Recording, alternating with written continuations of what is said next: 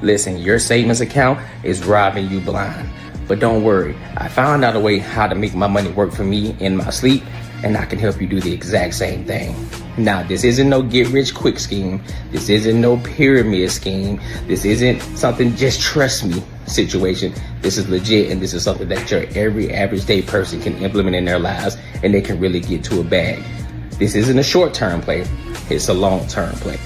There's a promo going on right now, so you definitely want to jump on it before the price goes up because this is too valuable.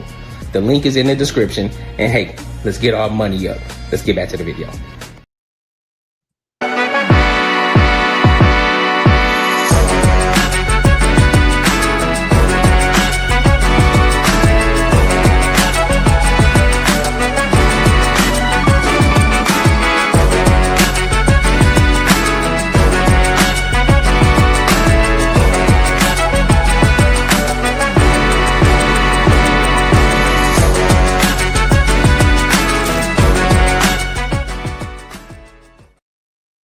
What's the word? What's the word? What's good with y'all? How y'all feeling?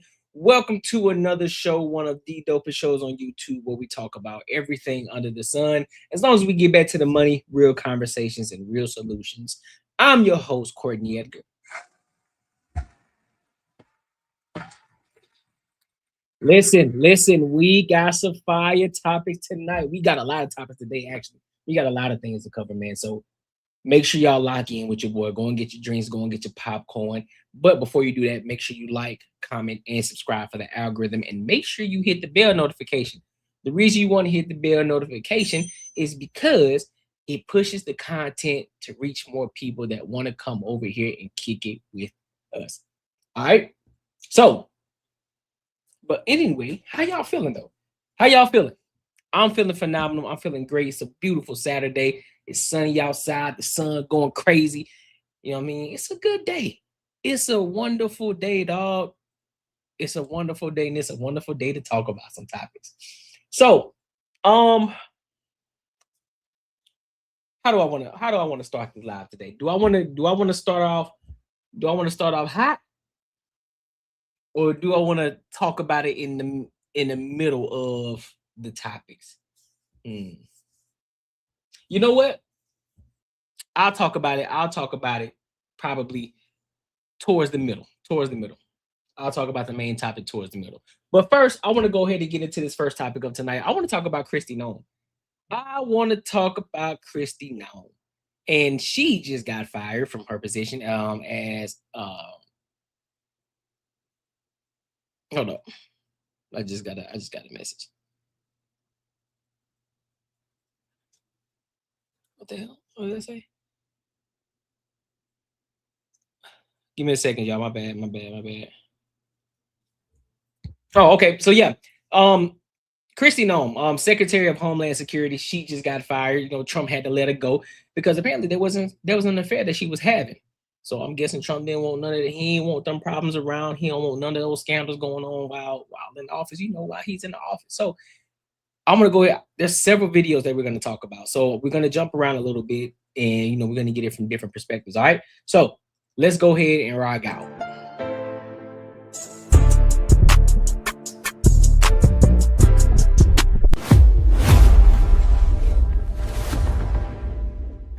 Congratulations on the record.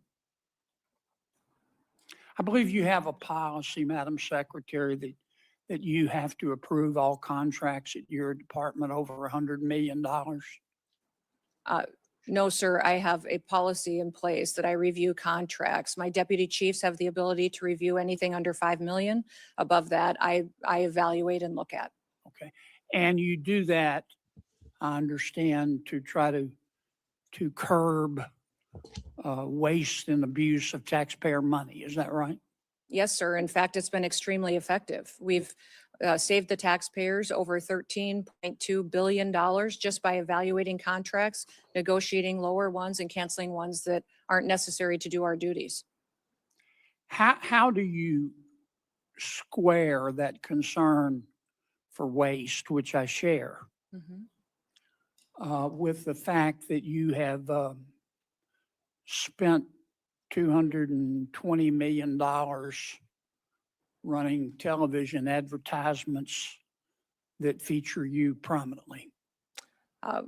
Sir, the president tasked me with getting the message out to the country and to other countries where we were seeing the invasion come from, with putting commercials out that told them that if they were in this country illegally, that they needed to leave, or we would detain them and remove them, and they'd not get the chance to come back to America the right way. That has been extremely effective. Ask you to run these advertisements, is that right? We had that conversation, yes, before I was put in this position and sworn in and confirmed, and since then as well. Okay.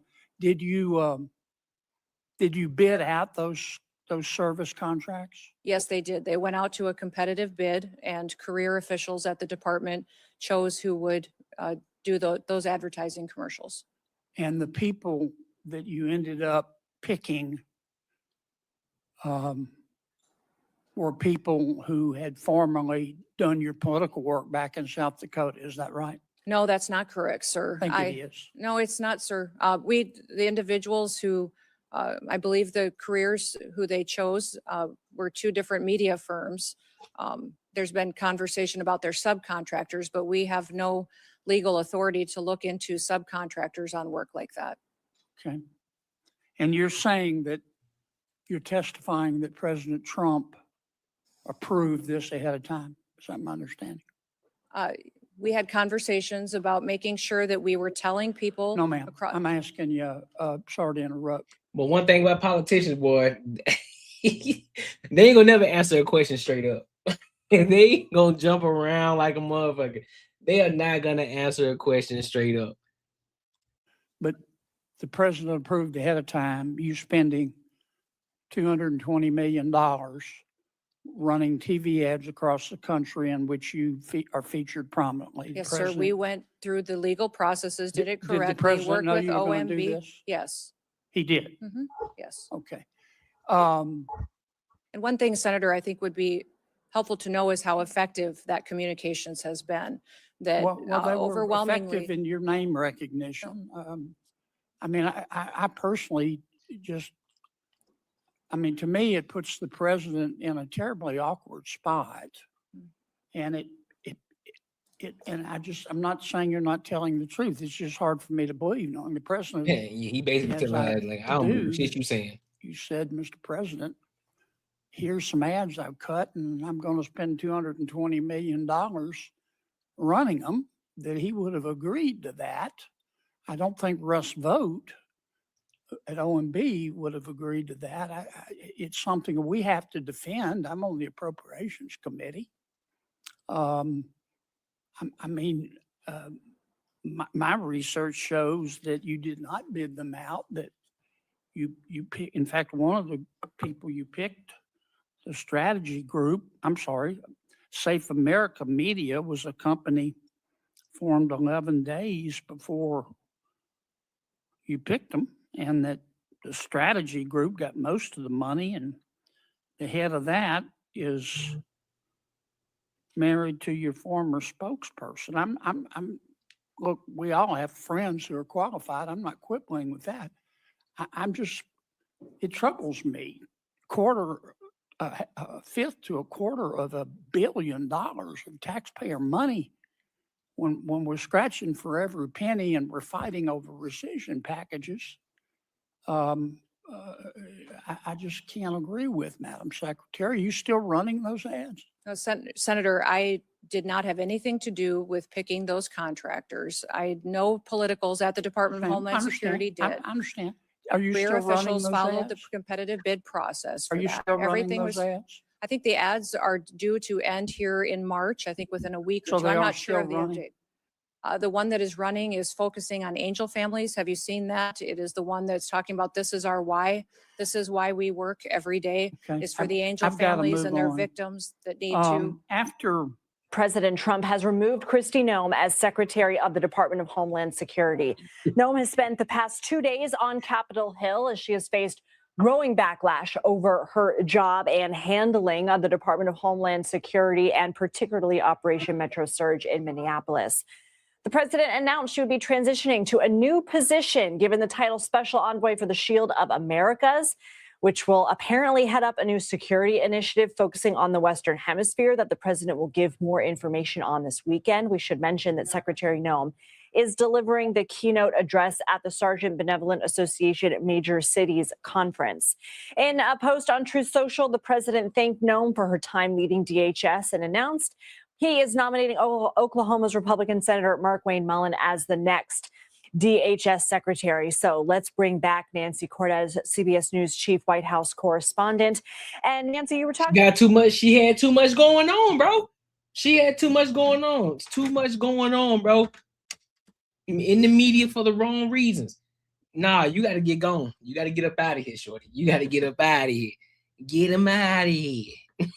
About this with Major, but let's go ahead and go into a little bit more detail here about really maybe what was the straw on the camel's back, and that was in one of the days of testimony, Republican Senator John Kennedy of Louisiana asking Noem, how do you square cuts to DHS and contracts with the fact that you have spent $220 million running TV advertisements that feature you prominently in it? Noem replied that the president tasked her with getting the message out to the country and putting commercials out. If they were in the country illegally, they needed to leave. And clearly that was something the president took issue with. Right, because she went a step further. And when she was asked, well, did the president know that these ads were going to cost $200 million? She said, oh, absolutely, he knew. And that's what the president is now telling advisors and reporters is incorrect. He said he didn't know how expensive it was going to be. But I do think, Lindsay, that while that was the straw that broke the camel's back, I think you could get a sense from more broadly the reaction to Kristi Noem in those hearings from not just Democrats, but from some Republicans, that she was really on thin ice. The fact that Tom Tillis of North Carolina was basically yelling at her, telling her she's a terrible leader and that she shouldn't be a cabinet secretary. The fact that John Kennedy, who's a big ally of the president, was willing to question her that aggressively about this ad campaign in the first place, all of that is a sign that they believed that she was pretty vulnerable, and that even perhaps they believed that the president was okay with them putting her on the spot because he wanted to see how she would respond. Mm-hmm. So this was almost like a test. I mean, why was the Tom Tillis interaction so significant to you if he's kind of been on the outs with the president and in fact isn't even running for re-election? Yeah, I think it was simply the fact that he stated so clearly and forcefully what Republicans have said behind the scenes, which is that he just doesn't think that she is capable of leading such an important agency at such a delicate time. He just came out and said it. You know, he's been critical of the president before, but, you know, he was practically yelling at her. And, you know, and that wasn't only controversy. All right, so I'm going to go over to the New York Post and get it from their angle and their point of view. How do you square that concern for waste? I hear lying. She said this man approved $220 million of an ad campaign, shorty. You bugging. Which I share. Mm-hmm. With the fact that you have spent $220 million running television advertisements that feature you prominently. Sir, the president tasked me with getting the message out to the country and to other countries where we were seeing the invasion come from, with putting commercials out that told them that if they were in this country illegally, that they needed to leave, or we would detain them and remove them, and they'd not get the chance to come back to America the right way. That has been extremely effective. Ask you to run these advertisements, is that right? We had that conversation, yes, before I was put in this position and sworn in and confirmed, and since then as well. Okay. Okay, let's go. We have some breaking news. This comes a day after a difficult couple of days on Capitol Hill in both the House and the Senate for Kristi Noem, the Homeland Security Secretary. She is being replaced. Senator Mark Wayne Mullen is now going to take over her job. The president making the announcement on Truth Social just a short time ago. He writes, quote, "I am pleased to announce that the highly respected United States Senator from the great state of Oklahoma, Mark Wayne Mullen, will become the United States Secretary of Homeland Security effective March 31st of this month, of this year. The current Secretary, Kristi Noem, who has served us well and has had numerous and spectacular results, especially on the border, will be moving to be Special Envoy for the Shield of the Americas, which is a new security initiative in the Western Hemisphere that they're announcing on Saturday at Doral in Florida. The president says, I thank Kristi for her service at Homeland. So this comes amid reports that the president was none too pleased about the advertising campaign money that came to light during these hearings, Sandra. And so just in the last 24 hours, we've heard a lot of rumors that Mark Wayne Mullen may be tapped for DHS. And now it appears the president has made that decision, and that's going to happen at the end of the month. Yeah, there was some reporting leading up to this that this could be the case. No confirmation had been made by the president himself until now, but there was reports of frustration inside the White House over some of the actions taken on the part of Kristi Noem. Looking at the announcement, though, and looking at the touting President Trump does of Mark Wayne McMillan's record, 10 years in the U.S. House of Representatives, 3 in the Senate.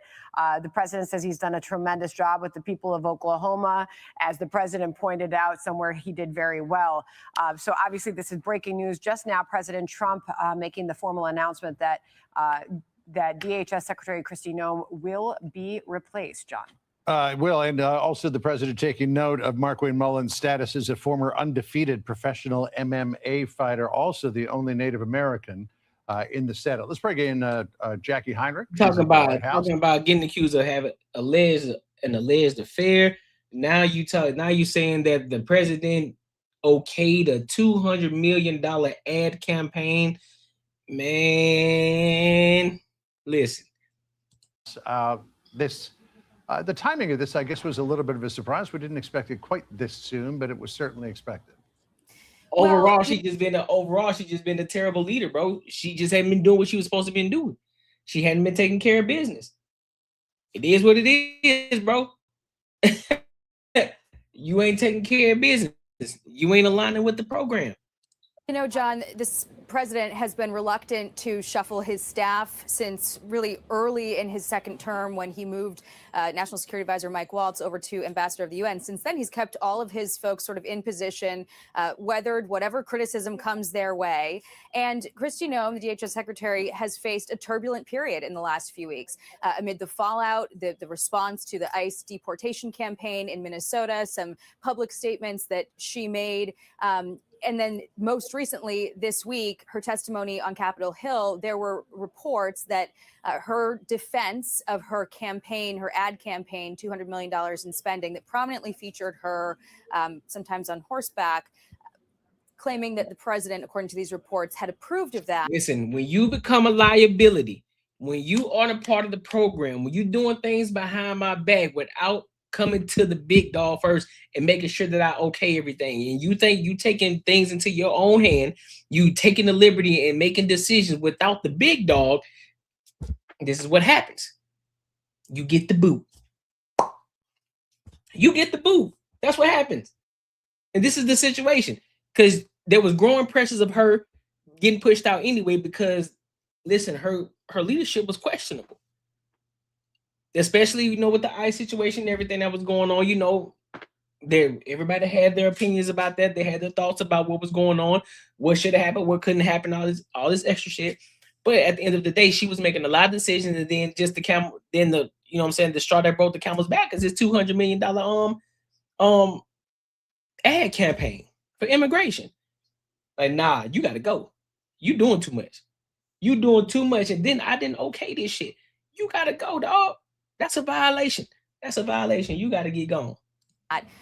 Reportedly upset him. He wasn't happy about giving the impression that he had sort of authorized that amid this broader administration effort to root out fraud. So she's being moved now into another role. The special envoy for the Shield of the Americas, a new security initiative in the Western Hemisphere that they're announcing on Saturday. The president's been, defensive of Kristi Noem for the last several weeks as she's faced questions about her ability to carry out her duties. He regularly pointed to the success closing the southern border, the fact that there have been no illegal immigrants caught and released into the interior of the U.S. for several months, the fact that overdoses and murders are at historic lows, and pointed to those successes to sort of boost her up and defend keeping her in place. But it seems like that testimony on Capitol Hill might have been a turning point. There were also some reports that FEMA funding that was stalled suddenly came through after questioning. And so this is a rapid development, of course, and something we didn't expect until potentially after the midterms. This is a strange time for the president to make that major of a shakeup. But there was, sort of the writing on the wall after he elevated Tom Homan, his border czar, to take a more prominent role in the ICE deportation campaign. It's well reported that there's been a long-standing rift between Homan and Noem about how this should be handled, sort of the firmer approach versus the softer touch that Homan went in and sort of cleaned up amid all of that public scrutiny over what transpired in Minnesota. Of course, the policy still stands. The president's policy and the goal of deporting any illegal immigrant in the country and certainly prioritizing those who are guilty of crimes does still stand. But the president faced questioning about how much he wanted to defend her. And it seems in the past few weeks that that patience might have worn out. Facts. Yeah, a little bit more about his Facts. We ain't got time to be playing no games with you, no. We got things to take care of. We got things to do, man. You becoming a liability. Listen, bro. Nah, I can't. Loyalty, bro. Your loyalty. I need it. And you ain't being loyal right now. You being disloyal right now. I don't like it. You're being disloyal. Got to get out of here, bro.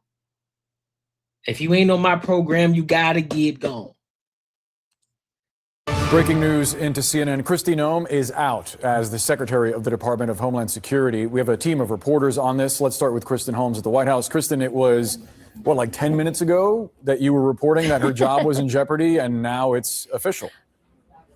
Yep, President Trump has announced that he has fired the Department of Homeland Security Secretary Kristi Noem. This is the first cabinet position that he has fired during his second term. Of course, the only other high-profile ouster we've had like this was when Mike Waltz served as the head of the National Security Council. He was the National Security Advisor. So President Trump just posted this on Truth Social. He said, "I am pleased to announce that the highly respected United States Senator from the great state of Oklahoma, Mark Wayne Mullen, will become the United States Secretary of Homeland Security effective March 31st, 2026. And Boris, just so you know, this is one of the names that we had heard he was floating in these conversations he was having with lawmakers on Capitol Hill.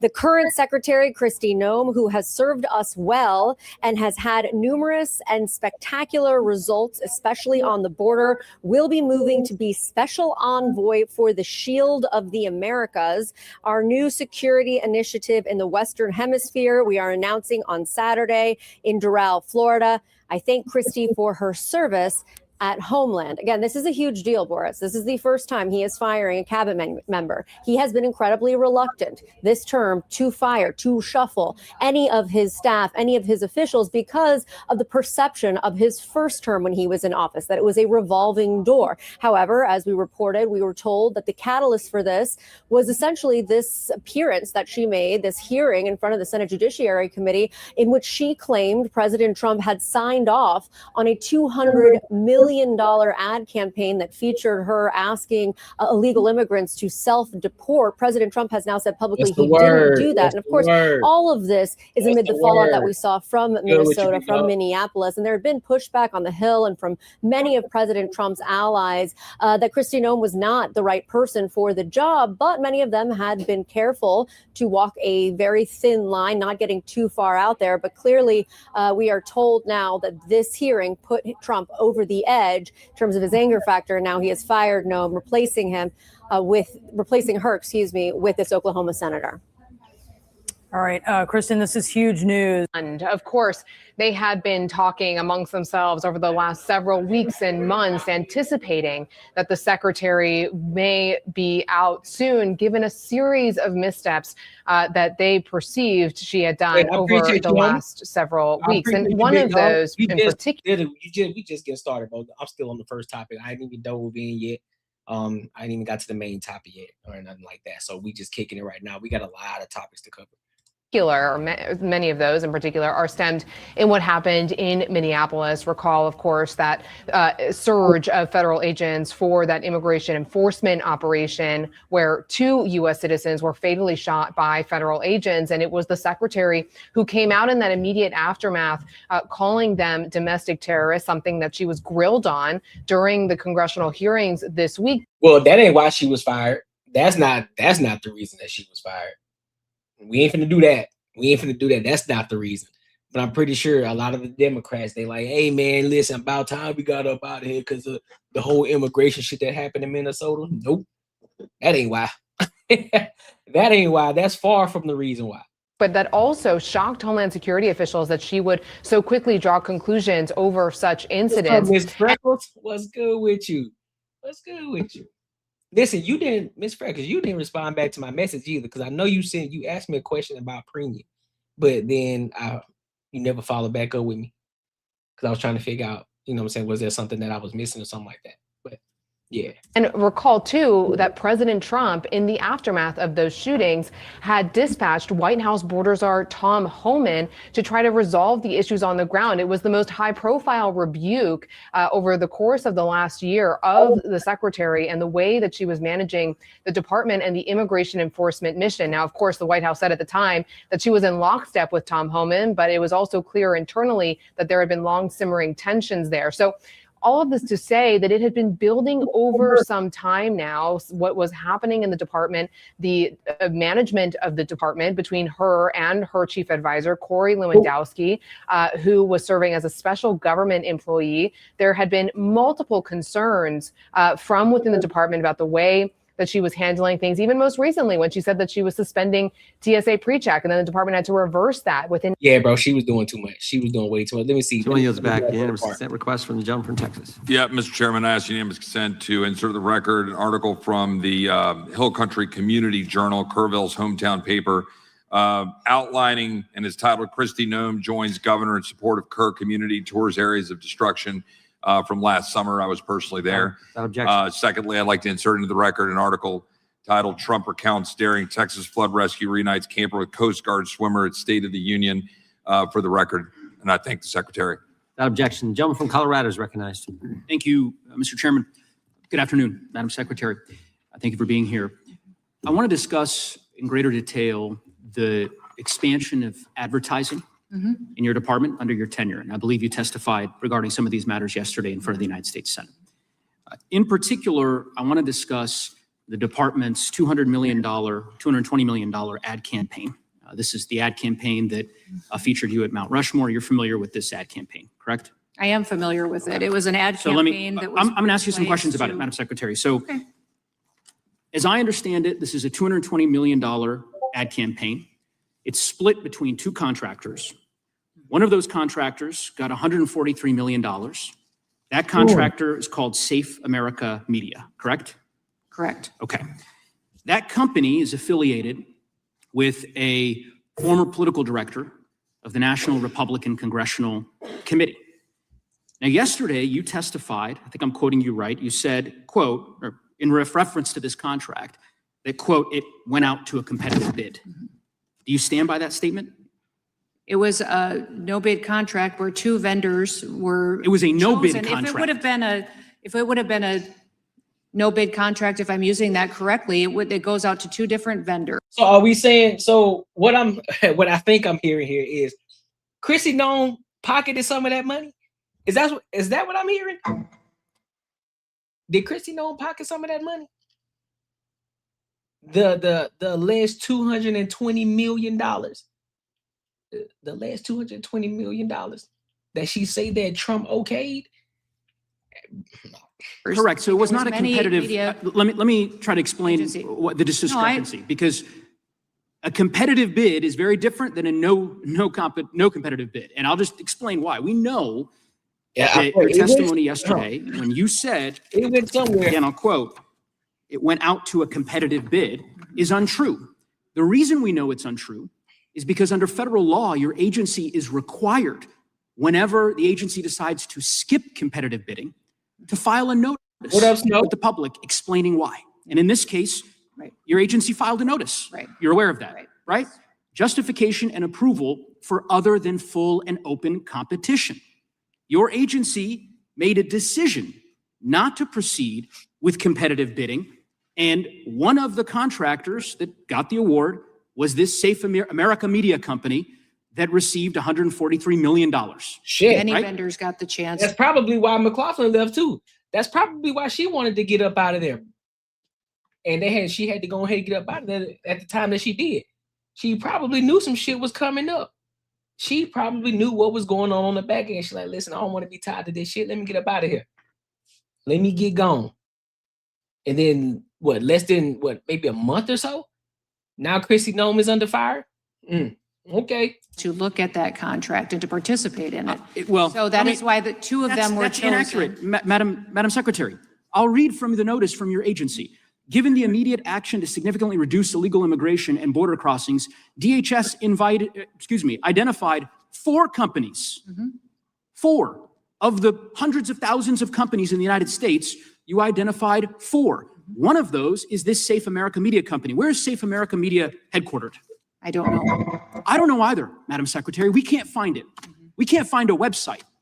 We did find an address. This is what a lot of these politicians do anyway. This is what a lot of niggas do anyway. They'll create a bullshit LLC to make it seem like something. They'll funnel money all the way through that shit. This is how these niggas be getting paid, bro. That's how these niggas be making multi-millionaires. They be starting their own businesses, and then they funnel money talking about, yeah, we need a grant of X million dollars. Boom, we're gonna take a little bit off the top. Boom, funding it through this LLC over here, which is they ain't doing number funding themselves. Now they can't find the media LLC. Listen, I just looked it up. Safe America Media. I just looked the shit up. I don't see nothing on it. Only with the news shit. And mind you, it's $143 million that's unaccounted for. Boy. That's registered for this company. Do you know where that address is?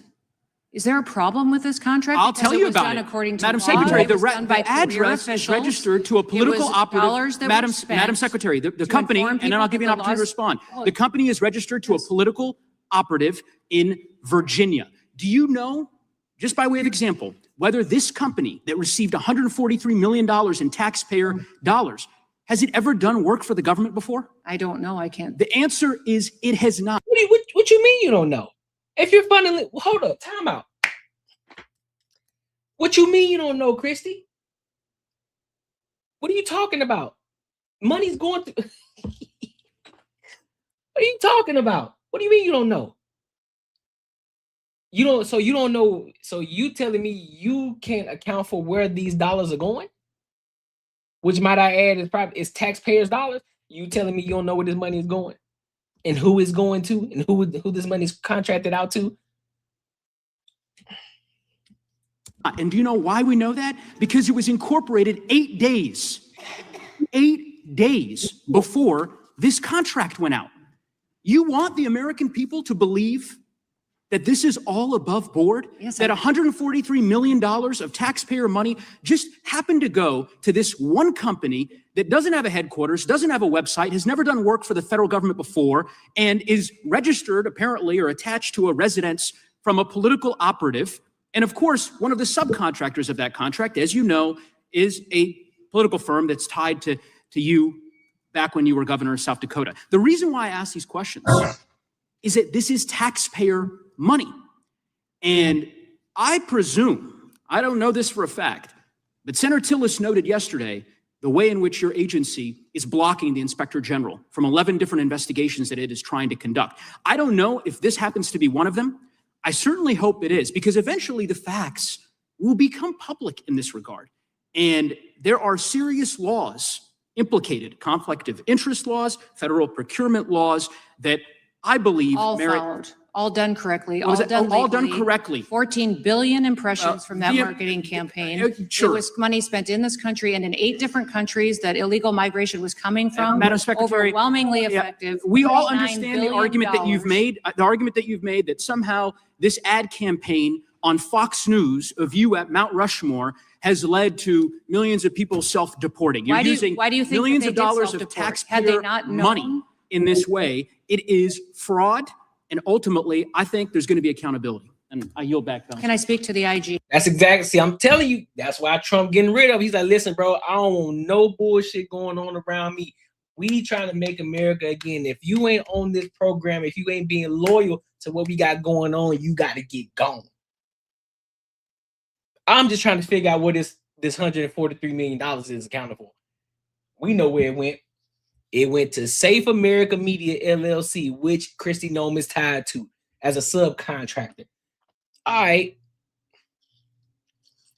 And mind you, this ain't the first time that happened. This shit constantly goes on both sides. So even though I voted Republican, right? I'm not blind. I'm not blind to the fact that there's still a lot of fraud going on both sides. There's a lot of shiesty motherfuckers. Real talk. And 9 times out of 10, that's why a lot of them become politicians anyway, because they understand that they can use taxpayers' dollars to funnel money through these LLCs, these contracting businesses. But somehow, when push comes to shove, it's like, okay, well, how come we aren't doing what we supposed to do? Where was all this money? This $200 million, this $300 million that was contracted for us to do X, Y, and Z. Where the fuck is that money going to? How? Where's this money going to? So, yes, you can. The IG has been told repeatedly, in writing, verbally, on the phone, that he can have access to anything at the Department of Homeland Security. He can. He doesn't need my permission to come and brief members of Congress on the Hill. He just needs to provide a scoping memo, which is what. Yeah, get ass up out of here. We don't need that. We don't need fraudulent bitches in here. We don't need that. We don't want that. We trying to make America again, and we can't have people holding us back, stealing money just for their own gain. Nope, we ain't doing it. Get him up out of here. Get him up out of here, dog. We ain't got time for none of that shit. You hear me? Boy, it's out the mud. We got Rashad McCown. Get him up out of here. But listen, make sure you like, comment, and subscribe for the algorithm, and make sure you hit the bell notification.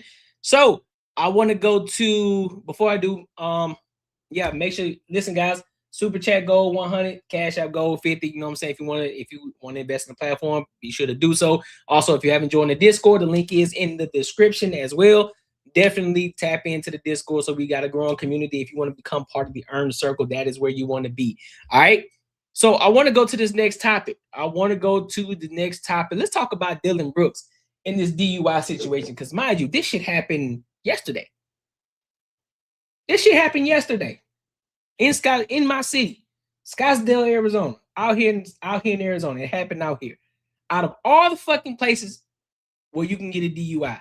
But we're going to get into it. So let's go ahead and rock it.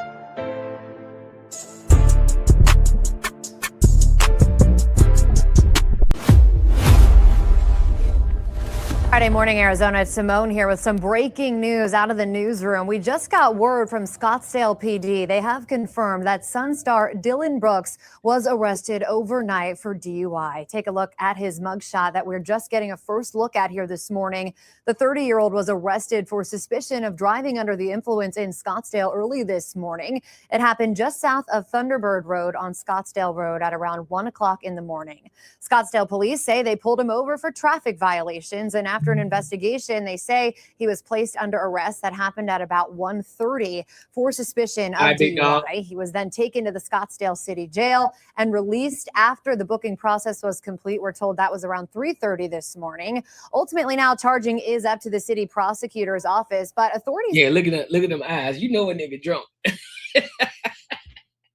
Drunk and tired. You know it's somebody drunk, bro.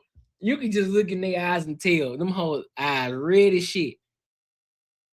Tell TMZ Brooks was, quote, respectful and cooperative before being released. As you know, he's been sidelined over the past few weeks with a fractured hand. So we have reached out to PD to get you more information. We have requested any possible body camera footage. We have also reached out to the Phoenix Suns for comment. This morning, a spokeswoman with the Suns tells us that they are, quote, aware of the situation involving Brooks and that they are gathering more information, adding that they have no further comment at this time. Colton and Tess will follow this one for you, and we'll bring you any new updates as they come in. But I will say this. I will say this. I'm gonna be 100% objective in this situation. First, let me say this. That's stupid, right? It's stupid considering the fact of the level of visibility that he has as an NBA player. You know, of course, he ain't no LeBron James, no shit like that. But the level of the visibility that he has. Being in Scottsdale, for those of you who've never been to Scottsdale, Arizona before, I need y'all to understand. You know, that's where the money's at. That's where the money's at, right? So the police is heavy over there. The police are heavy over there. Damn near on every block because they making sure they keeping it safe over there in that area, right? If you walk too fast, you might get pulled over. Dead ass. You walk too fast, you might get pulled over, dog. If you stumble too hard, bloop bloop, here come the police, and then your ass in court. So, but in all seriousness though, bruh, it's 1 o'clock in the morning, fam. Where you going? Where you going at 1 o'clock in the morning driving? Now I get it, your average everyday person, a lot of people, they still do that shit to this day. Niggas be driving. Sounds like Alabama, don't it? Look, I'm from Alabama though. I'm from Mobile. Alabama. But yeah, I get what you're saying though. But it's cool that they keeping it safe over there, man. And so therefore, you can have a good time, you can be fun, but you got to be careful too, though. You also got to be careful. And I'm pretty sure he ain't riding around in no dune buggy. He riding around in something expensive, and it's late at night too. So you're more than likely going to get pulled over if you driving in the middle of the night at one something in the goddamn morning, and you driving like a fool. Man, especially in Scottsdale, they got cameras and all that shit over there too. And the police just be posted up. They just be posted up, chilling, big chilling. And you getting over here and you getting pulled over. Man, I just gotta say this: just be careful, dog. A lot of these cats, they need to be careful. They need to start paying attention. I know Dillon Brooks still young, and of course, pretty sure he may miss a couple of games. He already missed some anyway because he got the fucking hand injury. But can't be out here risking your career, dog, doing dumb shit. I get it. You want to have fun, you want to be regular, but that's the life that you live. You ain't regular. You an NBA star. Well, I'll say up and coming. You're an NBA player. I'm just gonna say you're an NBA player. You got more visibility than anything. You got money. You a black man in Scottsdale, Arizona. You got to do better. That's a fact. Yeah, or Uber. That's what I'm saying. Like, why are you driving? So you telling me you ain't got enough money to get you a premium? Go and get you a premium, get the black truck, take you anywhere you want to go. And then you can tip them heavy. Pause. You can tip them and go anywhere you want to. You can be drunk as a skunk. They'll drive you anywhere. I'm pretty sure you got some friends or some people that you know who may got some personal drivers. Like, hey man, listen, I need a personal driver. I need them to take me there, point A to point B. I can't drive my whip. I can't do it. So I'm just gonna have to leave it where it's at, and I have to come pick it up later. Or I'll pay somebody else to go pick it up for me. But I can't be out here like that. Because what if that situation turned into something that was more dangerous, right? What if you hit somebody, right? What if you got in a car accident? Somebody could have lost their life. So come on, man. Gotta be smarter than that. Gotta be smarter than that. I heard that tripping and got pulled over comment. I'm still hey, listen, I'm dead ass. I'm telling you, bro. Scottsdale different. Scottsdale is fun. Typically, when people come out here, that's where they go. They go to Scottsdale. You know, they got the. I'm pretty sure we all see a lot of these guys who do. They be doing the in real life streaming, the IRL streaming, and you see them at those little clubs and shit. That's Old Town Scottsdale, where a lot of those people be frequent, right? And then you got High Street. That's another spot where a lot of cats go to. It's still in Scottsdale. So there's a lot of areas in Scottsdale, but typically when people come here, they go to Scottsdale. Or they go downtown Phoenix, you know, go to the game or whatever, and other little spots out there. But 9 times out of 10, that's typically where they go. Scottsdale areas. It's a lot of spots. It's a lot of spots over there though. I just wish I wouldn't necessarily say that Scottsdale is a big party place though. But they do have some spots. They do have some dope spots though where you can go, you know what I'm saying? You can have a good time, some good drinks, some good food. You know what I'm saying? You meet, you know what I'm saying, meet a couple baddies. You feel me? Shit like that. So not bad though, but he need to do better. I hope this is a wake up. Hope this is a wake up call for him though. I ain't gonna lie to you. I hope it's a wake up call for him because we don't need that. We'll need that. Even though I can't stand him in basketball, I cannot fucking stand him.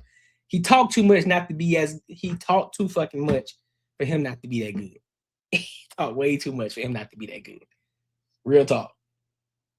He needs to stop talking so much. But hey, make sure you like, comment, and subscribe for the algorithm. Make sure you hit the bell notification. Ooh, do I want to go to this one? Do I want to talk about Melissa Ford or do I want to go to this other topic? All right, I'm gonna talk about Melissa Ford before. What up, me? What's good with you? How you feeling? Oh, this might be a good one. I think I should do this one. This is a good one. But I want to talk. But before I get into it, I want to go ahead and talk about this main topic real quick. I don't have a video for it because I don't necessarily think that it's a video that I should play. Right? I don't want to play the video. I don't want to give it visibility.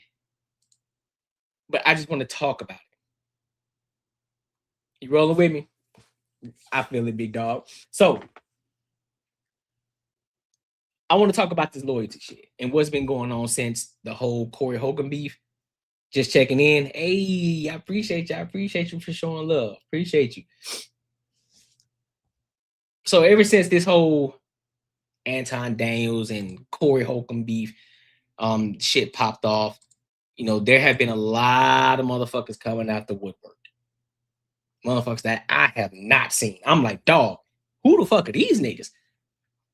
I've never seen these people before. Where the fuck they been at? Right? Everybody eating off them right now. But then there's also another side outside of the disloyal motherfuckers.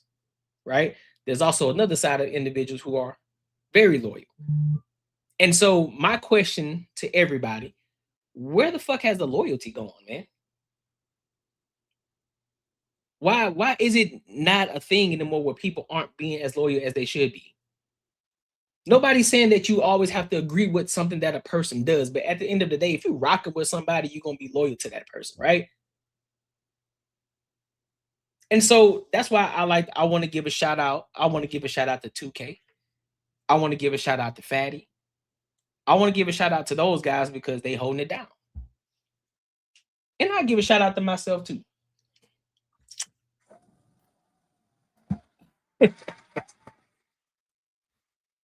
I'll give a shout out to myself too. Now, mind you, if somebody truly slighted you, I understand now you want to switch sides. But if nobody's never done anything to you, nobody's ever done anything in regards that really make you say, nah, I ain't fucking with this nigga no more.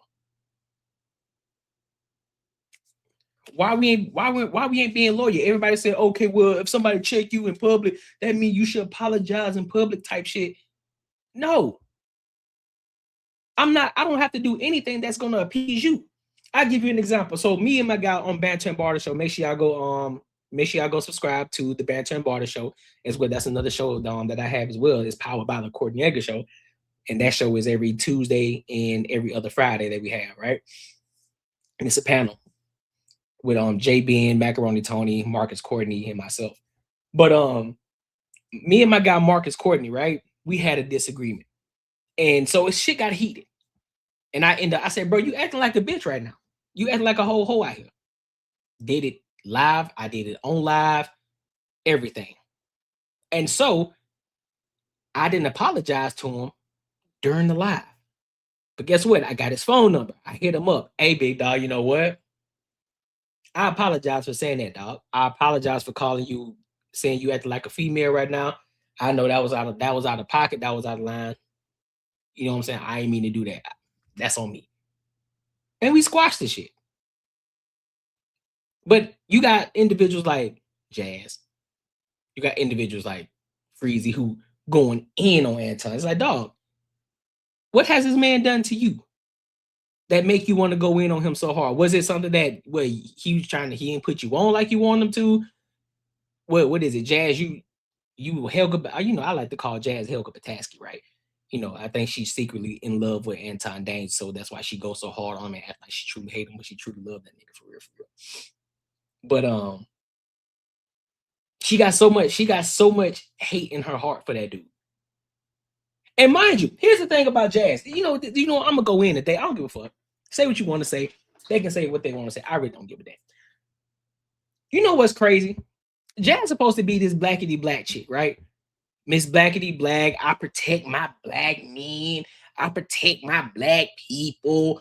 All this bullshit. But I have yet to see a live stream where she's actually doing that. And what I mean she's not giving any solutions. She's not talking about how we can improve the black community, anything in regards to what programs she's starting or how she's investing money to help the little children and all the help the black community and creating businesses and all this extra shit. I don't hear none of that shit. All I hear her doing is being messy.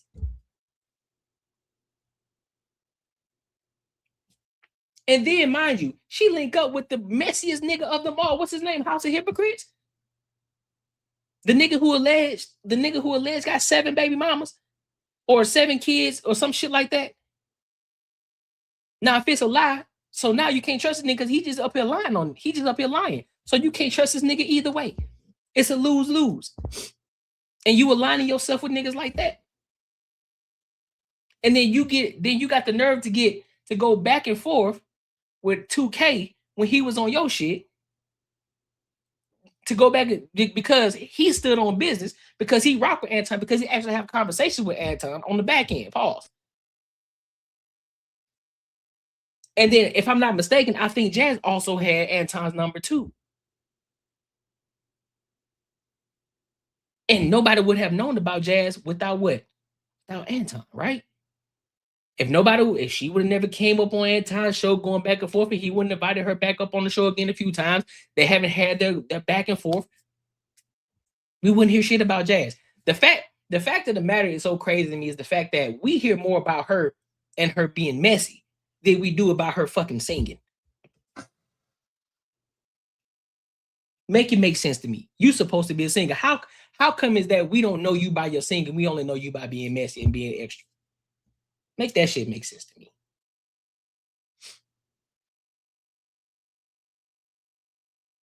Yeah, me, like for real. I think that's what it was. I think it was like she was waiting on the opportunity to go against him. It's like, dog, what we doing? You got so much hate. You got so much hate for this man. No, like real talk. Cool. You don't like the way that he lived his life, even though a lot of times if you were actually to tap into his Patreon, he'll tell you the game. Tell you what's going on. The ones who already knew, we already knew that was something coming. We just didn't know when it was gonna happen, but we knew it was gonna come. We knew there was this scandal coming. We just didn't know when. It's kind of like, you know, how we talk about, you know, God's coming back, but we just don't know when he's gonna come back. Not saying that I'm comparing him to God, but I'm just giving you an example. So now everybody's eating off of it. Everybody coming out. Now all the zombies are coming out the dirt talking about, oh, well, I told y'all, man, see, y'all can't trust these niggas, man. This is why you can't trust these niggas. You got niggas he was working with coming out the woodwork talking about. I'm like, dog, what the fuck is wrong with y'all niggas, bro? Even if you don't like them, right? even if you don't like her. What's your point? What's your point of making 85 to 100 something videos every fucking day about the same fucking person? Dog, what the fuck is wrong with y'all? But it goes to let me know that y'all ain't got nothing else to talk about. Y'all ain't got nothing else to talk about. And then guess what? Once this shit dies out, then what else y'all got to talk about? I think I made over the course from the time that the Corey Holcomb shit popped off till now, I think I maybe made 3-4 videos. 3 or 4. Roughly. And I think my longest video was when the shit actually popped off. When we started dissecting what actually fucking happened. And how it looked in the optics of it. I don't understand it. Bro. And I said I wouldn't, and here's the thing. I'm kind of disappointed in myself because I said I wasn't going to talk about it no more. But I wanted to, because the reason I wanted to talk about this again is because of the whole Fatty and Ali, Ilkan Ali situation. They had this whole situation that popped off. Now, mind you, shout out to Fatty, but I don't know if they deleted. I don't know if he deleted his live stream that he had that he just popped off with about the whole Demont and Ilkan Ali and shit.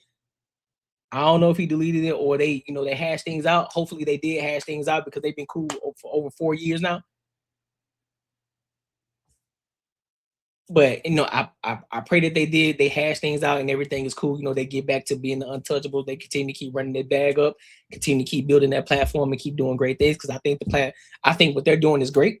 To be honest with you, I think I only had I had a couple of videos in regards to where I was disagreeing with Fatty and Ilkan Ali, but that was more so on them, on the way that they moderated their platform, right? But I got over that. But overall, I was rocking with their platform overall, right? And I always have. So shout out to Fatty. But where the fuck is his loyalty though? What happened to being loyal to people in public, right? 2K being loyal, and the fact that Jazz trying to throw shots. Oh, that's your daddy. So first of all, bitch, and I got triggered off of it too when I was watching the shit when her and 2K were going back and forth, and she like, oh, that's your daddy. Oh, I'm like, bitch, how you gonna call somebody else? How you gonna say that's somebody daddy because he looking out for him, his homeboy that he can actually call, he can have a conversation with on the back end, and not just on live or not just on a platform. He can call him and talk to him. And second of all, bitch, do not disrespect my father.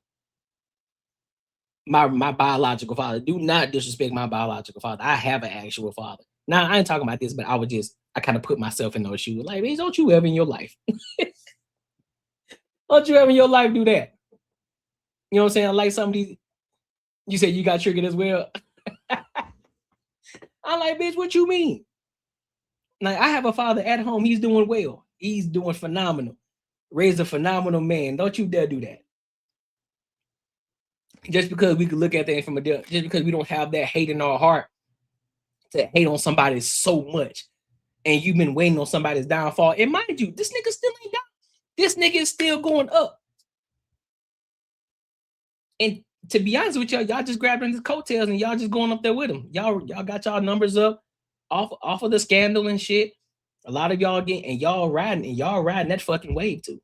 Y'all riding it, but I'm telling you, when that shit slow down, I hope you got some other shit lined up. Because if you don't, you're gonna lose it just as fast as you gained it.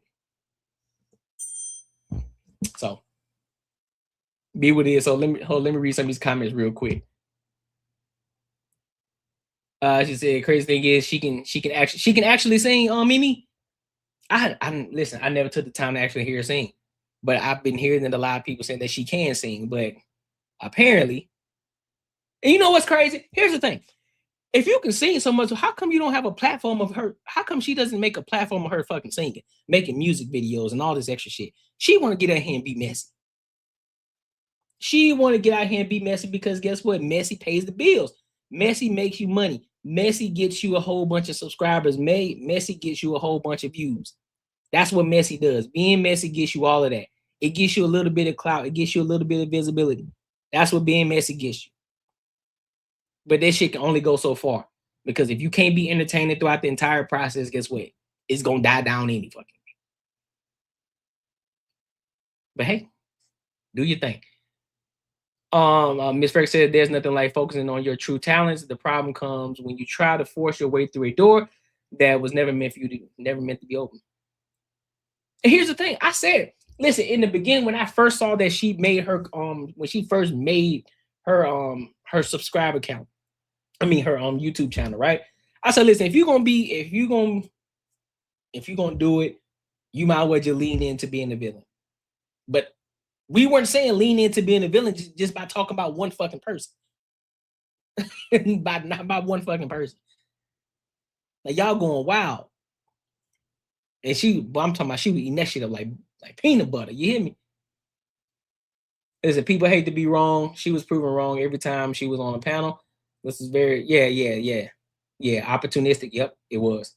When you talk more than you listen, then too hard to comprehend what actually happened right in front of you. Yep, facts. Your boy got 2 months straight video. Yeah, bro, told your boy Freezy.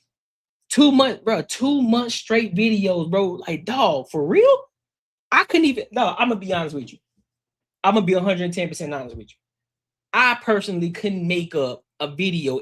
I post a video every single day. I personally could not make a video of this entire scandal and have a video set for every single fucking day talking about that shit. I could not. I do not have the capacity to do that. There's so many other things that's going on in the world in order for me to be sitting up here talking about that shit on a day-to-day basis. That is crazy. That is wild for people to do that. I don't understand. Bro, shout out to Anton, bro. He must have really did a number on them, dog. He must have really did a number. He must have fucked the baby mama or some shit, dog. What he do? And listen, this ain't me glazing it up, but like for real, what the fuck did he do, bro? What the fuck did this man do? Let's be real. What did he do? Well, it's the fact that the man got a family. Is the fact because of the way that he talk online that y'all don't like it. So therefore you got to try to find something and you just hate him so bad because you really want that life. And so therefore, because you don't now, the only thing you can do is hate instead of actually taking the things that he teaches you and then actually implement them into your own life. Or is it the fact that he did something to you personally and you feel some type of way. So now you want to get your get back. So what is it? I'm trying to understand, bro. I'm trying to understand. According to these people are literally praying they go viral and Anton's steamy package is real. There's no way I would depend on the downfall of someone. That's what I'm saying. I couldn't. Even if I didn't, even if there was somebody I just did not like, I wouldn't even talk about it. I'm like, all right, bro, if I got this much disdain for a person, if I hate this person so much, if I really dislike this person, I'm just not going to talk about them. Hence, I'm talking about Jazz right now, right? I mean, I can't hate Jazz. I don't know her like that. I don't know. I don't have a disdain for Jazz, but when I do see her, I'm like, shorty, why is your mind so one-sided? Why aren't you able to think objectively? Why are you so focused and hell-bent on this black man that you claim that you love black men, that you protect black men? Why are you going so hard on this dude who allowed you to be on his platform, who gave you the visibility, and yet you being a snake in the grass? Like, come on, man. I don't get that. That's what I call a snake in. Yeah, right, Miss Freckles, a snake in the grass. This all reminds me of high school drama. That's exactly what it is. And out of all people, you get with House of Hypocrites? That shit was wild. She fixed them off real quick. They was riding the algorithm wave. Yup. It's free to mind your business. 1000%. Yeah, she can sing. She needs to promote that. That's exactly. Fuck the drama. Promote your singing. Promote your singing. That's what you do. She a gorgeous. Listen, bro. She is a gorgeous woman. She's a gorgeous woman. But when she opened her mouth, she then becomes ugly. And it's like, bro, what the fuck? If you just would have stayed quiet for a minute, I'll be like, oh, this motherfucker bad. Soon as she opened her mouth, like she done fucked it up. She done fucked it up for everybody. She started talking. Just go sing. Just go sing. Fuck the you. Listen, you in the early stages of your YouTube and your YouTube journey. Stop talking about mess. Go sing. Use your YouTube platform to build. Go create some albums, create some songs. Let everybody rock out with you. Build your platform that way. Do that. She don't want people to find her. That's what she said. She don't want people to find her. I mean, I ain't gonna say. I mean, that's cool. Ain't nobody got to find her. She can sing in her house. She can use the same equipment that she using to be messy to sing. She can use the same exact equipment and sing, make videos. She can literally get on this bitch and make a whole thing of her singing different songs and promoting her voice.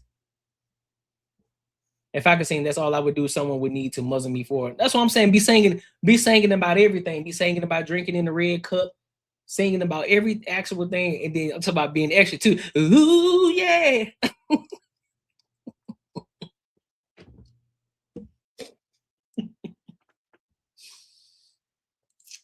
She said being a random lounge singer in Chicago isn't getting her clicks views. And I know it's not.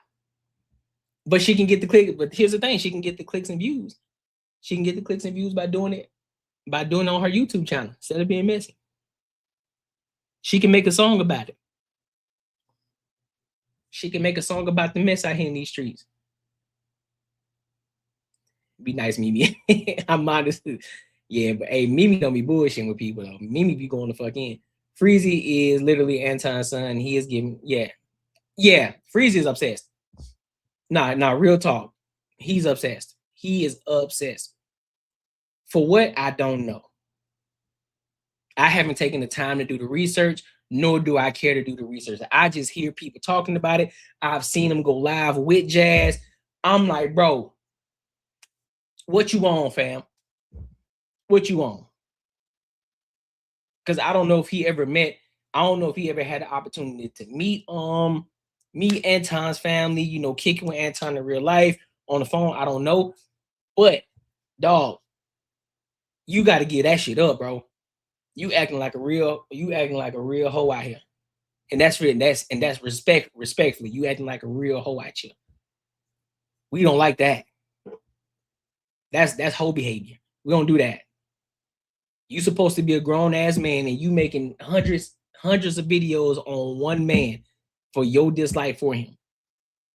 It's crazy. I hated she was on the panel the night I was on Q show. Oh yeah, I remember that. Snow. She was talking a lot. She be talking though. It's like she'll be quiet for certain topics. She won't say nothing. She won't say nothing the entire time. But as soon as one topic goes off of something that she don't like in regards to talking about black women, or black people, you know, because she claims they love black people so much, right? But yet and still she over here talking about black people. It's crazy. But if it ain't one of those two topics, she gonna be quiet. She gonna be quiet like a church mouse. She gonna be quiet. But as soon as you start talking about black women or just women in general, then you can let her out. You can let her off the leash. She going in. Mimi says, I'm disappointed in Jazz, and she really thought Anton was trying to hit off of an invite. That's what I'm saying. We all have been on the live when Anton was on the live, and he talked about, oh shit, I'm gonna invite you out, come kick it, and come kick it out here. Why? Typically because, as y'all can see, he's growing a network, right? He's trying to see who he can get on the panel, how he can use them in regards to running up a fucking bag. Oh, this person, yo, what up, Five Brown? My God, what's good with you? And trying to figure out how he can run up a bag and how he can use them in order to continue to run up a bag and also give them visibility and help them run up a bag. But she's so focused on, oh, why you talk like this online? Don't you got a wife? Don't you got kids? See, I can't stand men like this. I can't stand them. I can't, like, man, shut your ass up. Nah, you good, fam. You good, big dog, as long as you here. When she sings live in lounges, her IG shows where she is, so that's cap. Ain't nobody about to hurt her over no YouTube disagreement. That's what I'm saying. Like, don't nobody care. Man, listen, a lot of times anyway, a lot of people they may dislike the shit that you say in person, but All that shit that they talk about is just Twitter fingers. It's just Instagram fingers. They see you in real life. It's like, man, what's good with you, bro? Listen, bro, I know I be disagreeing with you, bro, but hey, I rock with your shit though. I rock, like, bro, I really rock your shit, even though I don't agree with it. But your shit, keep doing what you're doing though, bro. It's like that every time, bro. It's like that every time. And that's the bigger part. And I think that's the critical thing on Mimi. As long as she knows what's going on, everything else is speculation. Everything else is speculation. If she ain't tripping about it, why the fuck is everybody else tripping about it? That's what's crazy to me. Everybody's putting their own spin. Well, you supposed to be how you gonna do your wife like that? That's embarrassing. Because that's how you would feel about the situation. But let alone, you don't know what conversations they have on the back end or what conversations we had before he even said something. A lot of the times, she be right there in the fucking room when he's saying this shit. She be right in the fucking room, sitting over there kicking it, while he's saying all kind of shit. But yet again, a lot of people don't know how to read between the lines and understand what's real and what's not. It's like, all right, bro, you can tell the difference between when this nigga really going in and he's serious about some shit versus he just fucking around. He like this nigga just over here being entertaining. He's just fucking around. I don't believe that shit. Well, a lot of these people take it to heart. Oh, you up here calling? Don't you got a wife at home? Don't you got a wife at home? So she right there on the couch. You want to talk to her? Hey, tell everybody, hey. So now what? She there now. Now what you got to say? Like, I don't understand it, bro. People just want to be messy. They just want to be mad just to be mad. She's so beautiful to me, and it makes me sad that her personality online doesn't seem to match her outer beauty. It don't match at all. It doesn't match at all. And she claims that, this is just the internet. I believe she's the same person in real life. I'm gonna be honest with you. She'll cosplay as if she's this sweetheart, but I really think that she's like that in real life. What Jazz is worried about is no one coming to her shows based on her YouTube personality. It is what it is. She's gonna have to pick one. She's gonna have to pick a struggle. Struggle to grow her platform as far as singing, or struggle to grow her platform in being messy. Because, yeah, she may be growing fast right now, but that shit gonna slow down if she ain't got no other topics to talk about. Or if it ain't messy. Should have named this segment The Beautiful Headache. Oh, that would have been a good one. Don't worry. I'll do that. Once I clip this up and post it up and upload it as a regular video, I'll do that. The Beautiful Headache. I'll do that. So we good. The halftime, you said the halftime show? Oh, half the time she is with him or watching, yeah. Facts, Rita, the most unbothered person in the whole equation. Right. That's what I'm saying. Holding down the business and shopping every day is so disappointing, and so many dudes dig police and another man. Exactly. When we started, that's what I'm saying. When we started dig police, like when we started doing that, why you worry about what another nigga got going on? I'm a 90s baby, right? So, nigga, if I see a nigga out here going, I'm like, damn, bro, like, nigga, you got a chick and you got no nigga, how you keep that shit rolling?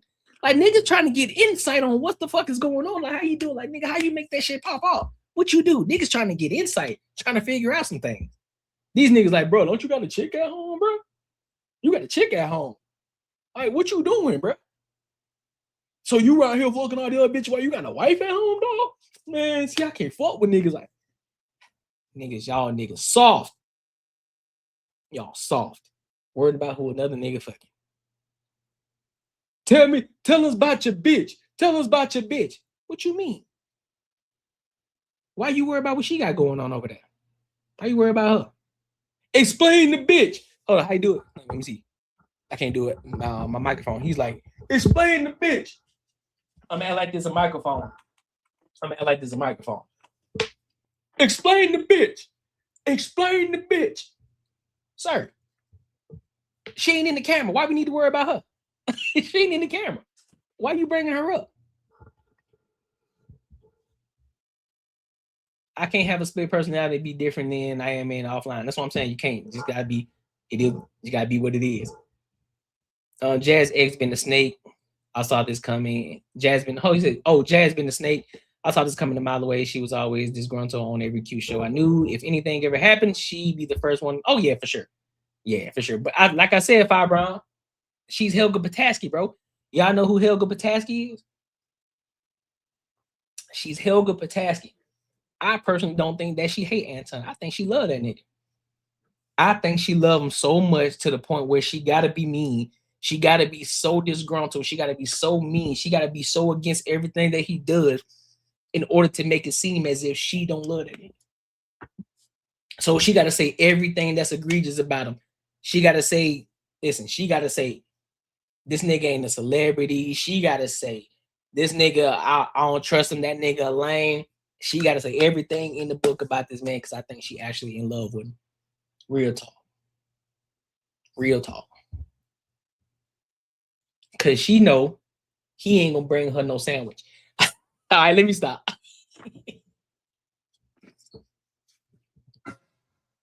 I'm done. I ain't talking about it no more. I'm done, bro. I'm done. I was just bullshitting on the last one. I was bullshitting on the last one. But I had to get that out, bro. But again, shout out to 2K. Shout out to Anton. Shout out to Fatty. They gonna continue to keep doing great things. They're gonna continue to keep building their shit. You know, it is what it is. People gonna talk regardless. You know, at some point, you know, when I get big enough and me running up a huge bag, somebody gonna say some stupid shit, and then guess what I'm gonna do? I ain't gonna say nothing. I'm just gonna keep on moving.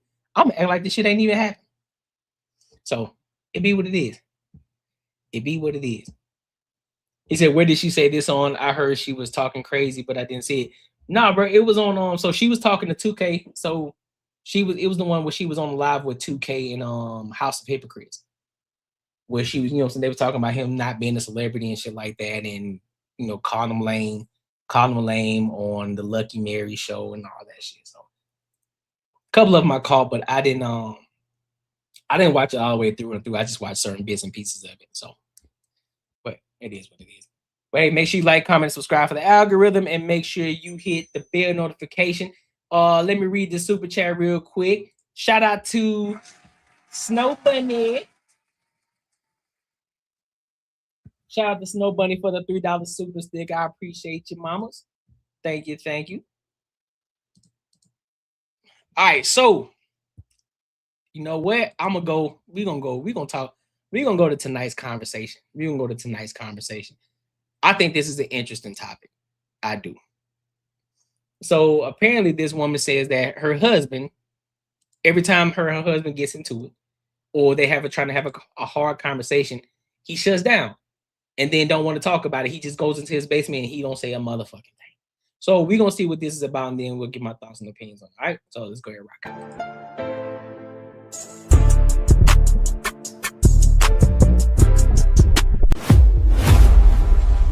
Is it normal for a married man to retreat to solitude when conversations get tough for months? What's happening in that solitude? He will go into the basement. And you'll have no interaction during that time? Not even 2 words. The only place I can hide in the house with a woman I no longer want to be married to is in my basement. Period.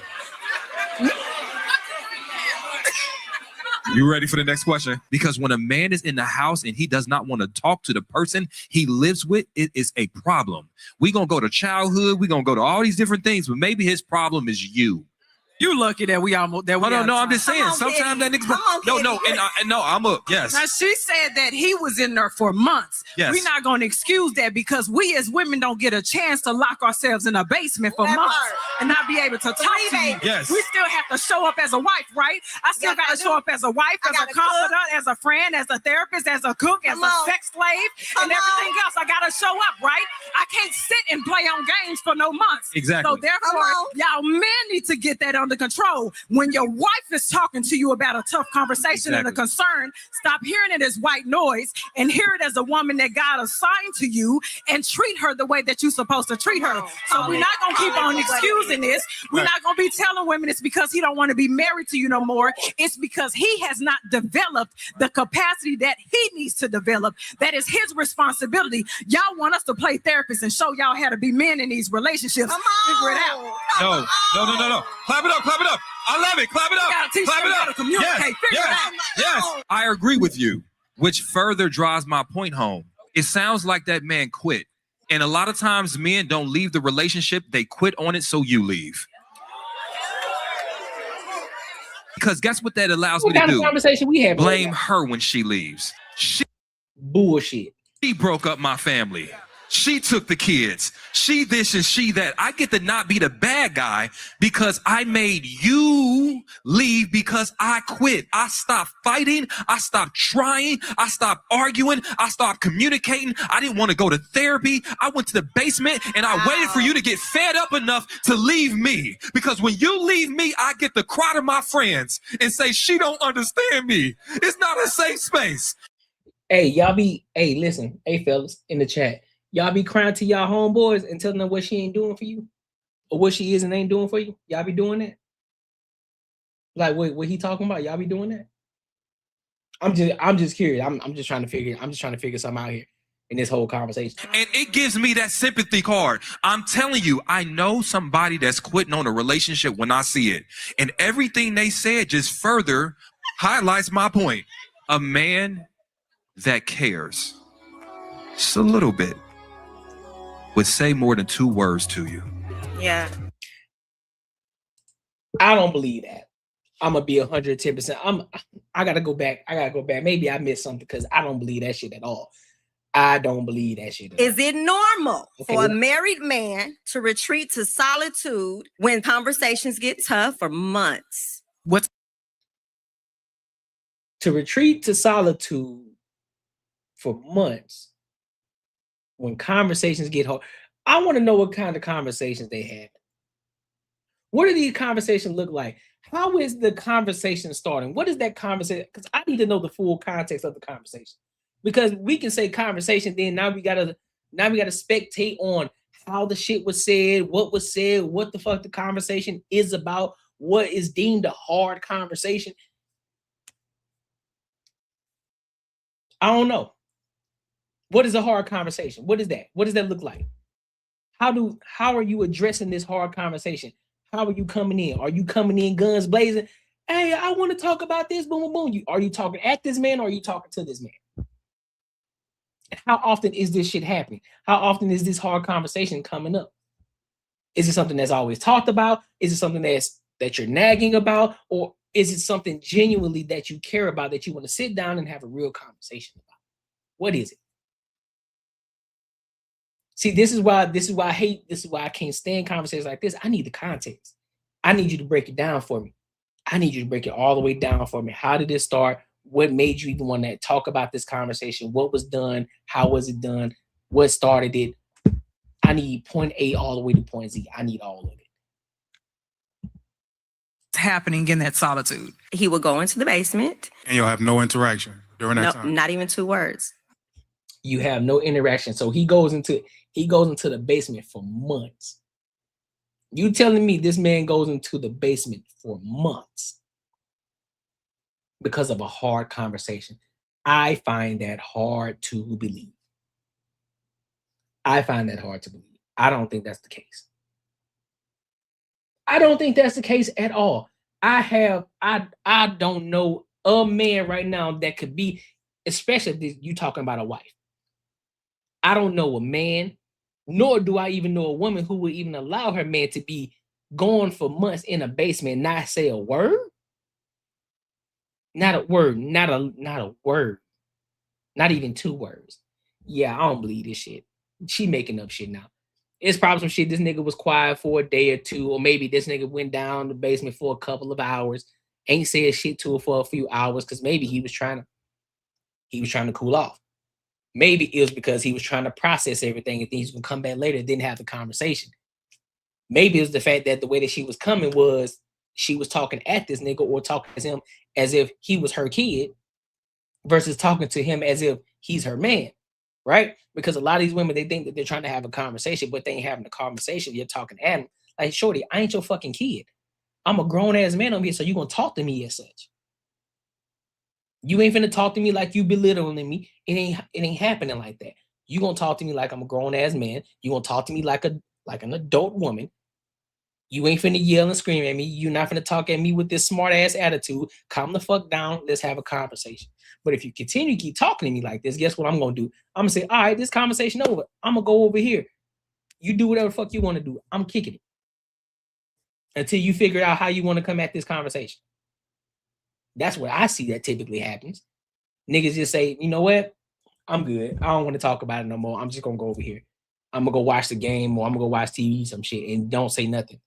That's what I see. But then they'll take that as, oh, he been quiet for over 72 hours. Bitch, I was quiet for 3 hours. What the fuck are you talking about?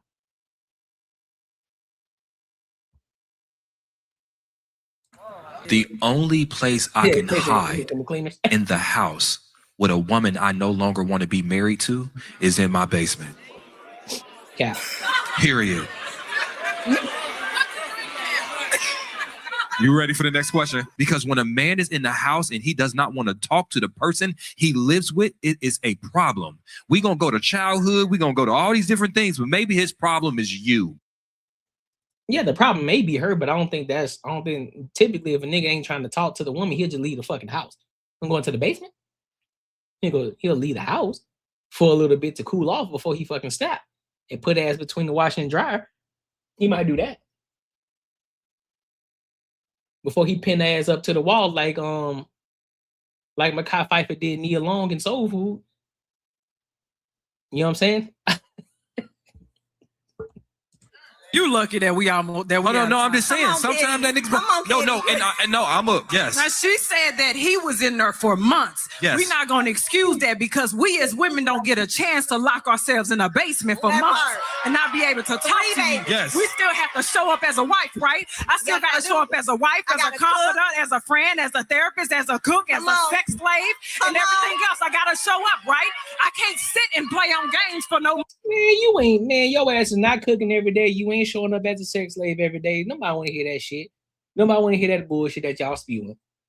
A lot of y'all ain't showing up every day like that. No, you are not. You ain't topping them off like you supposed to be topping them off. You ain't throwing that thing back like you normally would. No, nigga, I don't want to hear that. Last time you threw it back was on his birthday, and that was damn near 8 months ago. Come on, shorty. You lying. Then you got kids, your house.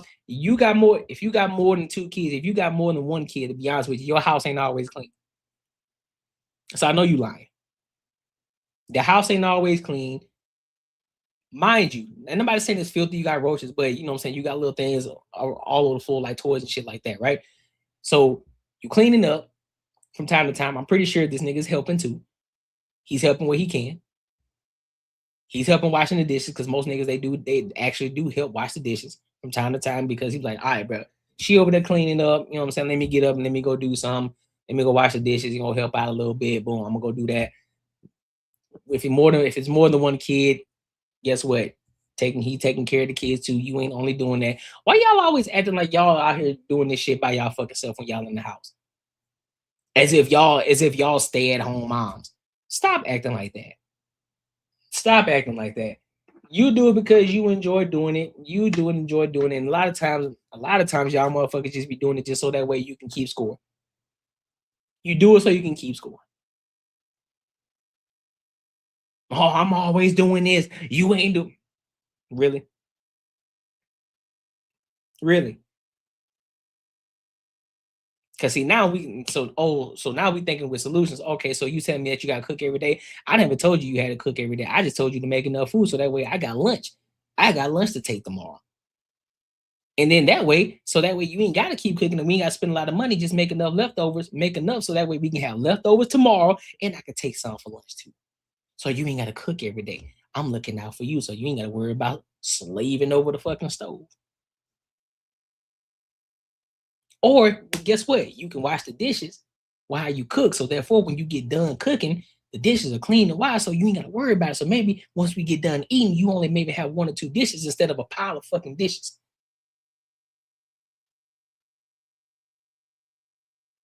And mind you, a lot of y'all, especially if you're working too, you ain't cleaning the house every day. You lying. A lot of y'all ain't cleaning the house every day. A lot of y'all ain't washing the clothes every fucking day because you got a ton of fucking clothes. So you like, shit, hey man, I'll start washing clothes on Sunday. Fuck that. Nigga, it's Wednesday. I'm tired. Boss getting on my fucking nerves. I'm about to cuss that bitch out. You listen, that bitch sent me an email today. Y'all up here venting about what the fuck happened in the email. Man, that bitch sent me an email today. Man, I swear to God, I almost cussed that bitch out. I swear to God. I'm just tired. You know what? I don't want to do nothing. I don't want to cook. I just want to sit here and relax. And then you just on your phone and you just scrolling on Instagram. You scrolling TikTok. That's all you doing. You ain't doing shit. Or you probably got you a glass of wine, sipping you some wine, you watching your favorite show. Stop. Cut the bullshit, man. Cut the bullshit. Stop acting like all y'all ass living like y'all niggas is making $1 million and you paying for a chef and you living this best life. Stop lying. A lot of y'all living average fucking lives. Stop it. So therefore, y'all men need to get that under control. When your wife is talking to you about a tough conversation and a concern, stop hearing it as white noise and hear it as a woman that God assigned to you and treat her the way that you're supposed to treat her. So we're not going to keep on excusing this. We're not going to be telling women it's because he don't want to be married to you no more. It's because he has not developed the capacity that he needs to develop. That is his responsibility. Y'all want us to play therapists and show y'all how to be men in these relationships. Well, let's go ahead and get that shit clear already. Can't no woman show me how to be a man. So you can stop that. You can get your voice deep. Can't nobody. You can't show me how to be a man. I don't give a fuck what you say. I don't give a fuck what you say. You can talk with your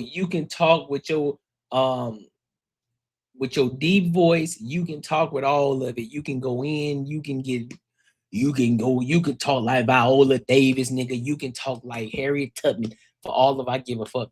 You can't tell me how to be a man. You can talk like Maya Angelou. I'm a phenomenal woman. And a phenomenal woman, phenomenally. Nah, nigga. You can't teach me how to be a man. You can't. Stop. Figure it out. No. Clap it up. I love it. Clap it up. Clap it up. See OG right here? OG like this. Listen to this bullshit. Look at OG. He ain't made a move. He's still sitting there just like this. Man, it's some bullshit. Fuck she over here talking about. OG know what's up. Communicate. Figure it out. His girl probably dragged him there. Though. He don't want to be there for real. Yes, I agree with you, which further drives my point home. It sounds like that man quit. And a lot of times men don't leave the relationship, they quit on it, so you leave. Bullshit. Because guess what that allows me to do? Blame her when she leaves. She broke up my family.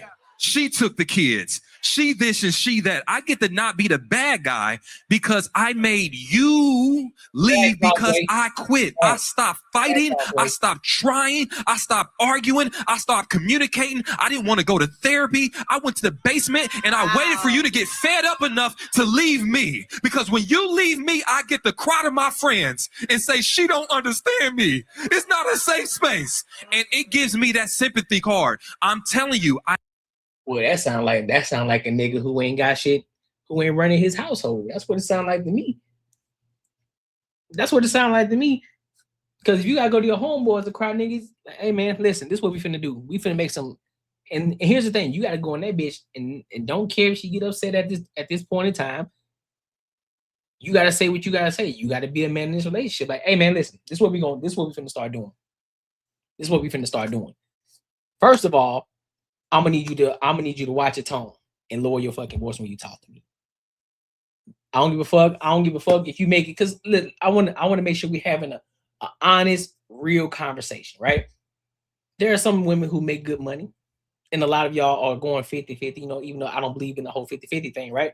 And not saying that, men paying all the bills. I'm talking about it's never always 50-50, even to some of y'all, if both of y'all are working, right? But at the end of the day, whether you're going 50-50 or he's paying 100% of the bills or she's making more money than the man, at the end of the day, you're still the man, regardless. You're still the man in that relationship, and you should never let a woman emasculate you on any fucking level. Don't care.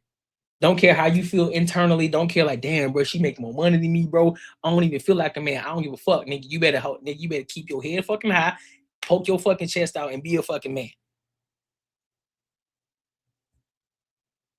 Now, I know a lot of people talk about, well, nigga, you can't be a man if you ain't making no money. Man, fuck what they talking about, nigga. You a man at the end of the day. If you ain't got no bid, if you ain't making enough money, cool. You still got your motherfucking dignity. You got your confidence, because guess what? You can make more money. There's many opportunities out here for you to make more money. You just got to be a go-getter and go get that shit. But what you're not about to do, I don't give a fuck if you make $1 million and I'm making $60,000. Give a fuck. Bitch, you still a woman to me. You still a woman to me. And I'm a man. I don't give a fuck what you think a man is. I don't care. You ain't one. And you can't tell me how to be one. Simple as that. I'm talking about hold them bitches big. You feel me? Hold on to them motherfucking balls and let their ass know. Because guess what? Tyrone down the street with the do-rag, he busting her down. And she ready to bust it open for him. Facts. Tyrone down the street who ain't got no money, who was sleeping on the couch, he knocking her down every night. And she get wet for that nigga. Pause. She get wet for that nigga. Serious today, but that was crazy. I'm not that was kidding. crazy. I'm not kidding. You hear what you're saying out loud, bro? You know what I'm saying? So you ain't finna get me. You ain't finna do me like that. What else, Iraq? I know somebody that's quitting on a relationship when I see it. And everything they said just further highlights my point. A man that cares just a little bit would say more than 2 words to you. Yeah. And so Yeah, you can kiss my ass, bro. Y'all can kiss my ass. Absolutely not. First of all, I'm not going to my homeboys and crying and them telling them about what my girl ain't doing. That sounds like some crazy ass shit. That sounds wild as fuck. Why would I go to my woman, to my homies and cry about, man, my girl ain't let me do this, bro, man. Like, damn, bro. Like, nigga, I'm trying. Like, bro, she just won't let a nigga do nothing, bro. What you mean she ain't gonna let you do nothing? What you mean? Nigga, you gotta ask for permission? What you talking about? Now, it's a difference between asking for permission and letting her know what's like, hey, listen, cool, we got anything planned? Like, you got anything that you want to do on X, Y, Z day or some shit like that? No, so guess what? You know what I'm saying? Me and the fellas, we going out, X, Y, and Z, you know what I'm saying, for a little bit. Cool. That's just communication. That's just letting her know what's the word. That's all it is.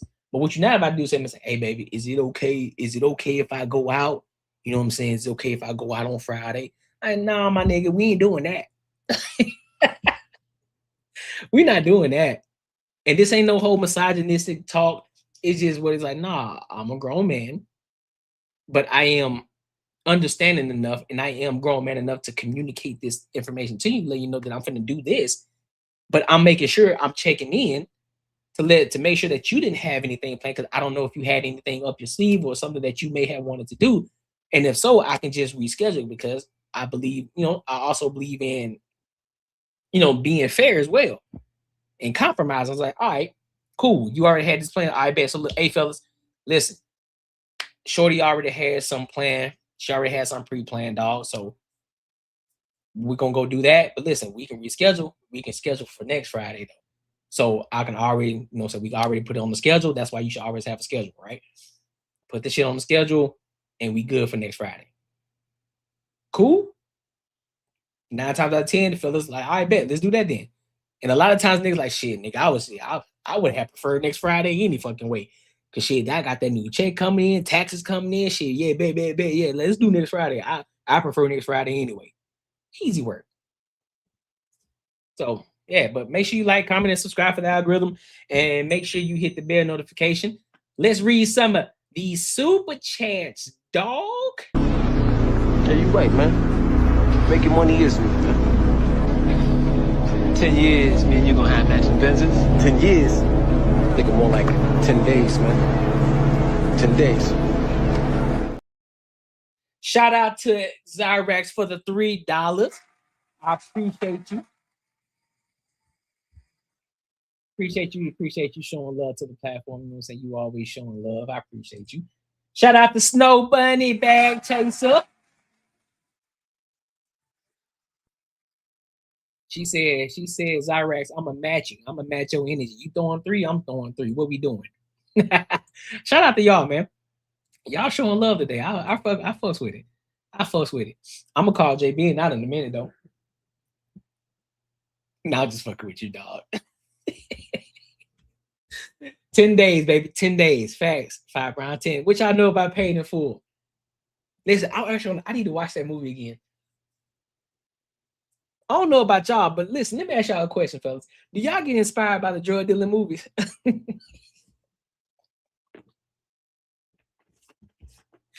Listen, I ain't no drug dealer, though. I would never.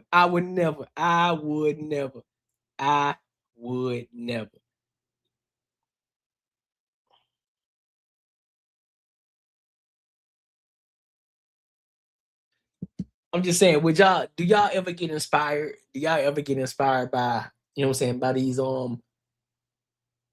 drug dealer movies? I know I do.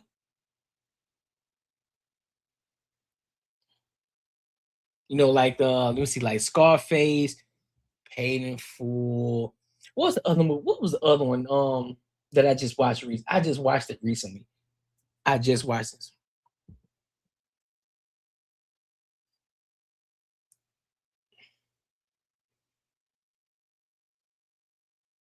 Damn, what the fuck was the name of it? Oh, let me see. Let me go back into my history real quick, because I was just watching the movie when I was working the other day. Hey, for those of y'all who like to watch movies while y'all working, YouTube is the way to go. They got a lot of free movies on that bit. Get Rich or Die Trying. That's a good one. I need to watch that one. Y'all ever seen Contraband with Mark Wahlberg? That's a good movie. I think that's a good movie. No, not this one. Where is it at? I just watched it. It was with old boy who said, if you support ICE, you can unfollow me. He's a celebrity. I forgot his name though. Deuces. Y'all ever seen the movie Deuces? I fucks with Deuces. Deuces is a good movie. I like Deuces. I like the movie Deuces. If y'all haven't seen it, I'm big on like low budget movies. I ain't gonna lie to y'all. I really like low budget movies, bro, because the storyline be good, but I can't stand the quality of it though. But the storyline is always good though. It's just like, damn, man, if y'all could just fix this quality, bro, this shit'd be top tier. Where is it at? It is, what's the name of it? No, that's Django. I ain't talking about Django. The series on Pablo Escobar on Netflix, listen, the series on Pablo Escobar, man, I'm telling you, that shit was fire, dude. Dog, I be on it. All right, so here we go. I think, is that the one? It had something to do with New York. Was it Empire? Excuse me. Was it Empire? Is that the name of it? Empire?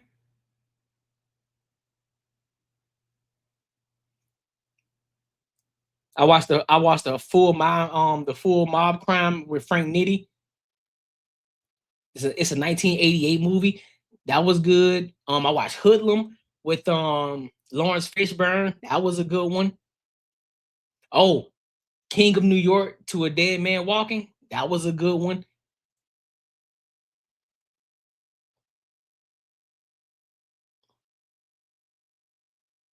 I really didn't like Once Upon a Time in Queens. It was cool, but it didn't hit how I thought it was gonna hit. Oh, where's the other one at? I know I'm close up on it. Where is it at? Because I ain't gonna hold you. It's kind of what it was one of those movies where You know, the guy, he starts off as a gangster. You know what I'm saying? You know, he come up in the hood, you know, selling shit, making his money, you know, building his empire up. But then he gets to a point where it's like, listen, bro, I'm tired of doing this shit. I want to go into something legit where I make real money, so I got to keep looking over my shoulder. You know, the typical shit. You know, you got your homies who've been coming up with you. They're like, damn, bro, why you got to go this way? Why you got to do this? You know what I'm saying? We've been doing this for a long time. You know, then they part ways and they go against each other type shit. And then everything just kind of collapses in the end. But I like those kind of movies, but I like the journey. I like the journey aspect of those type of movies. Like, damn, that nigga really went and got it. He put in the work to get there. Now, if he would have done it the legal way, you know what I'm saying, he had to worry about all the other bullshit. But damn, where the fuck is it?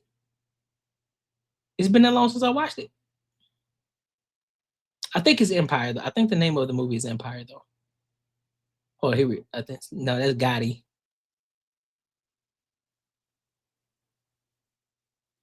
Paid in Full. Of course, you can't go wrong with Paid in Full.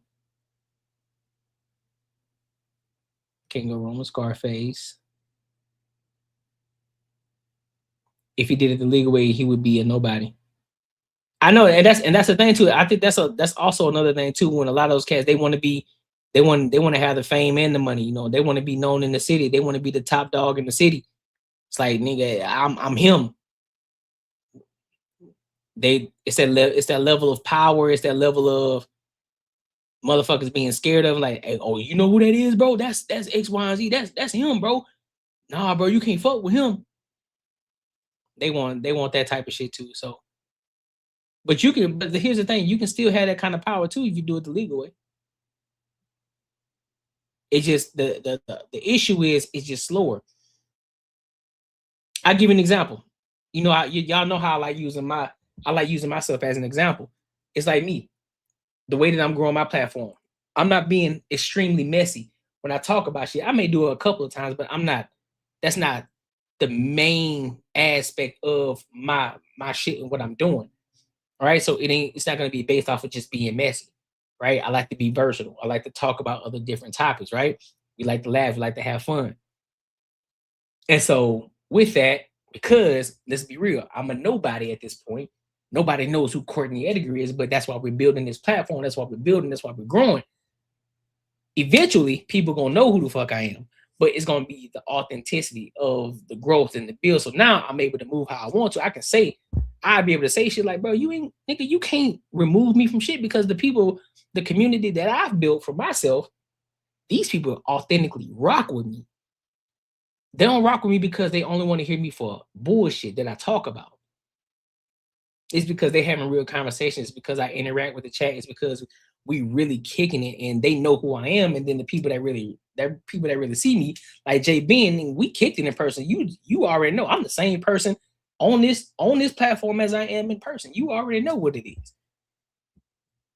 So people already see me and already understand me. But guess what? People love messy shit. People love bullshit. So therefore, oh man, you know what I'm saying? I want to go over here to the Freezies. I want to go over here to the Corey Holcombs and the Jazzes, and I want to go over there because it's messy over there. You know what I'm saying? I want to get nigga, let me get the latest tea. Let me go be messy. Cool, bro. Do your thing. That means I don't need you over here anyway. I don't need fair weather. I don't need fair weather followers. I don't want them. You want to be messy all the time, nigga. You like drama. You a bitch. That's what you are. Facts. Man, I can't find the damn movie, dog. Let me see. Empire. Is that it? Is that the one? God damn it. Y'all, this shit got me in a chokehold. Pause. Because I'm really trying to find this movie.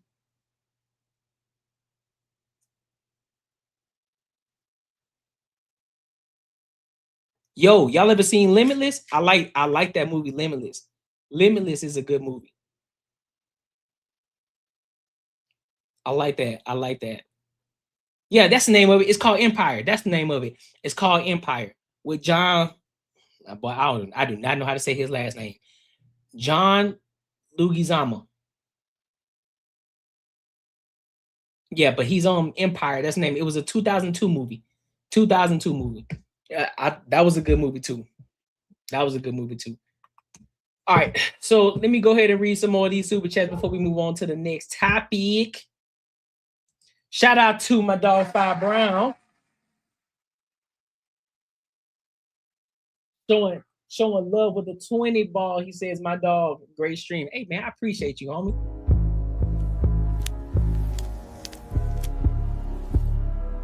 That's top dog aura right there. Shout out to Snow. Listen, Snow ain't playing today. Snow, you ain't playing today. She said we going to get you there tonight. Tonight, let's go. Hey, shit, let's get to it. We here. We here. We still got more topics to cover too. Hey, I appreciate y'all for showing love. I thank y'all so much. I do. Real talk. I appreciate y'all for showing love. I do.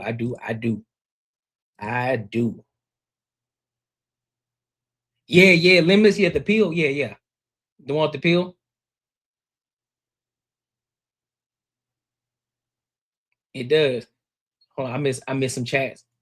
Be ready to move Metroton. Yeah, Metroton. Yeah, facts. Get Rich or Die Trying is the one for me. Yeah, bro. I gotta watch that movie. I haven't watched Get Rich or Die Trying in a minute. I gotta watch that. American Gangster with Denzel. No, I'm sorry, not Denzel. It's Denzel with Denzel Washington. Yes. If he did it the legal way, Queen of the South went hard. Oh, I gotta see that. I never seen Queen of the South. I gotta see that. Slow build, slow grind, beats lightning in a bottle any day. Facts. Sometimes that shit does. Sometimes I guess that's why you gotta have a stronger mind too. But it also builds character too. That slow grind because it really humbles you. It's like, damn, bro. I see motherfuckers going fast. I see people over here going crazy, doing numbers. But then again, once you start to dissect and see how they get in the numbers and how they're growing, it's like, I don't think I want to do that. I don't think I can keep up with that because eventually you're going to burn out. We ain't burning out over here. This is a long-term vision right here. This is a long-term vision. So the streets teach grit. A lot of those cats didn't learn grit until their back was fully against the wall. Look at Snowfall, for example. Franklin ain't really go crazy until folks had him. Hey, that's true. That's true. Because he had to get to it. It's like, oh, so y'all think I'm pussy over here, huh? All right, let me show y'all something. Once he seen what was capable of, he's then had the courage to be, that's true. 100 and you can also 100% of your brain. Yeah, bro, that shit. I also think it could be dangerous too. Using 100% of your brain, I think this world could be dangerous. Because we think it's dangerous now, but if everybody were able to use their 100% of their brain, man, I think this world would be dangerous. Even more dangerous than what it is. I think it would be even more dangerous. I'm going to be 110% honest with you. All right, so let's go ahead and go to this next topic. I want to talk about Melissa Ford, man. And so she's basically saying that high-value men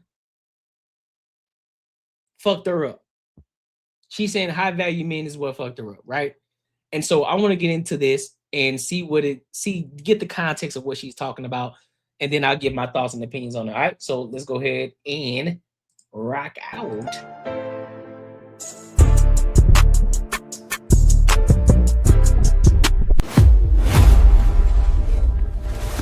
Oxytocin, serotonin, flooding my whole brain and face and skin. And it also made me understand or led me to the thoughts that I don't know if I've really had an intimate relationship with a man in my entire life.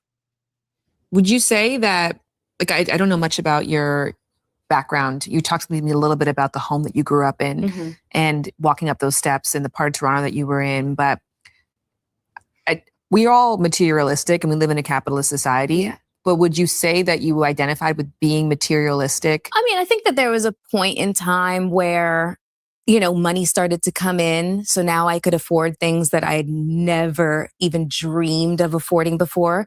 And then also I dated men of means, so I started flying by PJ and staying in, wonderful hotels and incredible suites and traveling the world and, literally just, I mean, I've literally had a guy, it wasn't even a first date. It literally was a first hang, spend $100,000 on me. I've had somebody else present me with like $150,000 necklace.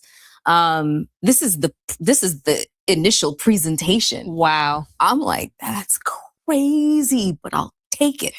I looked at that necklace. I was like, that is a down payment on a house. Let me hold on to that sucker. But it just rings so hollow, because then you'll see those same guys do that for other girls, kind of thing. It just men's with means. Lets you know that you ain't that fucking special.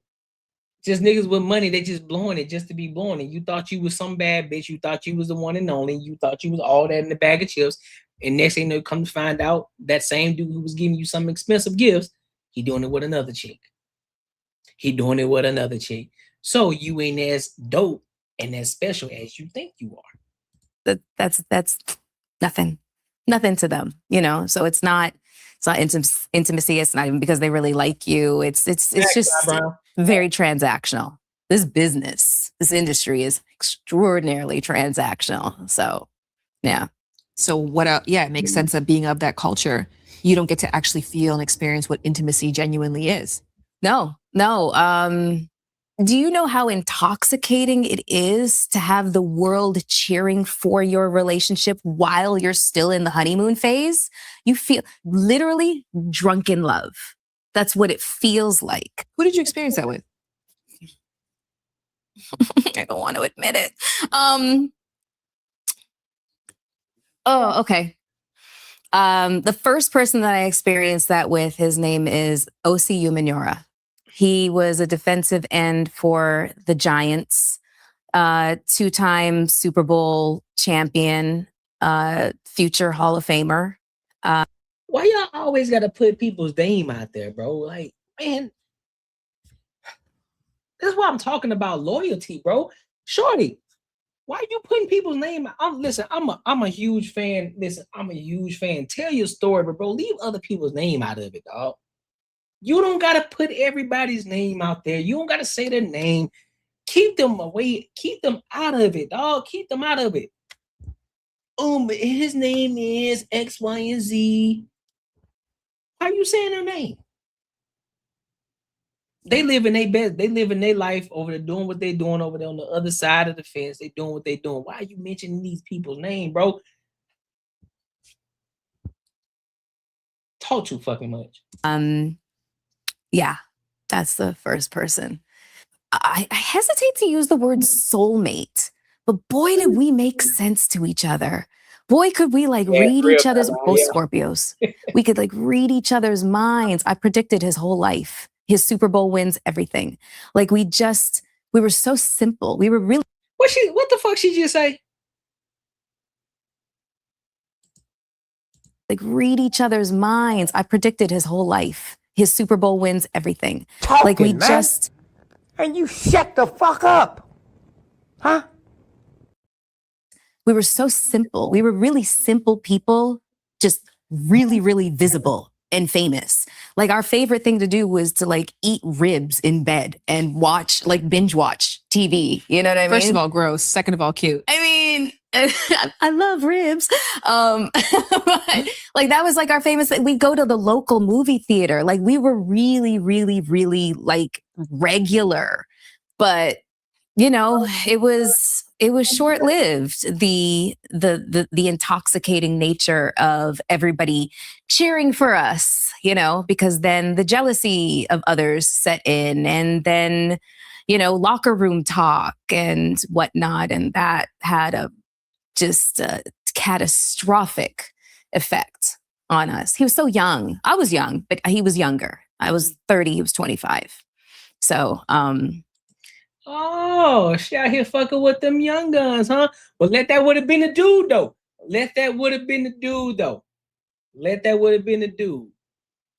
Yeah. And so the second time something like that happened was Flow Rider. And that's all I'll say on that. What? She name dropping like a motherfucker, dog. You lying to me? You lying? Fam, she name dropping like a motherfucker, dog. What's going on?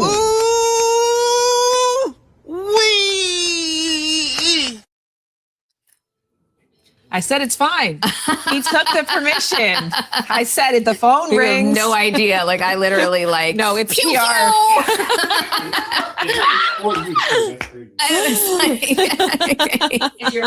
No, it's Flo Rida's like PR person who's like, zip it up. You signed the agreement. Stop talking. Yeah, that was there's pictures. I was going to say, unfortunately, there's pictures that you could Google, so you'll see who that was. But primarily, I would hide whoever I was dating for the main reason that I didn't want to be recognized for being anybody's girlfriend. The reasons why I wanted to be judged by my own career.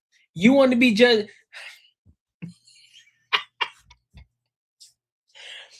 You wanted to be judged by your own career while you out here receiving all these gifts because let's be 100% honest. In that time, Melissa Ford was that chick. She was she was the Cypher Sore Eyes. You know what I'm saying? She was a goddamn nigga. You need to get you a Melissa Ford at that time. But the shit ran out. Wasn't nobody checking for her ass no more. She thought it was gonna last forever. That's what she thought. My own merit, my own accomplishments. I didn't want. You feel me, Fire Brown? That's what I'm saying, bro. She out here mentioning these people's name. She out here saying name dropping this shit. Like, dog, what we doing? You do realize you're on a public platform, right? Like, hey, keep that shit to yourself. Like, listen, I ain't gonna mention no names. I'm just gonna say I had a great time. You know, I got gifts. Boom, boom, boom. And we're like, what we doing, bro? There to be anything said like, oh, well, she's just because she dated so-and-so. No. And when I say that I dated people who were like height of fame. Who's you gonna say name? And no one knew because I pressured them to keep it very quiet. But in the moments when it got leaked and you were receiving that fanfare and where there was this excitement and you become basically the prince and princess of the town. You feel like you need to keep up appearances, but it's falling apart, especially if one person is falling out of love with the other at a faster rate. Oh, shit. Yeah. Here we go. The worst feeling. Yeah. So that sucks. That sucks. Because then you're left with, just what do I do? Because then you're worried that this is some kind of, effect on you. It always affects the women more than it affects the men though. But that also goes to say that we have finite amount of time of things to focus on. And then if we do have time to look for mates or be in those circles, we have to be very selective about the environments that we go in and what we're focused on getting. So I want to actually have this conversation with you because I have 2 daughters, right? And my kids are in Gen Alpha. And for Gen Alpha, 2/3 of the jobs that exist right now will not exist when they are of age. So it's a very uncertain future for them. Yeah. And we live in increasingly uncertain times right now. And I have a big gripe with hypergamy. The idea of telling my daughters that looking for a financially stable partner is the best bet, even in spite of the fact that we live in economic uncertain times. So I'm just curious from your vantage point on that, because there is so much talk about that online. And like I said, everything you described, in some people's cases, sounds like a fantasy. Like getting presented with a $150,000 necklace on day one, like that's a fantasy. Do you feel a sense of disillusionment from it? Or what would you say in response to people who look at that and say, oh, I aspire to that? To getting the $150,000 necklace? Well, everything that goes with it, to be putting yourself in the places where that's even possible. It's just not real. It would be too difficult to maintain. It would be a headache to maintain. It would be constant anxiety, and I don't want it. I did it. I don't want it. Never want that for myself anymore. So that would be the last thing that I advised a young girl to do, to look at, look at men of means being, your saving grace or your safety net. So, yeah. So what are you saying? So what are you saying, Melissa Ford? Are you saying that women should focus on building with a man who isn't a man of means just yet, and get you a man that shows that he is capable of becoming great? He's in the process of becoming great, right? He's in the process of becoming great. He's just not there yet. Are you advising women to do that? And they can build together. They can build something strong, something foundational, where they can actually build this shit up over time. Is that what you're telling me? Because that's what it sounds like to me. Because it's one of the two. It's one of the two. You either be a woman and you date based on hypergamy, or you become a woman and it's like, listen, both of y'all broke.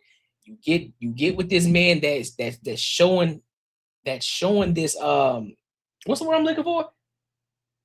He's showing promise. He's showing promise. He has a hard work ethic, great morals. This guy's he's ambitious. He's a hustler. He's a go-getter. He's resilient. Is this the one that you want to be with? Because when times fall, when times get hard, he understands how to move. He understands how to find solutions. He's resilient. He knows how to get through those things. Is that the one that you want to be with? Or do you want to date hypergamous? You want the man that's already established. You want the man that already has the money. He's going to put you on the private jet. He's going to give you the experiences that most people could only fathom and can't even fathom and can only dream of. But yet and still, he's going to be doing this for all these other bitches too, because guess what? He got the power. He got the authority. Most bitches going to go for this dude anyway. Or do you want this man over here? He's not there yet. He has the potential to be that guy that you're looking at that's already at the top. He got the potential, but he's already down here. So he got to work his way up. But he has great morals. He comes from a great foundation. He comes from a great background, building himself up. Most people will call him lame right now, which is cool. Like, hey, be lame. But he focused on building. He's focused on growing. He's focusing on the steady growth and making sure that y'all never be broke again a day in your life. That's what he focused on. Do you got the wherewithal to be with that man? Do you? When times are hard, when he tell you, listen, man, we can't take this trip this year. We can't go on this vacation. We can't. I gotta lock in. We're focused. We can't. Listen. Just give us 5 years. Just give us 5 years. I just need 5 years from you. We 25, 26 years old. Just give me 5 years. You're 26 years old. We'll be 31. We can live life the way that we fucking want to. Just give me 5 years. I just need 5 years. Listen, we ain't got to go to the clubs right now. I promise you that the club's still going to be there. The club scene is still going to be there. We ain't missing nothing. I just need you lock in with me. You going to be able to do that? Is that what you telling the people? That's what I would tell the people. That's what I would tell these young ladies to do. That's what I would tell them to do. That's personally what I would tell them to do. But hey, let's see. Girls are thriving. Women are thriving. My God. Outpacing men in every aspect of life. My God, DJ Helm, what's up with you, bro? I read that super chat in a minute, big homie. Right now. By the way, I saw their pictures. They are stunning. You must be so proud. Thank you. I am. I really, really am. And I am hopeful for them. And I am hopeful for them to have an intimate life that is fulfilling. And I also acknowledge that it comes in all forms. And don't get me wrong, I've spoken to women before who have a partner who has lots of means, and it contributes, may not be the only reason, but it definitely contributes to their feeling of appreciation to be in the relationship, love for the relationship.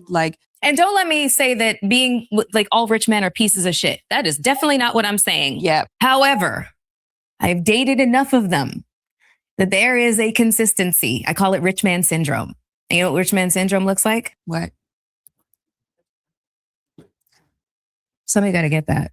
That's just their attitude. Somebody is always going to fall. Like they walk with a wake in front of them, and whatever happens behind them, they've got people just scrambling and picking things up and whatever else. And also the fact that they have the money. Thank you. Also is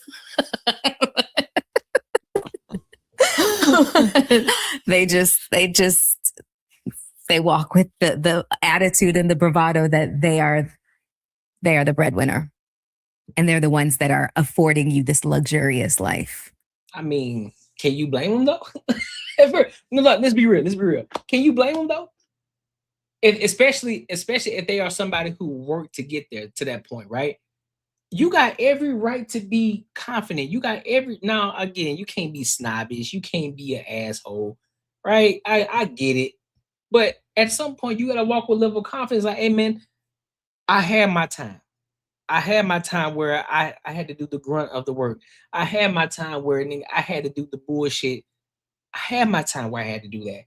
Now, I put myself in a position where I don't have to do that no more. So, yeah, there's going to be to be honest with you, yeah, there may be a level of asshole to me. Yeah.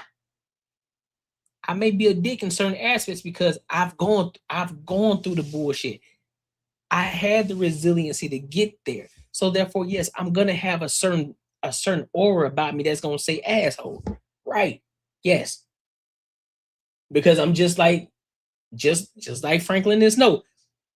I built this shit. Me, brick by brick, and I'd be damned if I let you tear it down just because you don't like the way another nigga talk. You feel me? You feel me? So, hey, I get it. I was never very vocal about what it was that I wanted. The vast majority of men that I've been involved with have assumed that my love language was gifts. They weren't. It was not.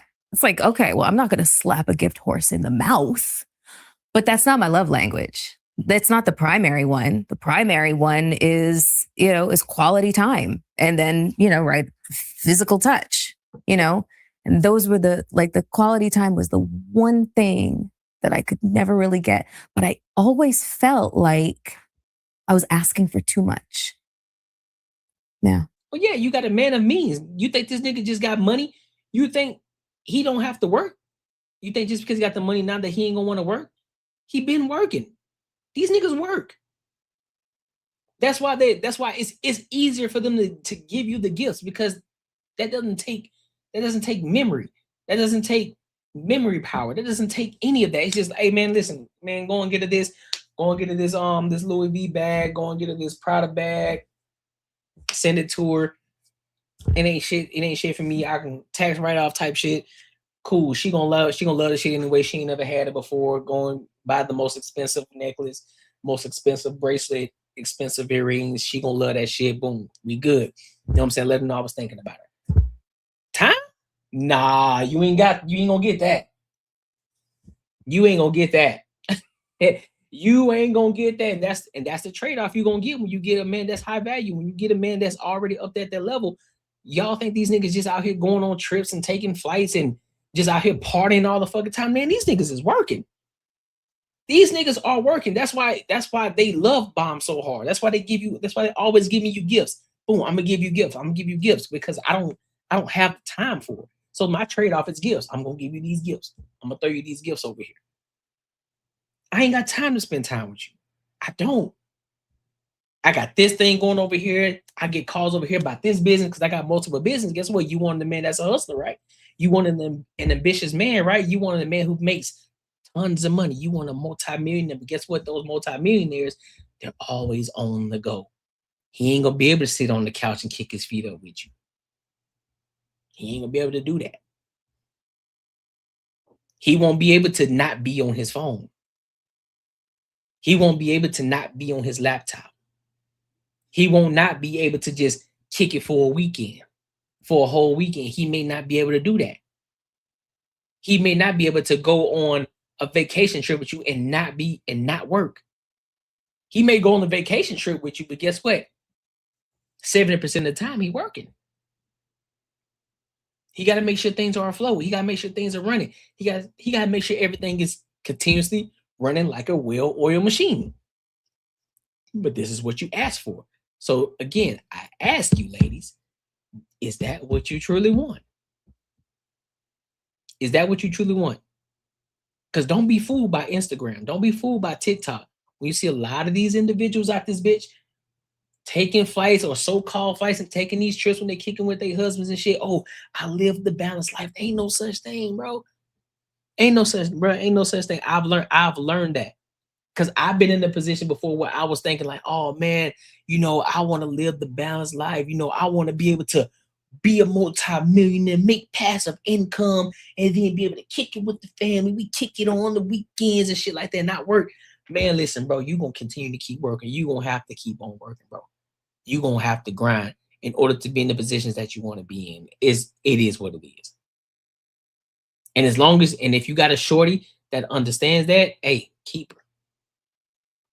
But if you got a shorty that's coming in your life and she don't understand that, then you either better do one of the two things. You better let her know what it is, and you're not going to waver from the purpose, and you're not going to waver from where you're going. And she going to have to come add value as well. So that way you guys can grow and build together, or you kick her ass to the curb. Simple as that, bro.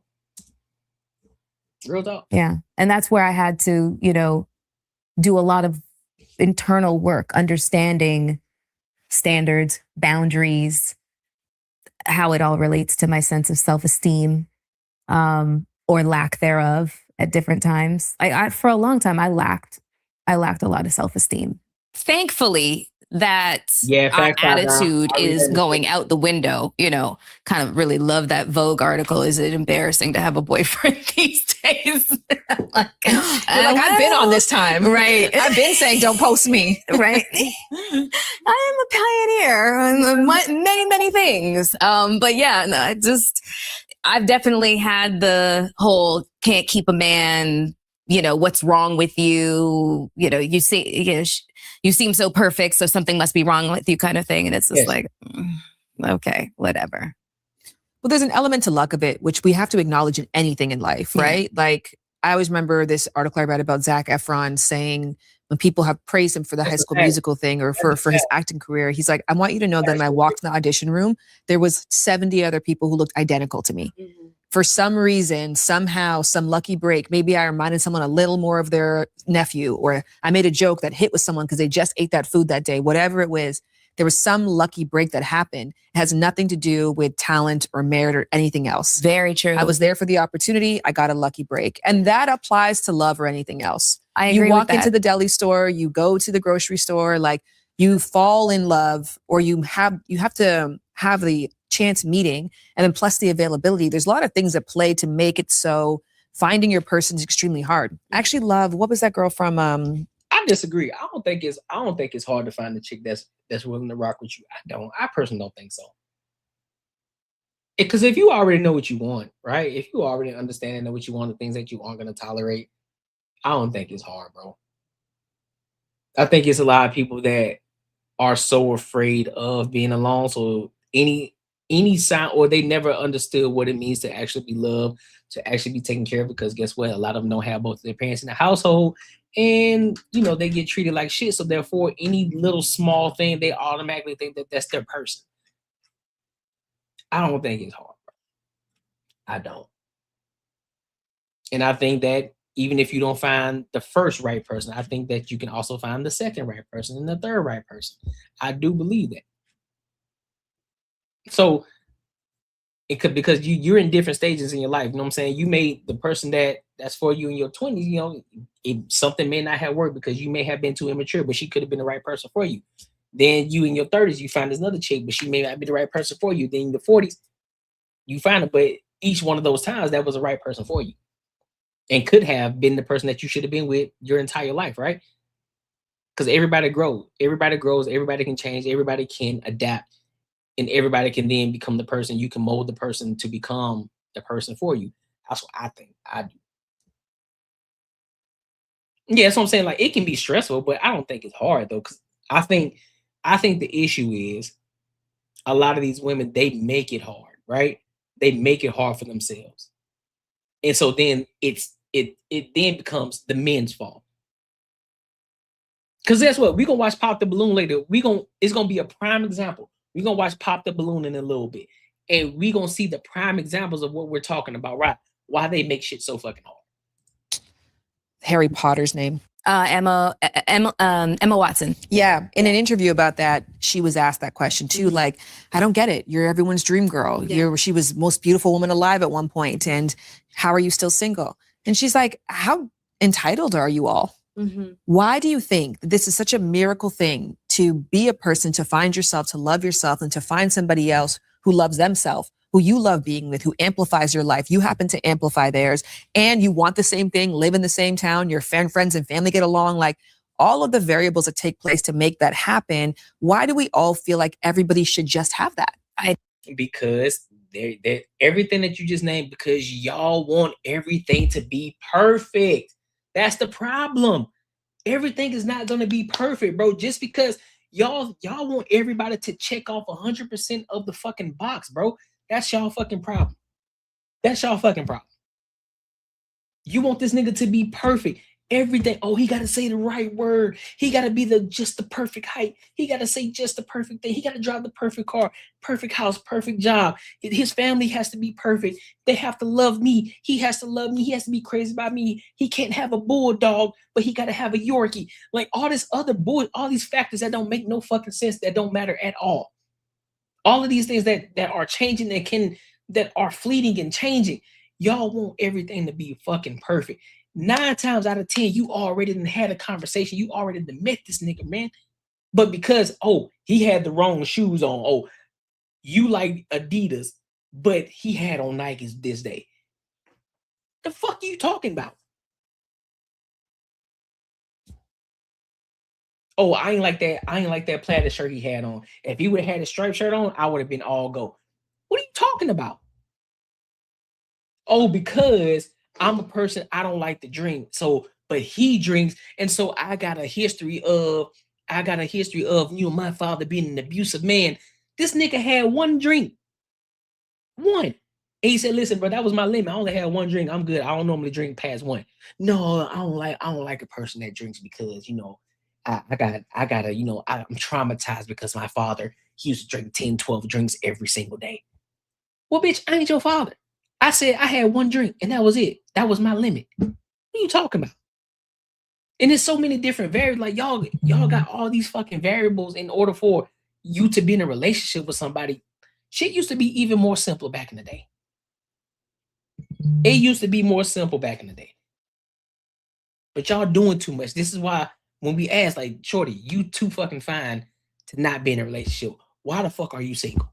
What is it about you that's fucked up? We aren't dumb to ask that question. That's a valid fucking question. Like, shorty, okay. You're well known. You're very attractive. You're a very attractive woman. So therefore, we know there are men trying to shoot their shot at you, right? We know this. You seem to be a very conservative woman. You don't seem like you out there. You ain't busting it open for anybody. You know what I'm saying? You ain't doing the reach back and spread for anybody. You ain't doing none of that shit. You kicking it. You living your life. You know what I'm saying? Everything about you seems like it's perfect. Why the fuck are you single? That don't make sense to me. Why? Now it becomes wow. Oh, you're so entitled. No, I ain't entitled. The things just make sense. I'm just putting the clues together. I'm trying to put clues together. I'm trying to put things together to make it make sense to me. Because it ain't making sense. If you're an attractive woman, you should be taken right now. You shouldn't be on the market. You shouldn't be on the market. Your wifey material. Why the fuck? You should be off the market. Somebody should have you put up on the shelf right now. But you ain't. What's wrong with you? What's the issue? What's the problem? It's just like if for my fellow hoopers, you know what I'm saying? I'm a former hooper myself, played college basketball, you know what I'm saying? Point guard, shooting guard type shit, you know what I'm saying? But it's just like when I see a dude that's 6'7", 6'8", and we playing pickup ball, this nigga can hoop. Like, oh shit, like this nigga tough. Fam, why you ain't playing ball overseas?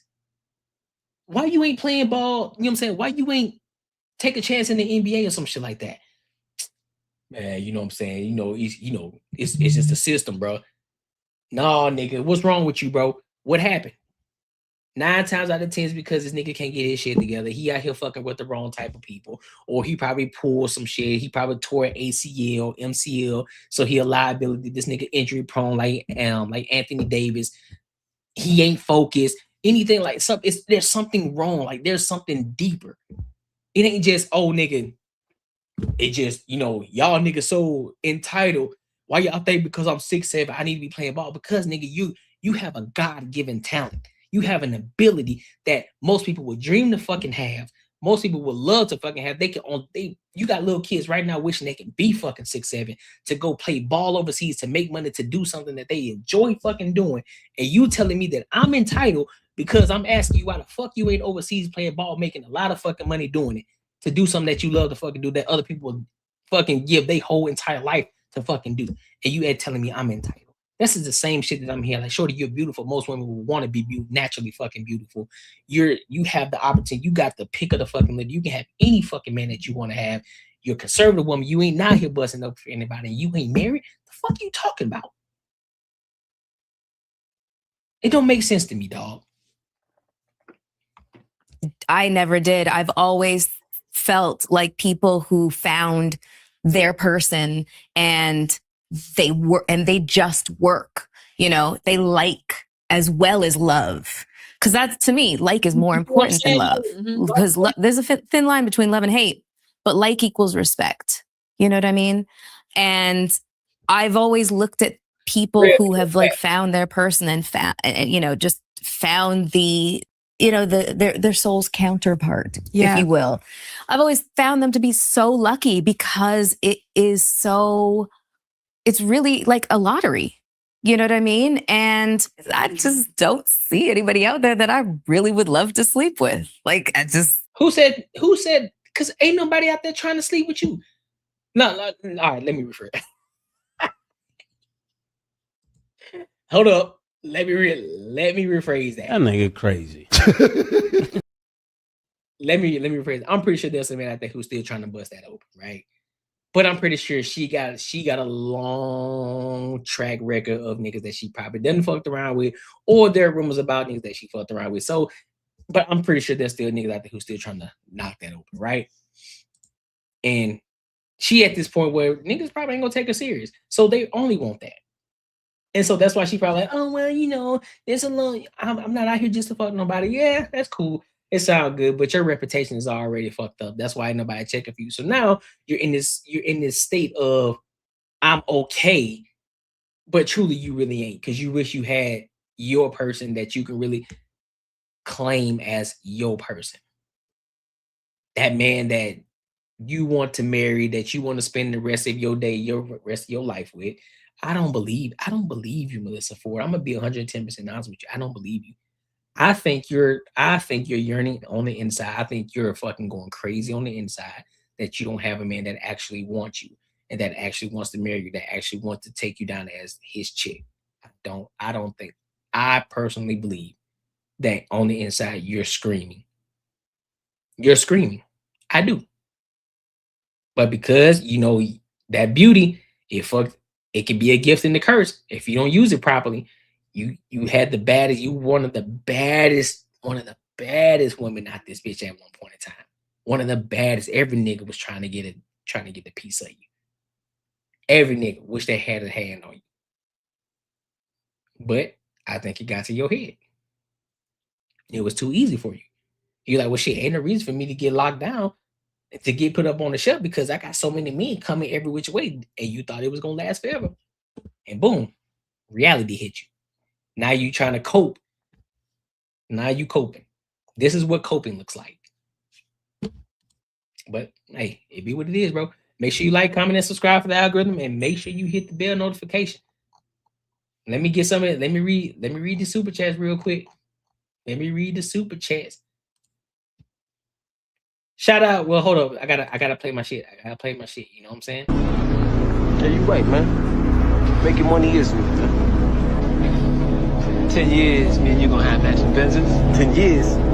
Thinking more like 10 days, man. 10 days.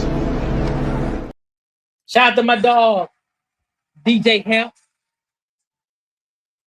My dog, DJ Hemp. This might be risky for the 10 ball. He said, salute. Hey, salute to you, big homie. I appreciate you for showing the love, homie. My dog, Five Brown.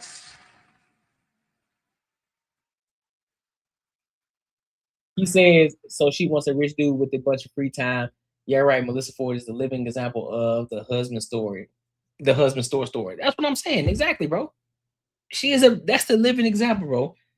You're not finna get a the only way you're gonna get that kind of man is if the money was inherited.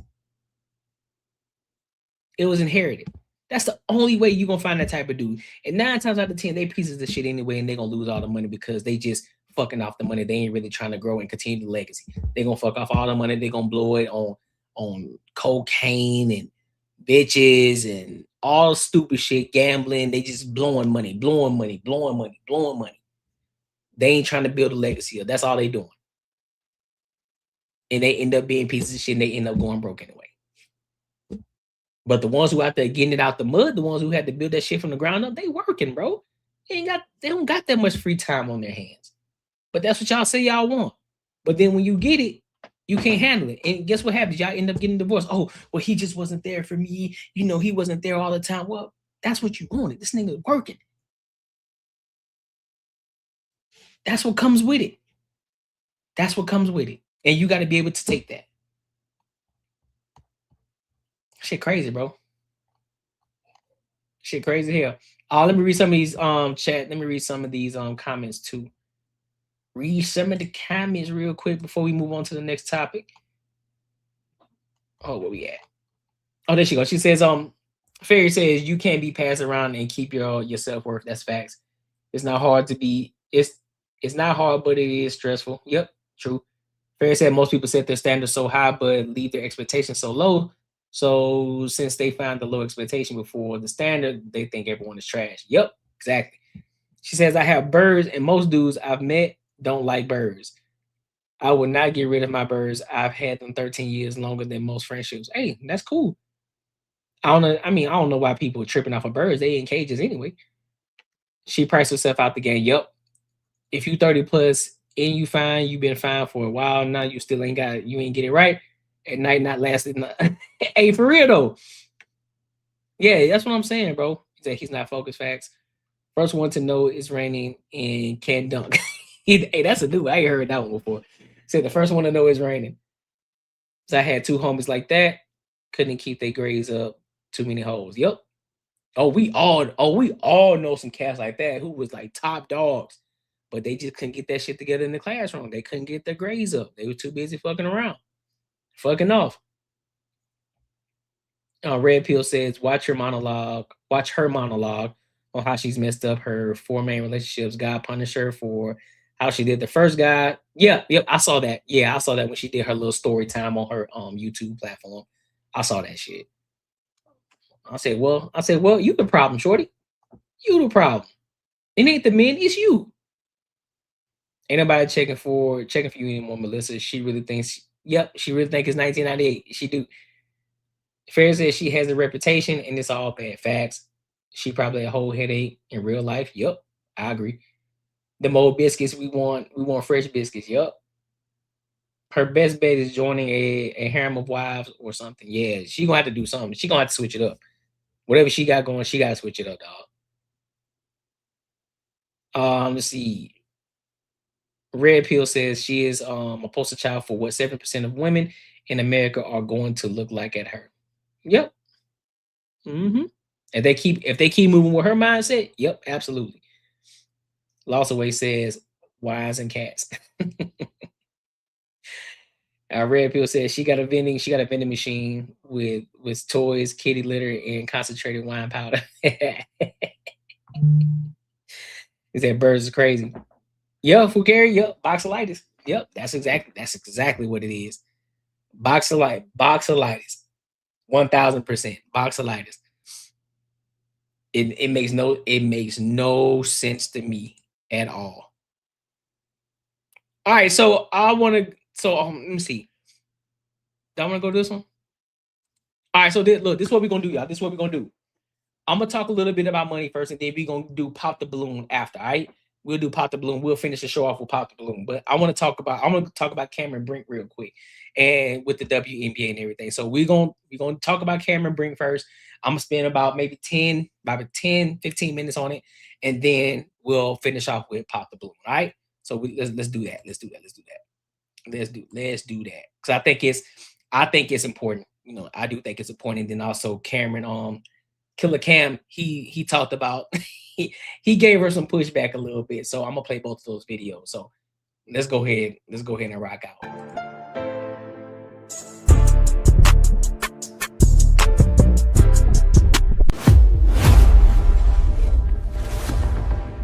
At SoFi Stadium with SoFi, talking about financial wellness. What's interesting about your story is that you entered the league not just as a top draft pick, but already as a brand. At what point did you start thinking about financial responsibility and wellness? Oh my gosh. I mean, it's so funny you bring that up. My dad is a finance guy. He was, just super committed to his job when he was a finance guy, and he was really committed to teaching me about money as well. So I feel like, I really remember those conversations start of high school, just really being smart about saving. You can never save enough. And he's more conservative than I am when it comes to money, but it's good. We balance each other out. So he helps me to this day, and I'm very thankful. That's a good coach to have in your team, right? You also really were in that first generation of athletes to benefit from NIL, partnerships and brands. How did that kind of maybe change how you even navigated? Yeah, NIL is still such like this crazy, amazing landscape. I think it's amazing that we get to profit, off of our likeness and our images now. But I think also it's tough when you're so young, being able to balance, the work and the school and the basketball of it all. But, I'm just super thankful I got to benefit from it. I think there's so many people before me that would have done so well with it as well. So I just try to be thankful for the trailblazers before us. One of the kind of tropes that we hear a lot with athletes, especially in the world of basketball, is that you come into the league, you sign these colossal contracts, in the case of men, of course, and then you lose it all, right? So where do you start having those conversations about how to protect yourself financially? Yeah, I think I'm really lucky to have been in a household where we've been just very open about money and what to do, best practices, all that stuff. But I think, once I got drafted, I sat down with, a financial planning team and my family and my fiance, and it's just, about coming up with a plan and being prepared and making smart decisions and thinking about the future. But I think it definitely made a shift once I was drafted, because, we're just really thankful and lucky to be paid for doing what we love. So it's great. Did you reach out to any veterans, or did any veterans reach out to you and maybe offer some advice? If so, who gave you the best advice? Yeah, I think my best advice came from my teammate, De'Erica Hamby. She was just, always sounding like my father, just save, put all of that, every, new paycheck into savings, and, just be smart about it. So she's just been, not just financially, but, life-wise, she's been great for advice. Listen, I love seeing what is happening in women's basketball right now. It is incredible. And one of the things we get to see is you guys really take advantage of branding opportunities like in the world of fashion. Tell me a little bit about that. What do you say yes to? What are you looking for to add to your portfolio at this point? Gosh, I think it's a great question. I love fashion. I could talk about it all day. It's been a really fun outlet for me to just express, who I am, outside of basketball, who I am off the court. So I'm just really thankful to work with some really amazing people that get to, help me mold like this future. I mean, after basketball, I would love to get into fashion in some capacity. So I'm just very thankful for the opportunities, and it's just adds such like a fun layer to my job. And then we also are talking a lot about, parity, right? With what female players are getting paid. How does that factor into how you navigate financial wellness as well? Because you also get to be like a vocal spokesperson about, pay me what I'm worth too, right? Just as much as my dad has been like this very vocal kind of North Star for me financially, my mom has been just the really encouraging voice in the background, which is, always told me, fight for more, you deserve more, know your worth. And I think that's a really important conversation to have right now. No, nigga, you can't fight for something you ain't got. You can't fight for something you ain't got. You can't fight for something you don't have. Y'all see how the fact that the mom said it, but the father ain't say, hey, fight for what you're worth. The father ain't say that. The father didn't say that, because that man does numbers. And guess what? Guess what the numbers say? The numbers say y'all operating in the negative in the WNBA. Yes, you have made some more revenue. You got some deals coming. You ain't there yet. You ain't there yet.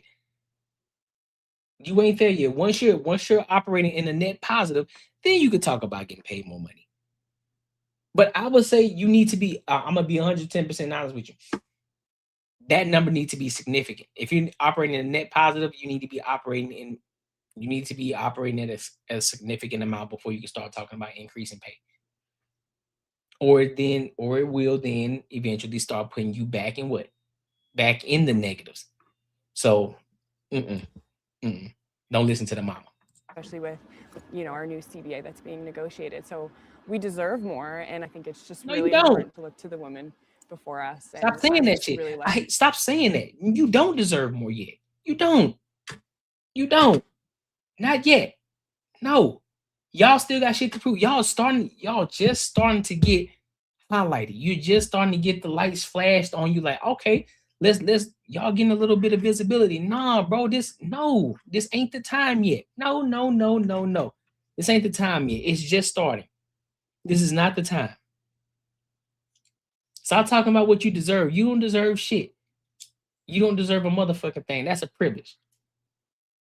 And if y'all ain't selling seats, if you ain't selling tickets, you're not selling jerseys, if you aren't operating in the net positive, bro, you don't deserve a motherfucking thing yet. Regardless of how much you can put a ball in the hoop. You can score 40 points a night. You don't deserve shit and if you ain't selling tickets. To be honestly surrounded by Lisa Leslie and her presence at Unrivaled right now, and just knowing Cheryl Swoops, the Tamika Catchings, Dawn Staley, like the list goes on, and I really think it's important to just be aware of all the greatness before us. So they've paved the way for sure. I love that you are focusing on who's paved the way before you. What message do you have to young women who are playing college basketball right now? Gosh, I mean, I think it's balancing the fun of it all, but also knowing that, the hard work you're putting in will help everyone, that's younger than us, our daughters, their daughters. It's just special. And then just knowing how lucky we are to play basketball and inspire other people. So what message do you have for everyone who's paying attention to what's happening right now with CBA and WNBA? Gosh, I mean, there's so much, and it's such a layered issue, but I would really just say to the fans and to the people that support us, just please continue that support and let us know that, we're valid in what we're asking for. I feel like as women, like you're not valid. I'm calling the spade a spade. I don't give a fuck what you're talking about. You're not valid yet. You still got to prove yourself. There's still more money to make. You still got to be operating in the net positive. Until that time happens, I don't want to hear a goddamn thing about y'all getting paid more. No, absolutely not. Let's see something. Let me see something. let me look up something right quick.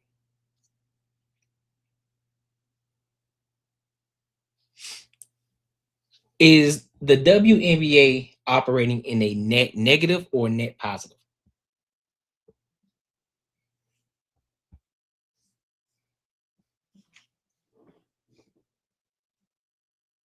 As of 2026, the WNBA's revenue is projected around $350 million, with about 80% going toward operating costs, leaving a modest surplus. The league has not officially confirmed profitability, but with a major media rights deal starting, they're on a growth trajectory. Players and the league are negotiating revenue sharing, with players seeking a share of gross revenue, while the league offers a share of net revenue, and that's a key debate for the future financial picture. So as of right now, are they operating in negative or positive? Right now, they're essentially in a net positive or close to break even. They have a small surplus. It's not a massive profit margin, but they've moved out of operating in the red.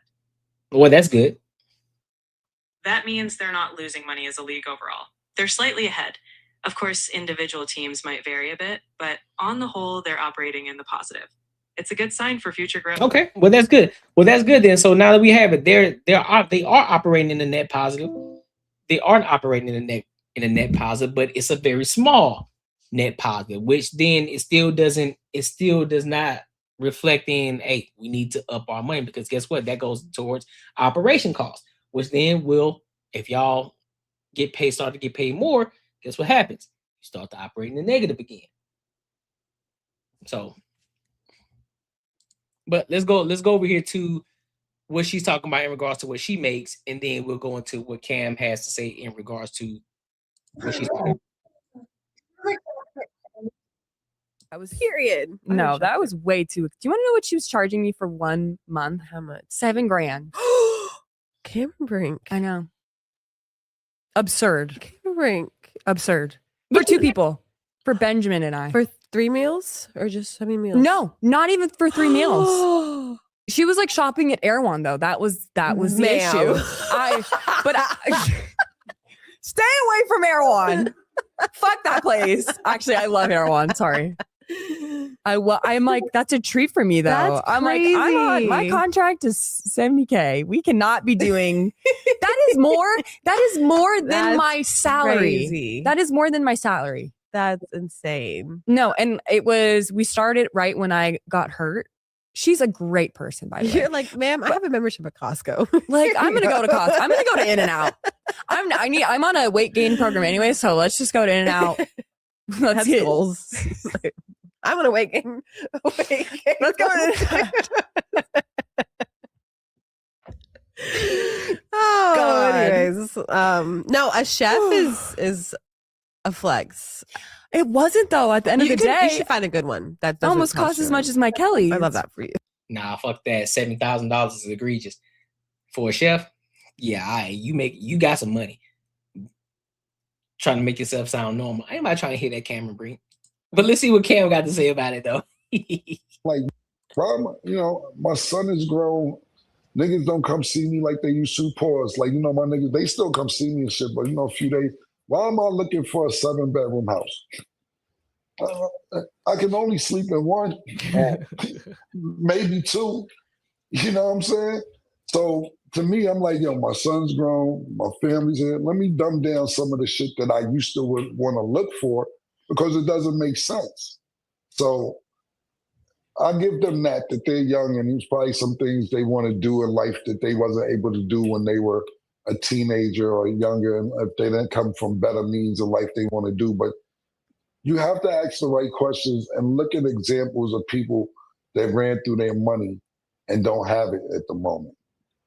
Yeah. Yeah, I can't go with you on that. She's Caucasian. Okay. She's Caucasian. She's supposed to know this. That's something a guy from the hood is supposed to do. Spend $7,000 on food when he know he only makes $6,000 and say he didn't know. Right. That's not what you do as a Caucasian. This nigga stupid. So let me ask you this, Murder. Is it cool for Angel Reese to say it and not her say it? Because she's black. Is honestly with no bias, it is kind of understandable being that where she's from. I don't know her upbringing, but if you tell me somebody tell me where Cameron is from and tell me where Angel Reese is from. And I don't even know it, but what it gives me, you know what I'm saying? Pause. It's like one person could be from, let's say, Brooklyn, and another person is from Westchester County. If you're from Westchester County, you're supposed to know how to manage that money. Well, if you're from, the pink houses.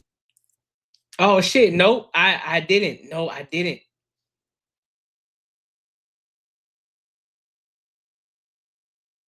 Oh shit, hold up. Nah, I ain't even. Nope, I didn't. Nope. So let me rephrase. You right, Snow. You right, Snow. Let me fix that. I didn't count that. I'm glad you got me. I'm glad you brought that up. Ooh. I'm glad you brought that up. Shit. That's true. Every penny does count. There we go. There you go, right there. Then we expect you to run through the money. Cameron's from New Jersey. What and then part? we know Angel Reese is from Maryland. She's from Princeton, New Jersey. Child, I don't know nothing about New Jersey. This is why I'm asking you. Yeah, this is exactly what I'm saying. So you should know better. Not that, not taking a shot at her, but I'm saying that you and to be, it ain't even about being white or black, right? I do believe that she did have an advantage in regards to her father being the her father being in finances, right? You should already know that wasn't a smart move, considering the fact since you want to bring up your salary in regards to what you make to WNBA, even though we know you got sponsorship deals outside of this, and so whatever you're making on your sponsorship deals, it's exceeding whatever it is that you're making in your WNBA salary contract, right? So having paying $7,000 a month, man, hell nah. $7,000 a month. Now, again, your average person can't fathom it. So for her to be paying $7,000, I guarantee that really ain't hurting her for real. I guarantee you her father set her straight, and she's able to afford that $7,000. She's just talking just because it's on a platform, you know, trying to sound normal, as if like, oh girl, that's expensive. And it may be to an average person. But I don't think that Cameron bring in regards to the leverage that she already has with her father. I don't think that $7,000 is doing anything to her account, because her father already taught her how to save, how to invest her money. So she's straight. She's straight. So that $7,000 ain't doing nothing for her. She already budgeted for it. She can already put money aside so she can afford the $7,000 a month. So she's just talking just to be having a conversation. Like, damn, that shit kind of expensive, right? Fuck, $7,000. God damn. So I'm not believing it. I'm not falling for the okie doke and that it's actually expensive and that she don't know what the fuck she's doing with her money. I don't believe that shit at all. You can miss me with that one. So it is what it is. Make sure you like, comment, and subscribe for the algorithm, and make sure you hit the bell notification. All right. So we got one more topic. We got one more topic tonight. Surprise, surprise. We got one more topic for tonight. So, but before I do, I'll be right back. Y'all hold it down. Listen, we're $46 away from the super chat goal tonight. So make sure we get this goal. But I'll be right back. Y'all hold the fort down for me real quick. Be right back.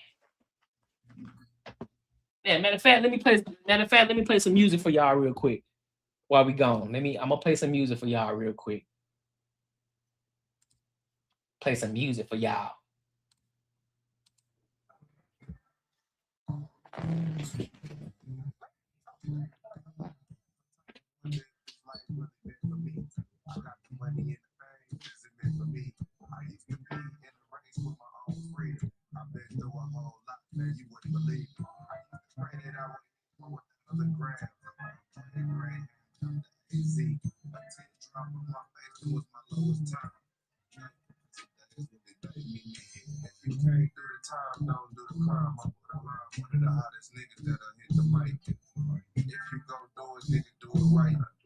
SF90 with the chinky eye.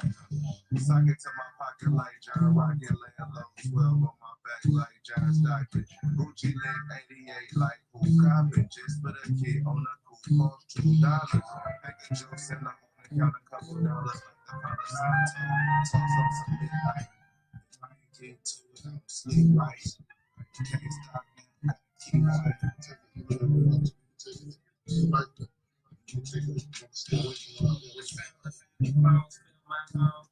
Smoke from the phone inside my time zone. Hooked off the phone, honey spokes rush prone. All the nigga want, but still I'm not done. My bitch come with the cell phone, bitch really on. I had to move and had the back too long. Like I'm busy at the moment, but I truly do want to. You cool up in here, mama, we got eyes on you. Yeah, they shoot us, but they cool niggas, they really my homies. Came to drop away, I put some business on it. Done that shit, they independent on it. It was really money, I took everything, I'm niggas damn really want it. They never been inside the ring with a real opponent. Wayne Spawn, I'm a storm up and pick the phone. Can't nobody call me off the what you call it. Cry for help, they self-destructive alcoholics. They been the G League and we play out ballin'. Double Ferrari, but that ain't funny. Mirrors, bitch, they really ain't here. And I'm being sincere. We been wearing mink tail. Diving, makes me hurt so much for all the same. Yeah, it's later for 28, but I got them this year.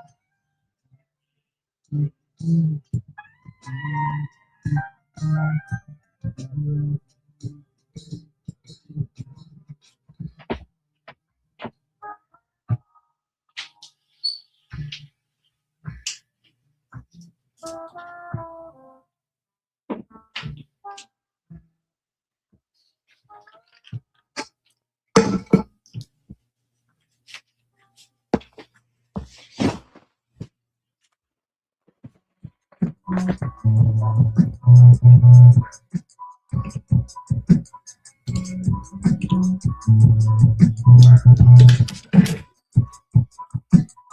at it once again, niggas thought it was a myth. I got pillows in the back of the machine, blowing fit. Pay cash for the bill, yeah, the conversation different.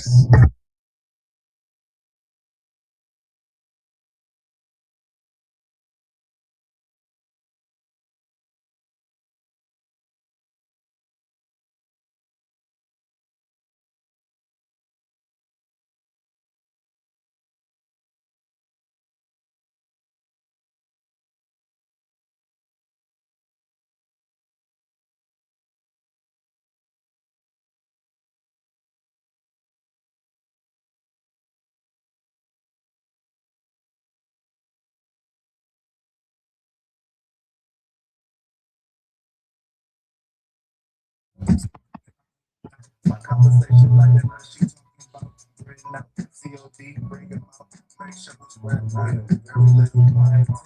Yo. Niggas not my numbers big, so we been on my clientele. Small attention real quick. Did it all with no fix. I calculated in my sleep. I'm out the next with the heat. Whole different pedigree. I got the smoke on me, your bitch crib. You never been in the couch, you never sat on. You got a lot of been there. You can't hang with the criminals. You chillin' out with the big kids. The ones who think they like us, but really know what it is. These niggas ain't no easy. All out in this day. My nigga wish he was still here. She reminiscing in tears. My man's muscles is clear. You see me chillin' in there. I'm lounging on the beach. Yeah, so well, you would be scared. I'm rolling in a pound. Nigga gon' go be well. Trouble and eat clear. Free rolls, free pair. Pop, yo, get back. Picnic baskets, business class. Business pass, the security gate. To and fro the mansion. I'm having marriage. Your album is mad and expanding. Water under the bridge. Another million for the kid. Old now can do what I did. My whole crew got cooks with kids. G&G's, rappers, telling keys, but not the smell. You push the button, the roof is. I left it run in front this bitch. East side, movies. But hey, listen, this album is tough. You hear me? This album is tough. This album is tough. But before we get into our last topic of tonight, let's read the super chats real quick. Shout out to Snow Bunny. Shout out to Snow Bunny. She says, as the most epic community on the tube, let's get that 40 up. Courtney been putting in that work and have been putting in that work. Absolutely. And the grind does not stop. We got a long way to go. But we are working and we are continuously growing. You know what I'm saying? So we in here for the long haul. We in here for the long run. That's what we're focused on, the long haul, right? We ain't focused on short-term game. We focus on the long-term game. So, but I appreciate you, Snow. You've been showing like you tapping in. You tapping in heavy. I fucks with it. I like it. So I want to go ahead and get into the last topic of tonight. You know, we're gonna have a little fun. We're gonna have a little fun tonight on this last topic. I want to get into this Pop the Balloon, the London edition, you know, because, you know, the actual American edition, you know, they want to copyright shit, you know, they want to flag it, your content. Like, come on, bro. Like, we should be able to react to the shit and y'all stop tripping so much. Let us react to it because y'all know people be coming on there saying egregious shit. That feeds the streets. Let's be honest. It feeds the streets. But, you know what I'm saying? They got the London edition, so we tap in with the London edition. It ain't no different. The only difference is the accent. So let's go ahead and tap into it, and then I get my thoughts and opinions on it. All right, so let's go ahead and rock out.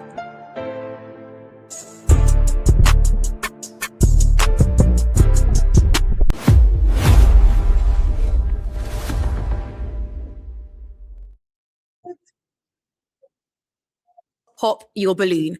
However, once you have a look at him and you feel like he's not really my cup of tea, go ahead and pop and I'll come over to you one by one and get your reasons why. Are we ready? Yeah. Yes. Okay, so without further ado, our first single guy, come on out. She like Savannah James. Savannah James, hold up. Let's check the line. We gotta check the lineup out.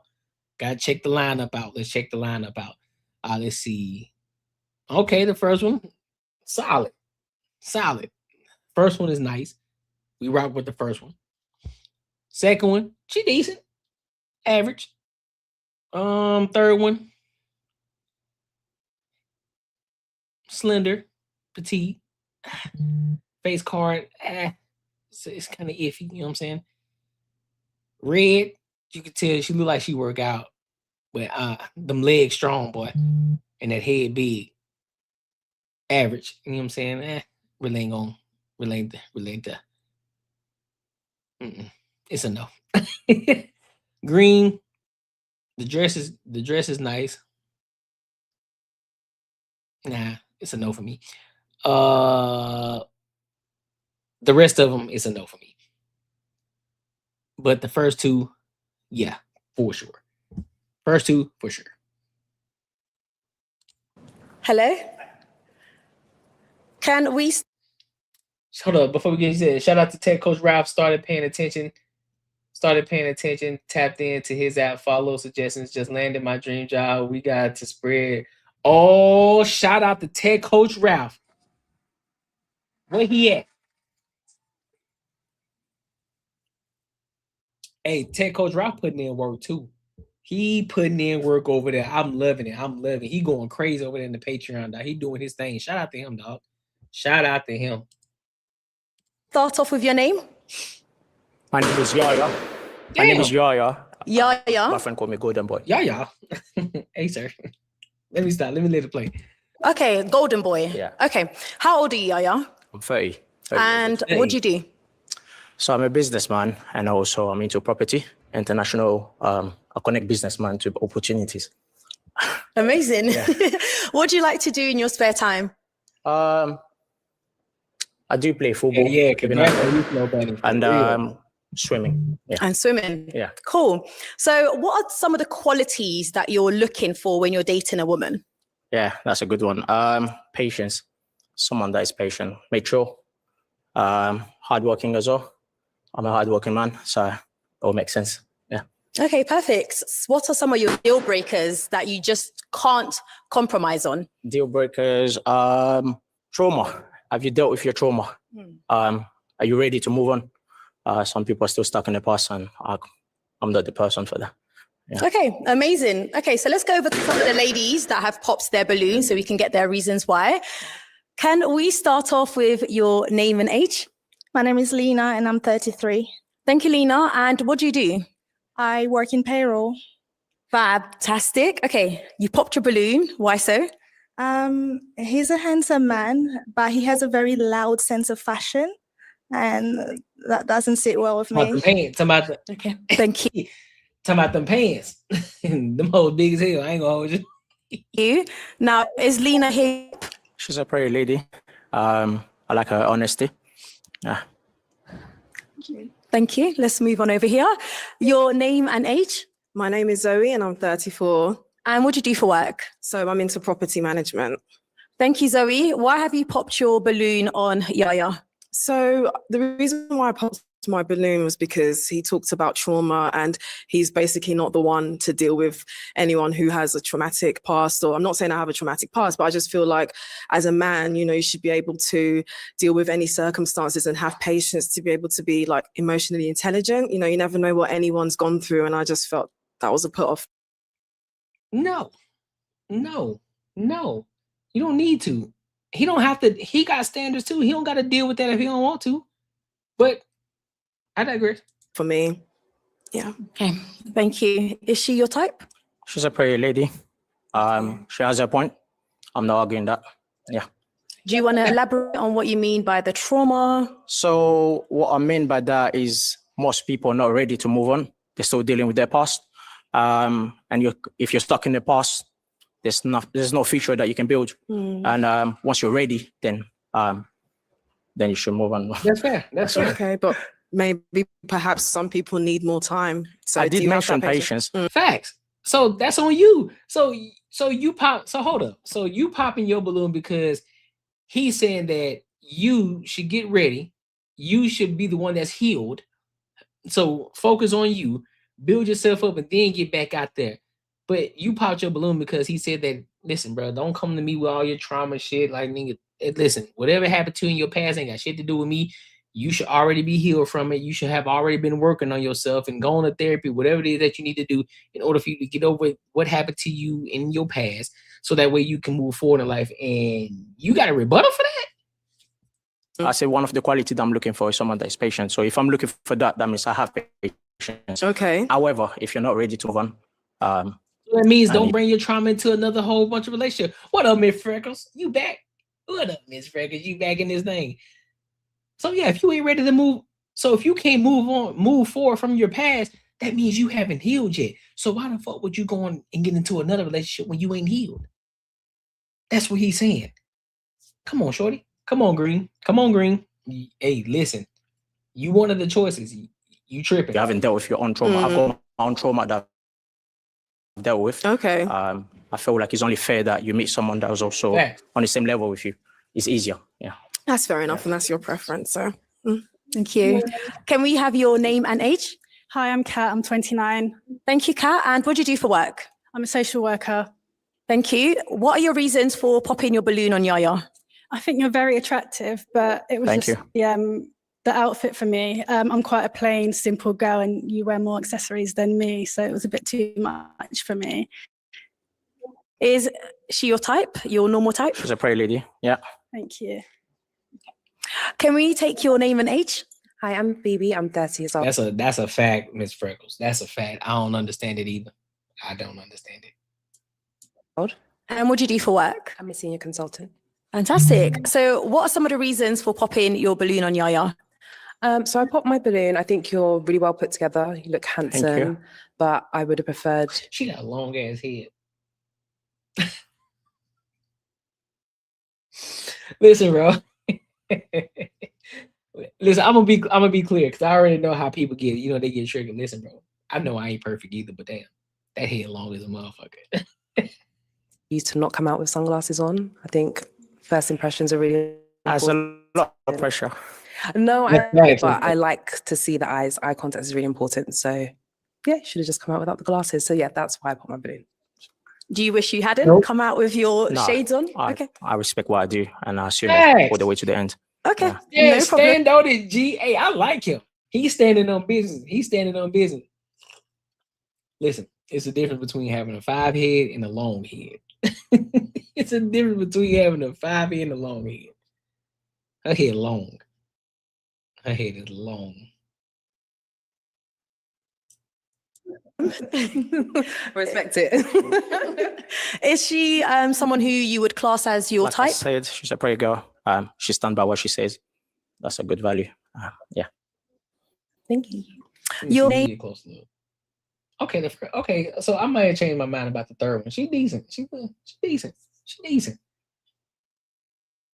You know what I'm saying? The second one, she got the little pooch right there, man. Kind of throw me off a little bit, but hey, you can work with it. You know what I'm saying? Ain't nothing little cardio can't fix. Little weights, we good. And age? My name's Dana. I'm 27. And what do you do? So I work in the housing field. I also have a natural hair business called Anai.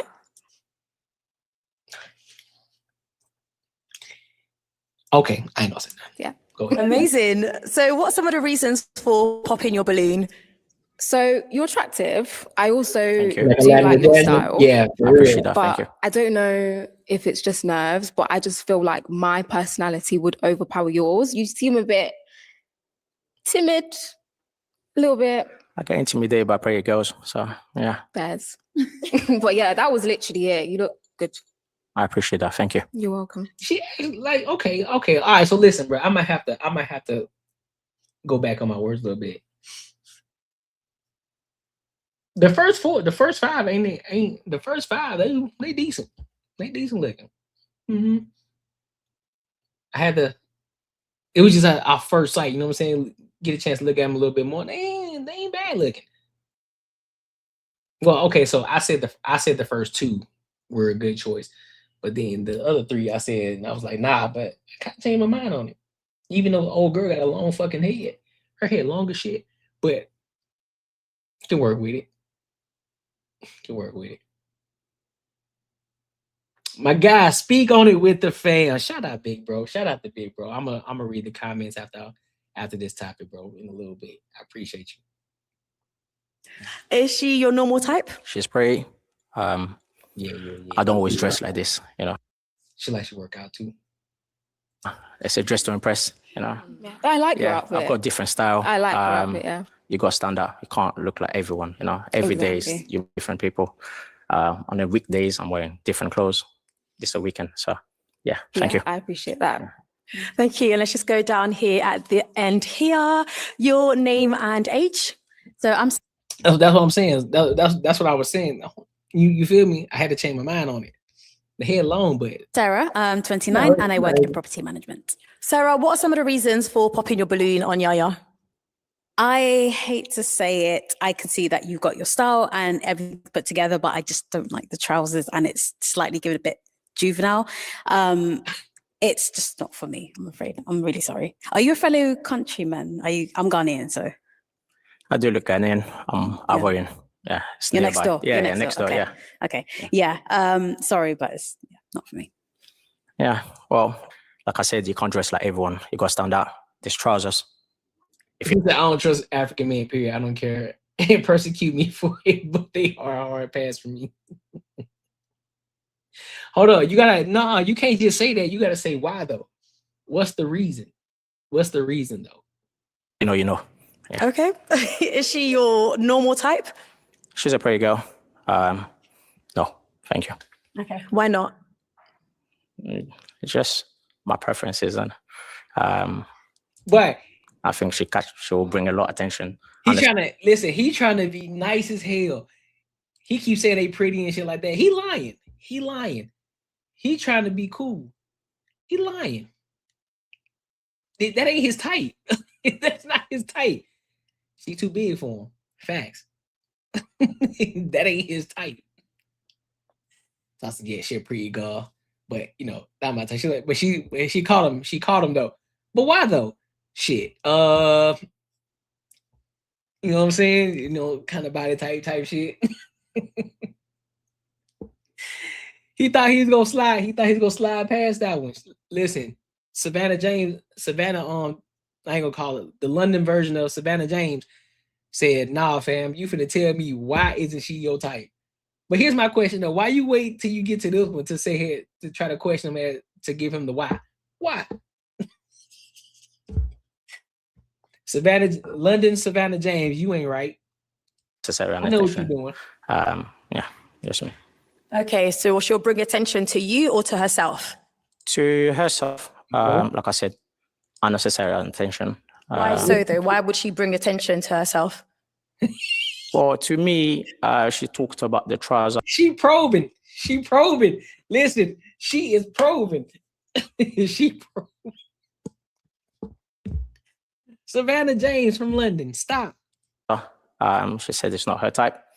To me, I'm a confident person. I feel like she's also a confident person, and it might clash a lot with the way she has a problem with the way I dress. So, yeah. Okay. It might just bring unnecessary argument and etc. So I don't. Okay. All right.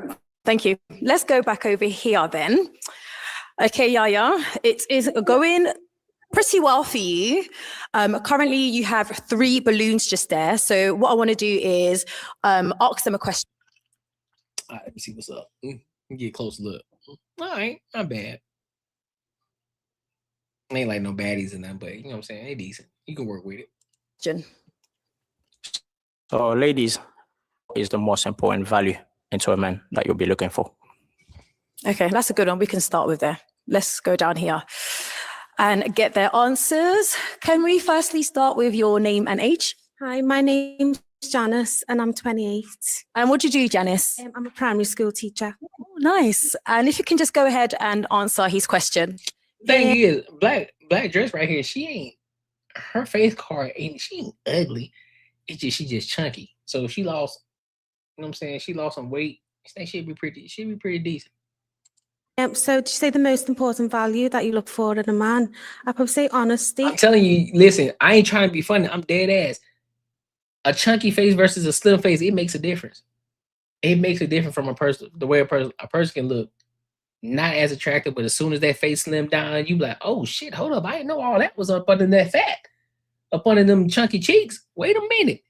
I'm just saying. That's all I'm saying. I ain't trying to bash or nothing like that. I love someone who's honest, because you have to wonder what they're thinking and you just know what's what, basically. So honesty is definitely the most important for me. Okay, Janice, I hear you have an accent, which I absolutely love. Where are you from? I'm from Liverpool. So that's like northwest of England. Liverpool? You're a Scout. Scouser. Scouser for life. Brilliant. Thank you. Let's move down here. Your name and age? Hi, my name is Esiri and I'm 29.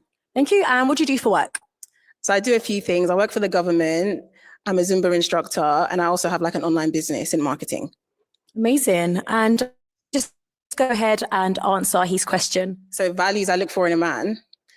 So a man of God, that's number one. Number two, a man who is honest and a man who just makes me feel safe, I would say. Yeah, those are my top values.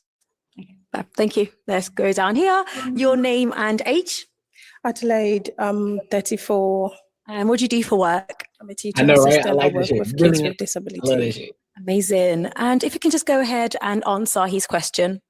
So first of all, I want a man that fears the Lord, not just a man of God, but a man that's led by God, and also a man that's loyal, friendly, can make me laugh, a man that has patience. Yeah, those are my top values. Okay, thank you. Let's go back here. And actually, I want to throw the same question back to you. What are some of the qualities you look for in a woman? I think I said that earlier. Someone that is patient. Someone that is mature. I'll do the earning, and I need someone that I can count on, reliable. Yeah, pretty much. Boy, you want a stay-at-home wife. I can tell. Like, listen, I just need you to be a stay-at-home wife. I need you to understand this is a benevolent dictatorship. You don't run shit in this household. I run this shit. That's basically what he said. That's what it sounds like to me. I don't know what it sounds like to y'all, but oh shit. That's what it sounds like to me. Go ahead and send them out another question. So it will help you, to make your decision. Ask another question. Yep, they are. Or do I have to walk to them? Oh no, you can just stand. You can just stand here. I'm into business. I travel a lot. How would you handle the household when I'm away? Okay, let's go down here and get the answers. So he travels a lot for his business. How would you manage the household? Say that he was to go away. It depends on what he goes for business for. If you need me to arrange anything at home, make sure wherever you're going, you have everything you need. And then when you come back, obviously prepare what you need for you and make sure that I'm warm. And I keep a plate of food for you so you can just chill and relax. Yeah. Okay, thank you. Okay, I don't know if it's something with the question he asked, but you had your balloon up until that point. Why did you pop your balloon? Because of the travel. It's Siri 29. So I think it's just a couple things. So thank you for coming out. Thank you for, taking the time to get dressed. But I just think just like outside of this environment, I don't think he would be kind of like my type, even though I don't really have a type, but just you won't be quite my type, but I don't have a type.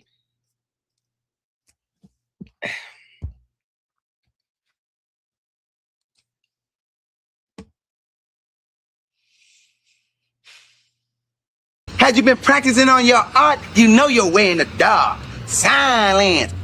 Silence. The overall vibe, it's just not really my type. Yeah. What? Okay. Well, was she your type? Not particularly. No. Why not? I've got my type in my head. I know what I want. She's just not that. Okay. Yeah. All right.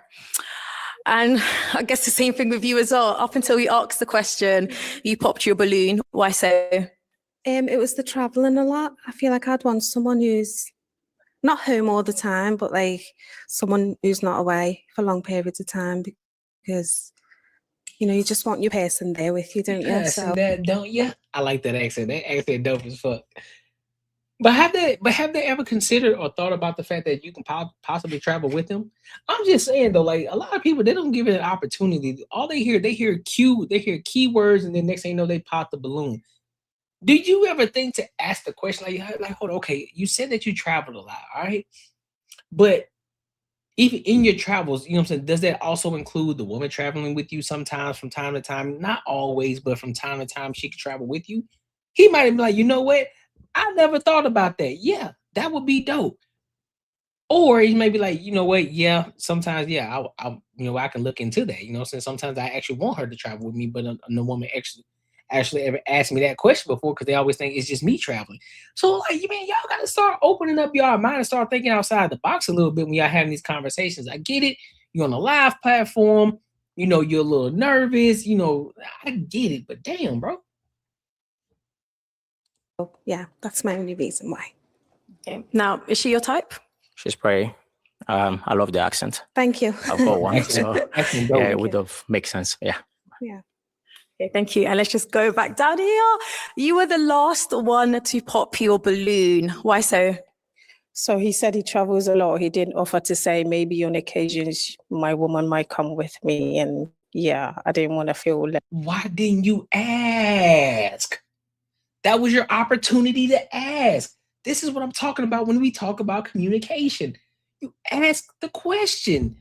You want him, you think he's supposed to read your fucking mind? Oh, well, I was hoping that he would have said this. Well, you could have said, you know what? When you had the floor, when you had your opportunity to speak, when he said, listen, this is what I would do, X, Y, and Z, boom, boom, boom, boom. You could have then followed up with the question and said, you know what? I got a follow-up question though. You say you travel a lot, but does that also entail, you know, the woman traveling with you from time to time too?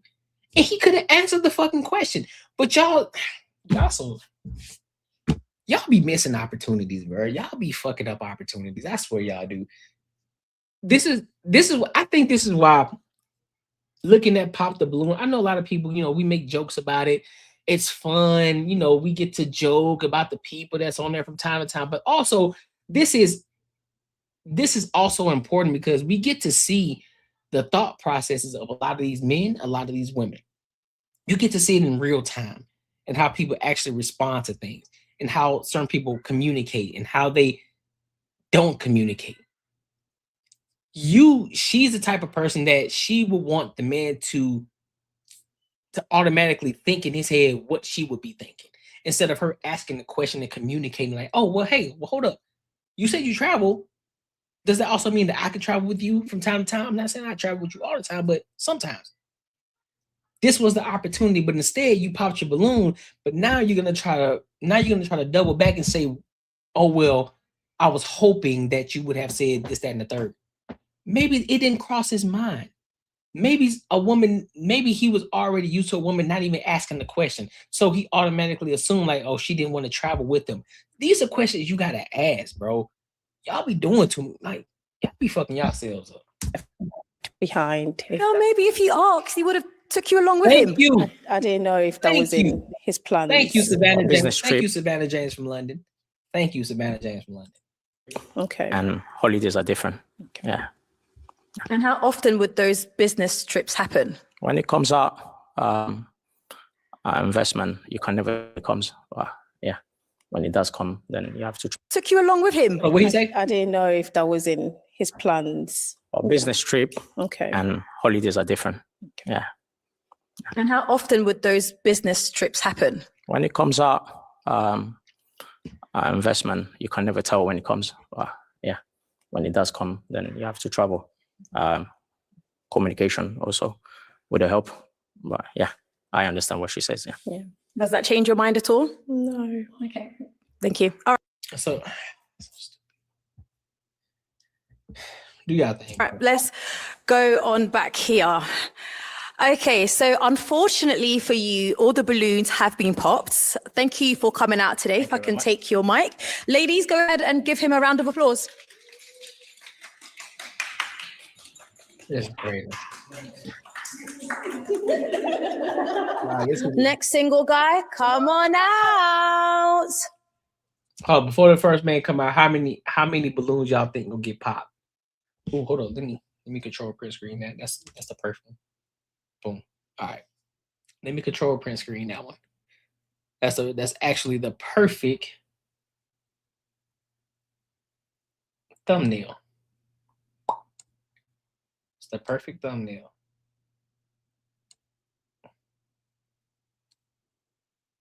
Booyah. We in the game, kid. Boom. All right. Let me say that. All right, let's go. How many balloons y'all think will get popped? Let's do a poll. How many y'all think? How many balloons gonna get popped? How many before he walk all the way out? How many balloons? All right, so y'all get a look at him. Bald head, beard, glasses, you know what I'm saying? Got the fit joint on. He tall. Tallest one out there. He taller than every woman out there, so let's see. Hello. Can we start with your name? Yeah, my name is Nomu. Normal. Nomu, Nomu. Okay, and how old are you? I'm 32 years old. And what do you do for work?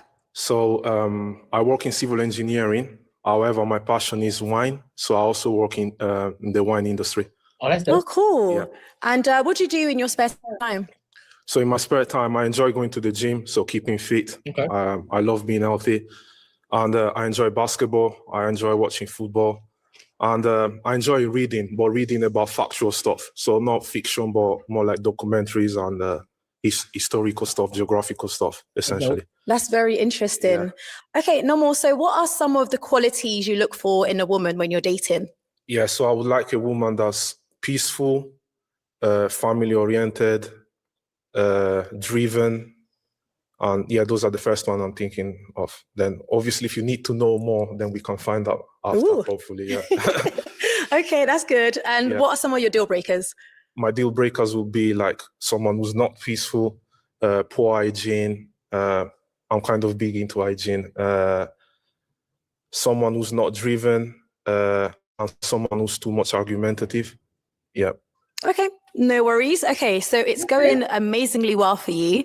Nope, So what I'm doing... They go, oh shit. Let's see why she popped the balloon. She just probably, I guarantee she probably just not attracted to him.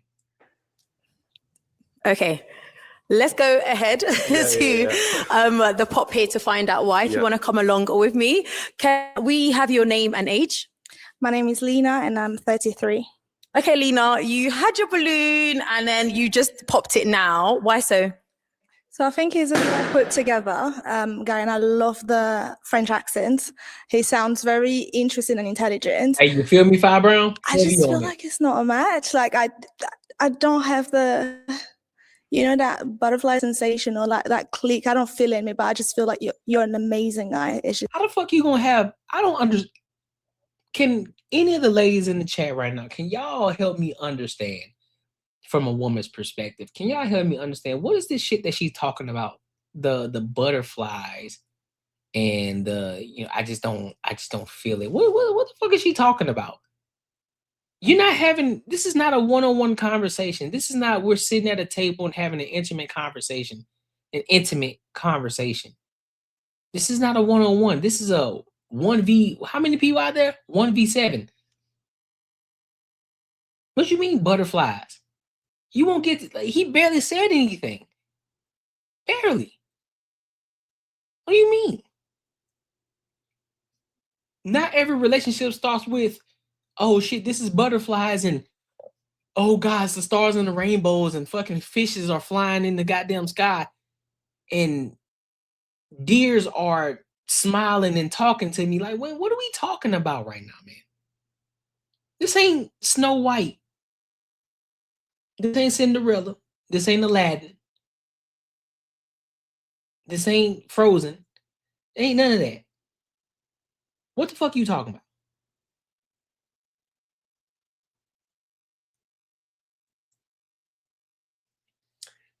Fairy said he's too polished and seems like he had high standards. Since she can be superior, there's no interest in him. That's a great point of view. Little girl fairy tale stuff, not really. Yeah, that's what I'm saying. Like, this is crazy. It's not for me, unfortunately. Thank you. I think it's the fact that he kind of look like a nerd type of shit. Like, oh, he'll geek type of nigga. I think she the one that she go for the dude that's a little bit edgy. You know, he got a little swag. I think that's what she go for. That's what I'm getting from her. That's what I'm getting from her. So is it a French accent? No, it's Italian actually. Yeah, I got it wrong. Sorry. Yeah, exactly, Five Brown. I think she wants an edgy guy. She wants an edgy guy, you know, got a little bit more edge. The one who seems as if, you know, he gonna have her on a roller coaster. That's the one that she gonna fall for. Yeah, everyone says French, but it's actually Italian. It sounds very French, to be fair. Yeah, but my accent is mixed. It's just mixed, to be honest. Yeah. Fair enough. Okay, so you have the Italian. So Snow says it is facts that certain people can affect our nervous system, which increases heart rate, makes you overall anxious. Not a way to pick a partner. Yeah, I mean, I can see that. So I think she wants the edgy guy. She wants the edgy guy. She wants a guy who looks as if he doesn't care, you know, not the one who looks like he's stable and responsible. She wants the guy that look like this nigga is just adventurous, kind of all over the place, not necessarily stable. He might be attractive and shit, you know, but yeah, that's what it looks like to me.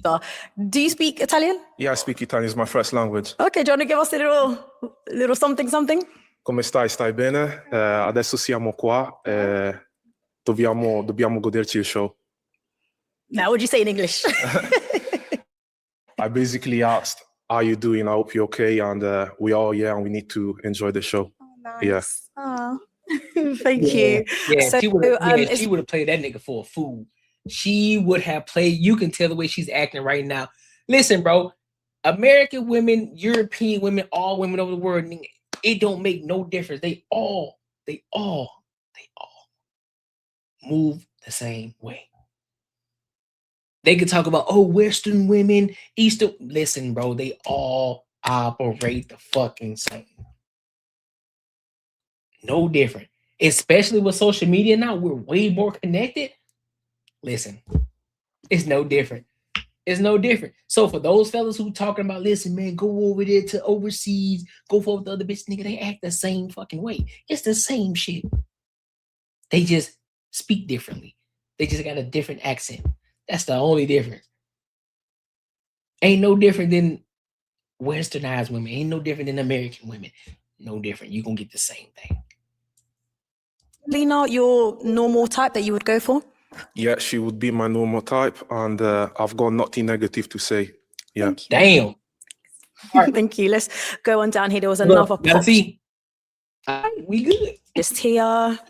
Can I have your name and age? Hi, my name's Janice and I'm 28. Okay, Janice. So whilst he was speaking, you held onto your balloon. What made you pop it? Do you know what? He seems like a really nice guy, but I feel like my personality is quite out there. I'm quite like an extrovert, and I don't know whether he's too chilled. Like, I feel like I'd annoy him a little bit. So, yeah. Do you feel like there'll be like a personality clash? I mean, we just started. I only answered your questions. So obviously I'm here to follow the rules and everything. I'm not trying to be extra. But yeah, I could be extrovert sometimes. It just depends on the day. Yeah. Okay. Is she your normal type?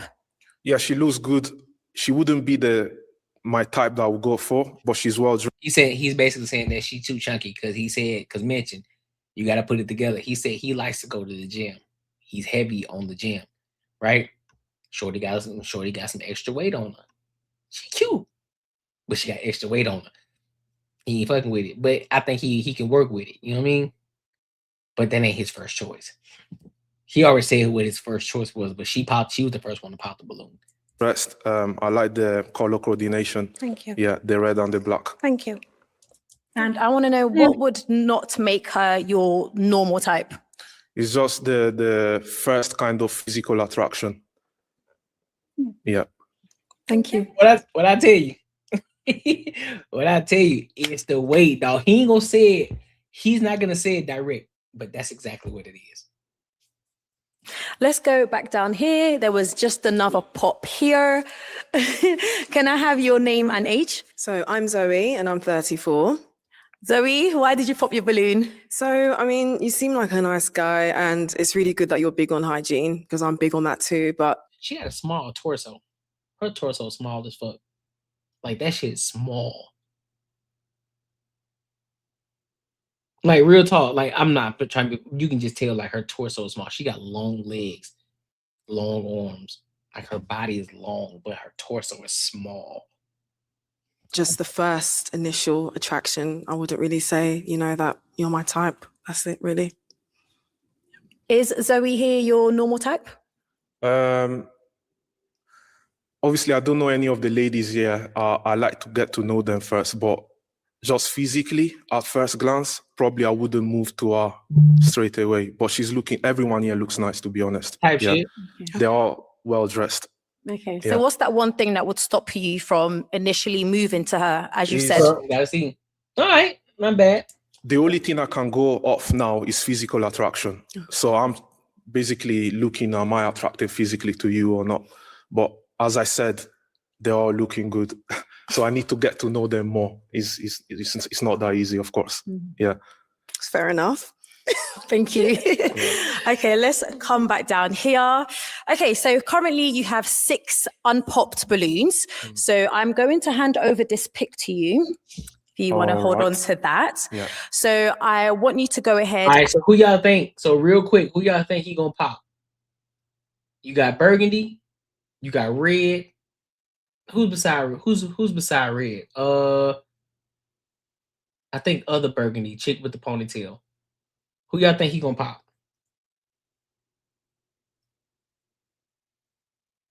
Yeah, you see what I'm saying? Like, you see what I'm saying, Fi Brown? Like, it's just wild, bro. What you mean it take you that long to find out? Like, man, listen. Initial attraction at the end of the day. If I'm attracted to you, I'm gonna give you some time. But the moment you say something crazy, I'll pop the balloon. It shouldn't take you that long. And pop 2 balloons. All right. When you're ready? Okay, yeah. I'm just looking. Oh shit. He gonna pop the brown dress, watch. He gonna pop leather dress. It's not easy. It's not.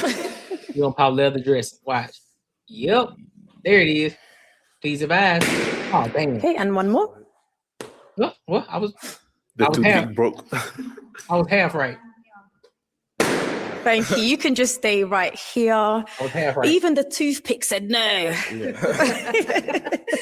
Can we have your name and age? I'm Sarah. I'm 29. I work in property management and I'm also a singer. Fantastic. I didn't know you sang. You should have said that from the beginning. I might have you sing later. So you held on to your balloon. Is he the normal type of man that you would go for? Not typically, if I'm honest, but I liked your demeanor. I like what you do for a living. I just wanted to hear more, and you seem really put together, friendly, peaceful, which is what I'm looking for. But yeah, obviously it's not a match, but that's absolutely fine. Thank you. And why did you pop a balloon? I had to pop 2 balloons. So yeah, as I said, I don't know any of the ladies here. I had to go for first physical attraction. So I picked the first 2 that basically I prefer the other ladies in comparison, essentially. Hey, listen, but as I said, they all look good. They're all well dressed. I'm actually impressed. Yeah. Well, I fucks with it. Hey, he honest about it. Okay, thank you. And just over here, your name and age? Adelaide, I'm 34. Thank you. Why did you have your balloon unpopped? So he mentioned a few things that I like as well. He said he watches documentary. I'm a big documentary fan, and he said he's Italian. I'm also Italian, so. All right. And I like the heights, so. Di dove sei? Brescia. Di Brescia? Ah, ok, sono di Verona io. Ok. Sei nata e cresciuta lì? Sono cresciuta lì. Sì. So I want to know. I feel like I missed what was said. No, I asked her what city she's from in Italy. Yeah. All right then. I mean, you popped hers. Is it based off what you said? Like, why did you pop her balloon? Same thing. I had to pick 2 ladies. As I said, it's not easy. So I don't know anyone yet, and I had to be quick as well. I could have taken 20 hours, but yeah. Okay. Yeah. Right. But thank you. You're looking good as well. I like the swag, to be fair. The blazer. That's nice. Yeah. You put it on. Yeah. Okay, let's come back over here. Okay, we can just stop here. Your name and age? My name's Dana. I'm 27. Okay, Dana, you held onto your balloon and you just popped it now. You took time to marinate. Why did you pop? You're attractive and I Thank like you. your hobbies as well. I love the accent. And I actually wanted to hold on to it longer because my reason is very superficial and I didn't want to be that person, but I just can't get over it. So yeah, it's just the hair, the lack of, or you're bald and that's it. What the hell? There's nothing wrong with that. Oh my God, no way. I love my bald head. Yeah. What? So you took this time to realize, like, oh shit, you know what? I can't find nothing. I can't find nothing wrong with this guy. You know what I'm saying? He seems like the perfect guy. So I gotta pick something. He bald head. I can't do it. What is it? What is it? What is it, bro? What's the difference? What does that do for you that he's bald? It ain't like you gonna be out here pulling him from the back of the head while y'all in the. It's not like you about to be out here pulling on his hair, bro. What are we doing? Tiny Tim? You're rocking it and it actually goes with your image and the beard. It's a nice contrast. Yeah. But I personally never dated anyone that's bald. Stupid. I would. Maybe when I'm older though. When I'm in my you miss some things, Miss Freckles. You miss some things. 30s. What is off-putting, if I could say, about the baldness? It's not off-putting. It just gives daddy, like, yeah, you're grown. And it gives daddy, I'm trying to understand. I love that. Yeah. But maybe because I would prefer if you had hair. What do you mean by a low that? cut even. Yeah, That's just no, it. that's your preference. That's just my preference. Yeah, yeah. but you look good. And I love that you are educating yourself in nature and stuff like that. So yeah. You lied. What do you do for work? You lied. Sorry? So I'm a civil engineer, so I work in construction. Okay. But I'm also into the wine I got industry. you. That's my That was passion. it. Yeah, I love your passion and your Yeah, job. yeah. So yeah, that was it. Yeah. Yeah, I'll give it to her. She admitted. She said, listen, this is gonna be a bit superficial, but it's because you bald. Hey, at least she was honest about it. She said, listen, this is gonna be superficial as hell, but it's because you're bald. Thank you. Is Dana here your normal type? If you were to see her out, would you approach? Yeah, she would be someone I would approach, yes. I've got nothing negative to say, yeah. Thank you. Thank you. Let's come on over here. Okay. So you still have 3 balloons just here. So what I want to do is ask you if you can go ahead and ask the ladies a question. All right. Okay, so one question is, if any of your siblings, if you do have siblings or any of your family members was to describe you, how would they describe you? In the most honest way, the way you think they would describe you. Okay, do you want to add one more? And do any of you have kids? Okay, we can start off there. Your name and age? Hi, I'm Kat, I'm 29.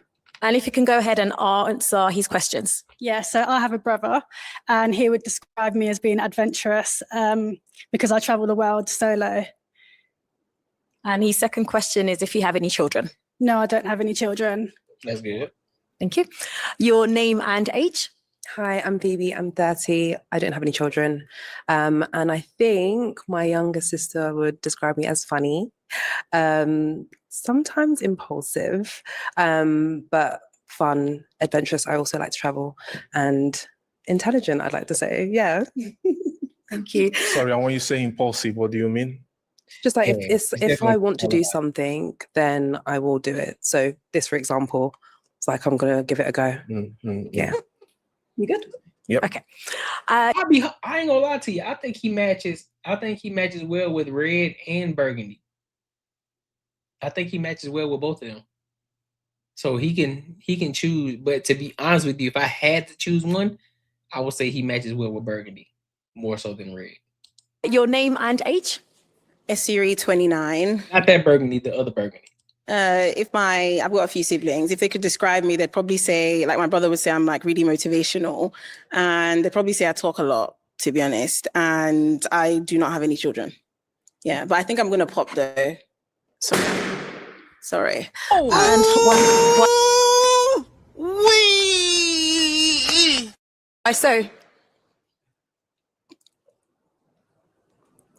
So I popped. I popped because I just think overall it's just not really my cup of tea. You're very handsome, well put together. So thank you for dressing up. Yeah. But I just think outside of this environment, it's not really you're not really somebody that I'd probably go for. Really, like I'd probably have to know you before. Like we'd probably have to be like friends or anything first. Do you know what I mean? But yeah, that's why I popped. Okay. Is she your normal type?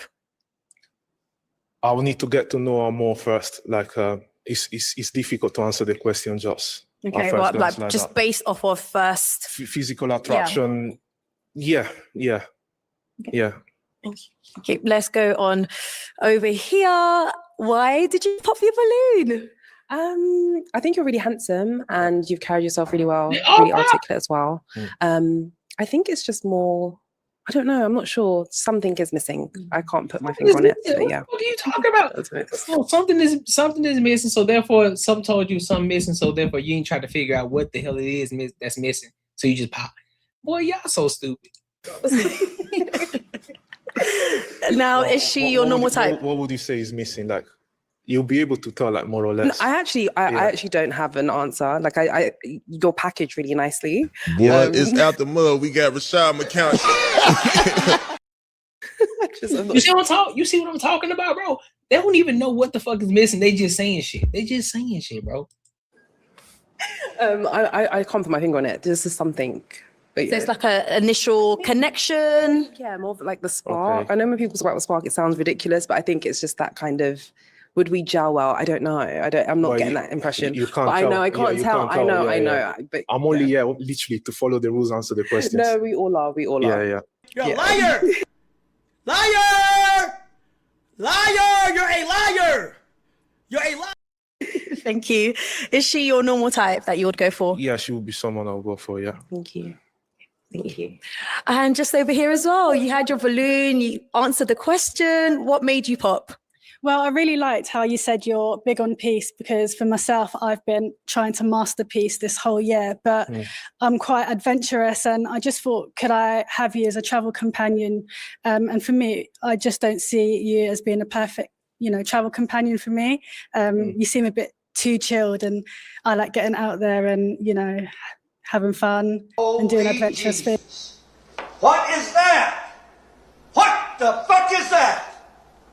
What is that private pile? Yeah. I can be adventurous sometimes, yeah. Okay. Just giving you that he can be. I can be out there. What kind of things do you like to do? So I like traveling as well. I love traveling to hot places because I love the sun. But for example, like when I travel, I always like to be out there. I don't want to be like inside or do indoor activities. I always like to do something outside, whether it's going to the beach or hiking but literally always going out there or exploring the city, exploring the town of the place that I've traveled to, essentially.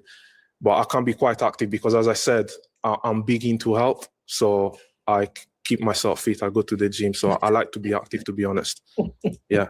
That's amazing. Then again. For real, man. Listen, this shit is crazy, y'all. This shit is crazy. What the fuck is going on?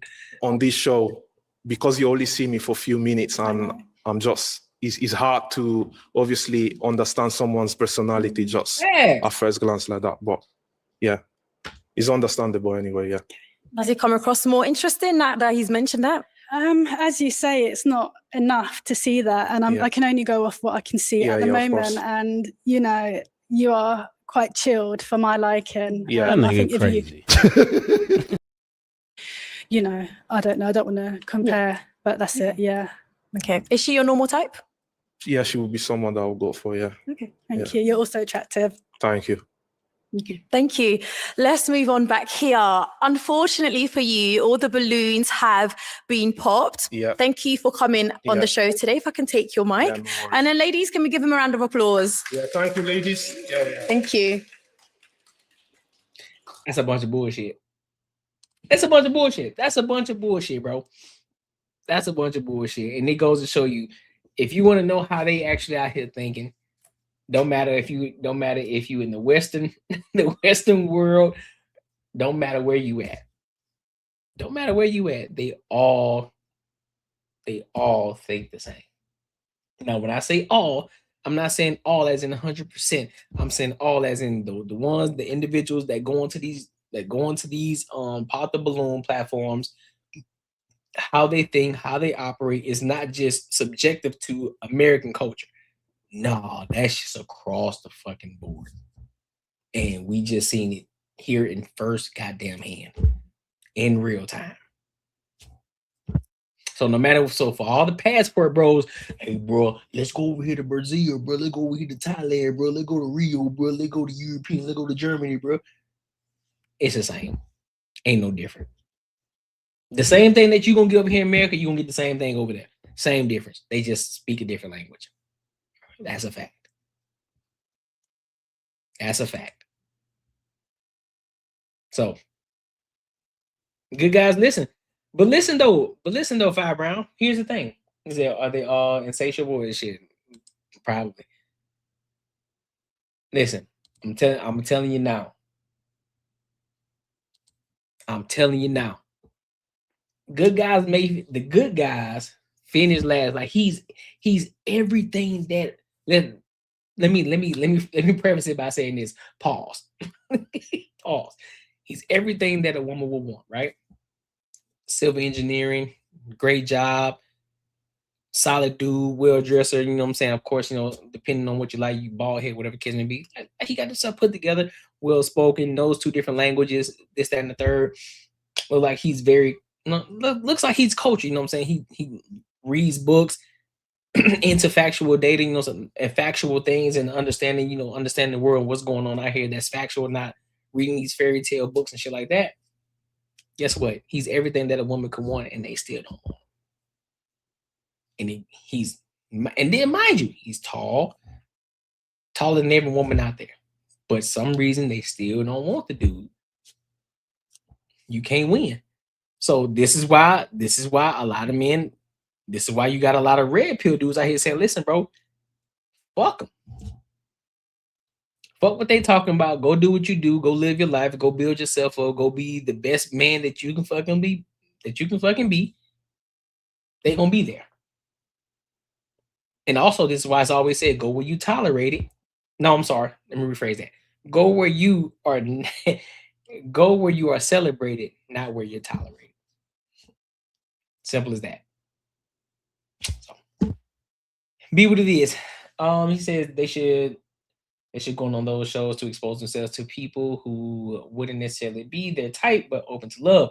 Going to look for what you're used to is a setup. Yeah, that's what I'm saying. That's why I'm like, don't even go on the pop the balloon shows no more, man. Just go out here and do the old thing. Go out here, ask for numbers, go have conversations with people in real life. Grocery stores, shopping malls. Go, hey, excuse me, listen. Like, and here's the thing, you don't gotta do extra shit. You don't gotta do all the, I gotta say something dope in order to get a number. Listen, I'm gonna keep it 110% with you, because I'm too old to be trying to say some slick shit to you. Listen, I think I found you attractive. I saw you. I wanted to come talk to you.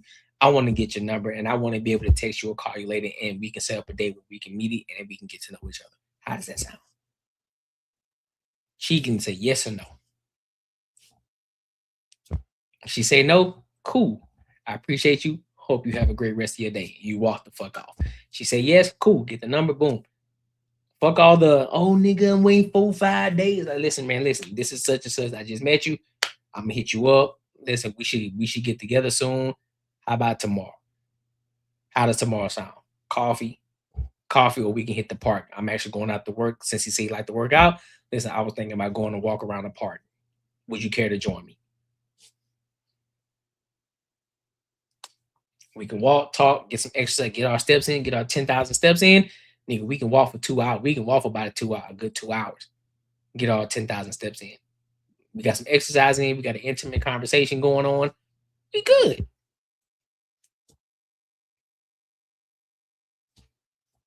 And now I can really realize if you really fucking with me or you're not fucking with me. And we can end it there. So I ain't gotta go spend the $300. I don't gotta go spend a $300 date on you. You ain't gotta go get dolled up. We ain't gotta do none of that. I can see you as you are. I can see you at your, I guess you can say, quote unquote, worst, so to speak, because we walking 2 hours. You're gonna be sweating a little bit. You're gonna be a little sweaty. Cool. Now I seen you like, all right, she's sweating. All right, she still look good. Like, I'm fucking with it. Like, I fucks with it. Y'all be making dating too fucking hard. This is why dating is hard for y'all. Because y'all complicate shit too fucking much. It ain't that fucking serious. Keep it simple. It's just like business. They say keep it simple, stupid. Keep it simple. Why are you making it so hard? I don't need to take you on an expensive date in order to get to know you. Shorty, I'm gonna be honest with you. We can sit in the car and have a conversation. We can sit here and talk and get to know each other. We can vibe the fuck out. Play some good music. I can see what type of music you rock with. We can sit in the truck. We can be in the truck for fucking hours. I could tell you, nigga, you in Arizona. You can go into the top of the mountain and look over the fucking city of Arizona. You can just chill. Vibe the fuck out. Ain't no dating. And listen, if you want to grab snacks, go grab some. Listen, I'm gonna grab a couple snacks for us. You know what I'm saying? What kind of snacks you like? Cool. You spending $10 on some chips and a drink. And y'all just kicking it. Y'all make shit too fucking hard because social media fucked y'all mind up. Facts.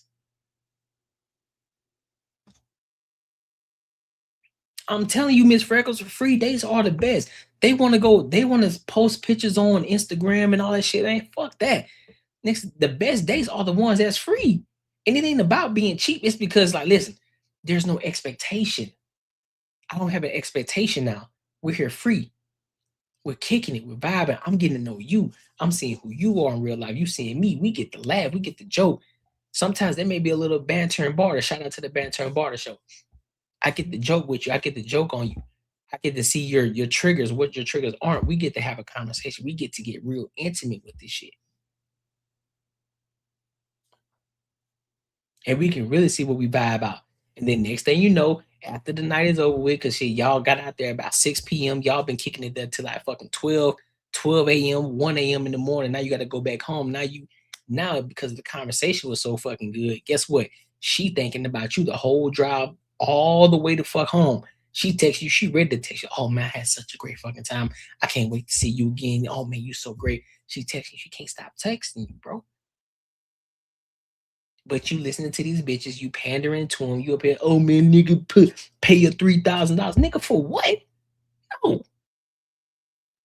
Those are niggas who don't know how to get women. Those are niggas who don't understand that they don't have any value. They don't have any substance, so therefore they got to use their money in order to get these women to be attracted to them. You crazy as fuck. You got me all kinds of fucked up. Absolutely not. So, but hey, be what it is though. Let me read this. Let me read some of these comments. What up, Trees? What's good with you? Most are our friends in circle you went to school with. Yep, that's true. Some of them are, but then some of them is just some you met in the grocery store. Some you met in the mall. Some you just decided to have the confidence. You know, I'm feeling good today. Let me go talk to her shorty. She found this one. Let me go holler at her real quick and get her number. I've been called so many names in the book for not giving my number or social shaking my head. It's weird out here. Yeah, some of these dudes are weird. They don't understand rejection. It's scary sometimes. I like being blind because when I take my glasses off, I can't see people's eyes. You can't get mad. That blind person didn't see. Yep. Don't spend money. Don't spend it on me because then most people want something in return. Plus, daddy always told me to keep my own money just in case. Yep. Facts. They walk in the park and tell you a lot. It can tell you a lot, dog. The 87 to Lake Sagaro is a beautiful drive, and the restaurant at the marina. That's what I'm saying, bro. Like something simple, man. You don't gotta be extra, dog. And there's places to picnic and hike on the way. People don't want to go below the surface, and things can get crowded in the shallow water. Yep. I like to read, so Barnes & Nobles is a dope place. Yeah, that's what I'm saying. Like simple things, bro. Like that's what you would consider thinking outside the box. I don't need to take you to the movies. I don't need to take you to a restaurant. We can go somewhere simple. We can kick it, bro. We can real deal chill. Like, I look, peep this. This is what I'm gonna do. Shorty, what is it that you like? You like this? All right, so look, I'm gonna go and grab. Let's just say you like, I'm just gonna be random. You like donuts. All right, cool. I'm gonna go grab a couple of donuts. I'm gonna go grab, you know what I'm saying, some water and some shit for us. And I'm gonna grab 2 coffees. We can go kick it over here at the park. We can eat some donuts. $20, $30 max. Kick it in the car. I just gave you your favorite donut because I remember you telling me that you like these type of donuts. Automatically like, oh damn, he remember what I said. He remembered that I like the donuts with the cream filling inside of it. Pause. Boom, you got a check. Now you having the conversation. You asking her deep questions about her life, you know what I'm saying, about her background, her parents, her family, differences like that. You guys just bouncing off each other like a podcast, having a conversation. You're interacting with each other. You're laughing. You're joking. What music you like? What music you don't like? What type of music? All that shit, bro. Like, man, y'all niggas make shit hard as fuck, man. Y'all make shit hard as fuck. But it is what it is.